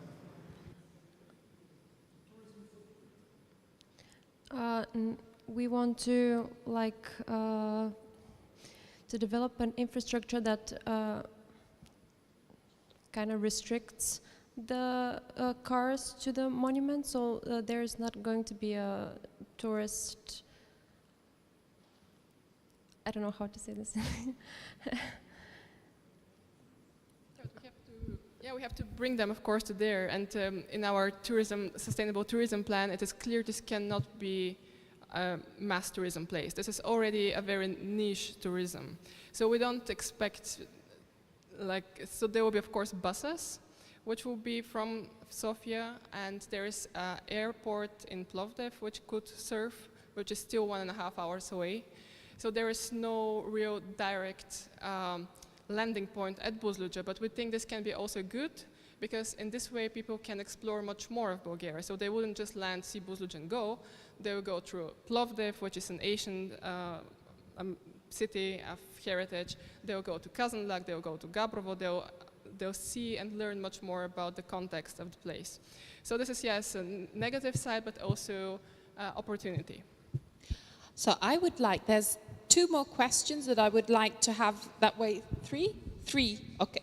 Okay, so that maybe we collect these 3 questions and get quick feedback so that we can then go towards the wrap-up and also the further steps on behalf of the coordinators, yeah? So I'm going to change the subject a little bit right now, and I'm going to answer to Laura's question about the perspective, the future perspectives of this partnership. And concerning Coimbra region, we have a very important document, strategic document, made for 10 years, made by the Center of Portugal Cultural Direction. And this strategy links very well with some actions we have here in our partnership. And we, the Coimbra region, would like to work in these actions if they have continuity, and we would like to keep in connection with them. And there are a lot of them. Action 9, the Observatory on Culture and Cultural Heritage. Action 10, Action 11, Action 8, Guiding Principles for Resilience and Integrated Approaches. Action 6, Urban Strategic Plan for Culture and Cultural Heritage. And I think there's another one, so sorry, another 2. Action 3, Cultural Hubs, and Action 4. So we, Coimbra region, we are looking forward for this partnership to continue. Okay, so we'll get more into this, I think, with the closing remarks from our coordinators, because I think there's it's very important to close off understanding what's next. So yeah, I would just encourage to or reflect on Laura's question on how to move on, since I experienced like the last 2 days that there are so many things and so many topics that are still needed to be talked about. Even now we are discussing certain specific topics, and I feel that there's no end to the discussion. So I don't feel that this process should end, but I would encourage to kind of see how it can be focused on specific targets for the next couple of years. Mm-hmm. So my experience for the last 1.5 years that I've experienced this process is that it's a really like low barrier access to a discussion that can be made on certain topics, and then there's a certain format where everything can be collected together. So I would encourage to continue, but I would also suggest to see where the next milestones of a future process lies. And maybe Jan or Sandra, you can give us some more infos what you expect from this couple of years to come. Thanks. So I think there's a lot of insights also coming on to the closing remarks. But before we get on to that, I would also like to pass the microphone to Jan. Yes, I would just briefly like to comment on Stay. I'm very grateful that you came and presented your project, and I think it shows beautifully how the Urban Agenda works as a network of networks. We were connected to Atrium, and then you're connected to Atrium, and you came here. So I think this is really quite interesting. And what's also interesting to me, but I don't think we have time, is to know what motivated you, if I'm not mistaken, to recently join Atrium, because we are actually in the Urban Agenda, in Action 10, trying to think how can we enlarge this very good network of dissonant heritage sites, and what motivates cities to join. So we can learn from your example, I think, and it would be interesting to enter into a dialogue. Now, I would like to just briefly give the floor to Alessandro, who offered to just give a very small intervention before we wrap up. Thank you, Jan, and I will be short. First of all, congratulations for all the input. I have now a lot of reflections and questions, but we don't have time. I will go to just the most important. Congratulations for the two dissonant heritage cases in Bulgaria and Romania. And I have a couple of reflections which are more general, but I think they will fit well with the continuation and a bit of being careful to what we do next. So one of the points is that we are here in a very, I could say, a group of friends. We are working, many of us, for some years together, and we have a kind of, we reach a common understanding of the values and what is important, why cultural heritage is important. I think it is now the time, also with the background that all these studies, papers, research that we've done, documents that we can share and indicate, I think it is now the time to also go outside of our comfort zone and go in this kind of groups where this understanding is not yet obvious. And if you go, I don't know, a different type of conference, maybe something more technological, you will discover that many of the people will not immediately say yes to all the things we do. And this links me to the second point. I know, and I also heard our colleagues from Casalan, that there are a lot of strategies, and very often we see in local level strategies cultural heritage being mentioned. But what I always say is, let's not just look what is in the strategy, we should also look where the budgets are allocated. I know many cases, unfortunately, where we have nice strategies indicating the right challenges and the right areas that we can invest in, but when money are allocated, actually they go in different areas, and that unfortunately happens. The mayors that are here in the room might be have experience and can share if that is true or not. And the last point there, also connected, we have talked somehow about tourism. Indeed, I think the new partnership, Urban Agenda partnership on tourism that is announced to be launched soon could be a very good continuation and link. But we also want to raise a point that tourism is not a universal panacea. And even though we see it as one of the easy fix, we should be very careful and always see tourism in combination with other economic activities that bring all kind of transformation. Tourism alone could become complicated to handle in future. Happy to explore more on this in our next opportunities on email, but I will stop now here because of the interest and time. Very happy to be with you here, and thank you for all the technical support. It worked very well.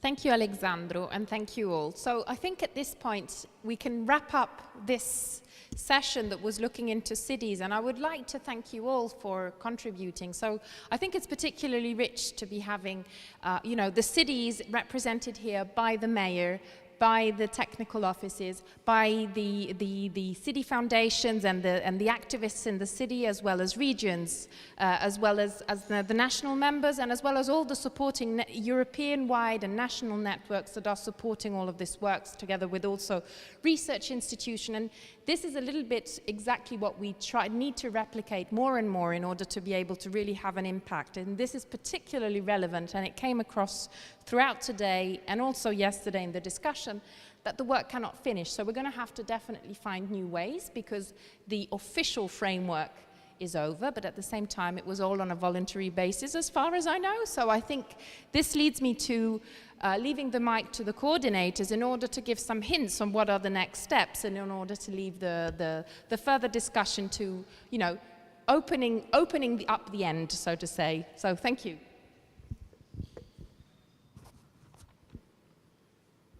Will you start, Sandra? Okay. So just to end First of all, I have to echo what Daniela just mentioned. Thank you to all. I mean, these 2 days discussion was really fruitful. Thank you for the mayor and for all the experience brought forward here, operational one. And just to see what's next. The question is now what's next. This year, I would say that first of all, we have to finalize our results in terms of booklets and mother booklets, all these things that we have to disseminate and communicate to the broader audience. So I would say that the first step is to really send us your comments on the final remarks, the document that was disseminated yesterday. So the written comments, that we can take them on board, modify the things. Then we will have a graphic designer finalizing the booklets so that we can disseminate in an official manner to the Commission in Brussels. We were thinking about having this meeting late this autumn or winter this year. So this is just to finalize and to disseminate what we had so far, to close these 3 years of work. Then, of course, I mean, we heard a lot of topics that are worthwhile to be developed. So in a concrete manner, if you have ideas on who and what and how, you can send us these ideas. And in the Urban Agenda, the procedures are changing. After tomorrow, I will fly to Paris, and we will see how the new procedures will be. So I will tell you in a few days. But apparently there is we need to specify the request on specific actions we would like to keep on working. And there is a panel made by member states and the Commission saying yes, it's worthwhile, and so on and so forth.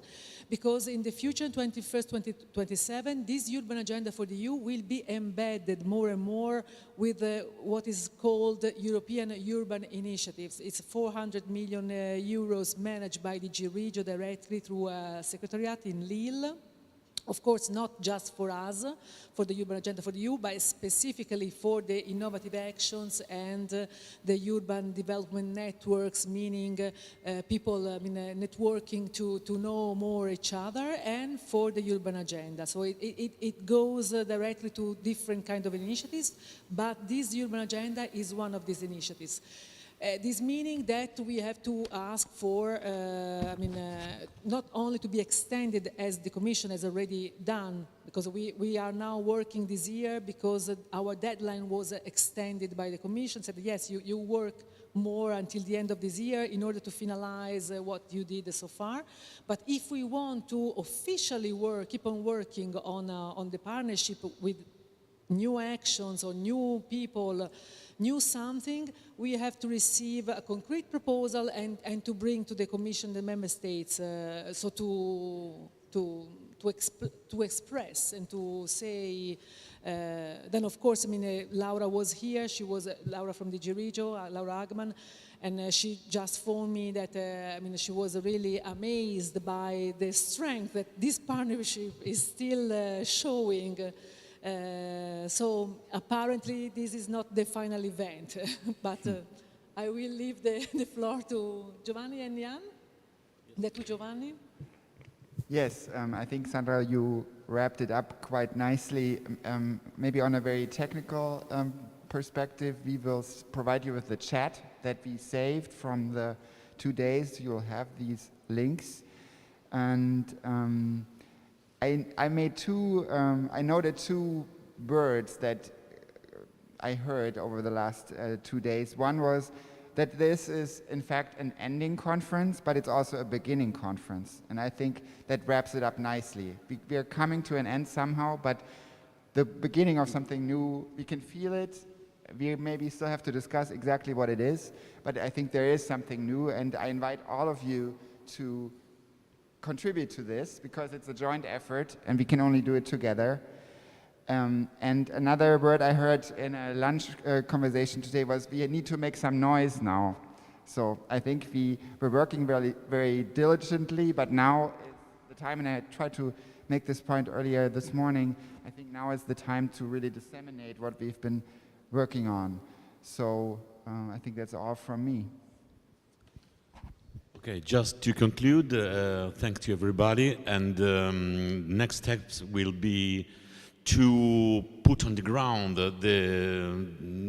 the results and achievement of this partnership in the next period by utilizing the funds of cohesion funds, structural funds, or the funds of European initiative, and then to converge, to keep together, try to make the cultural heritage means awareness in the pursuit of a better life in the cities and sense of belonging.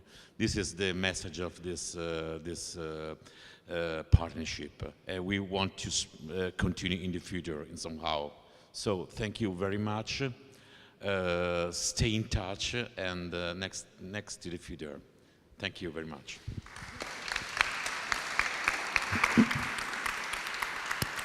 And a very big applause, please, for Daniela for her excellent job guiding us through today.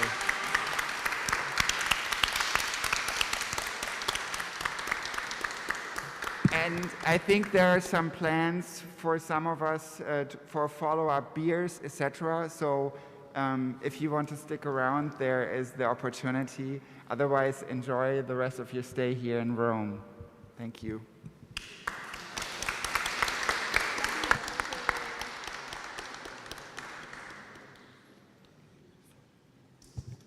If you want some tips on where to have beer and apero and everything, Giovanni is from these cities and Daniela as well. They knows where to go and how to go in the locals, bars. They can give you tips.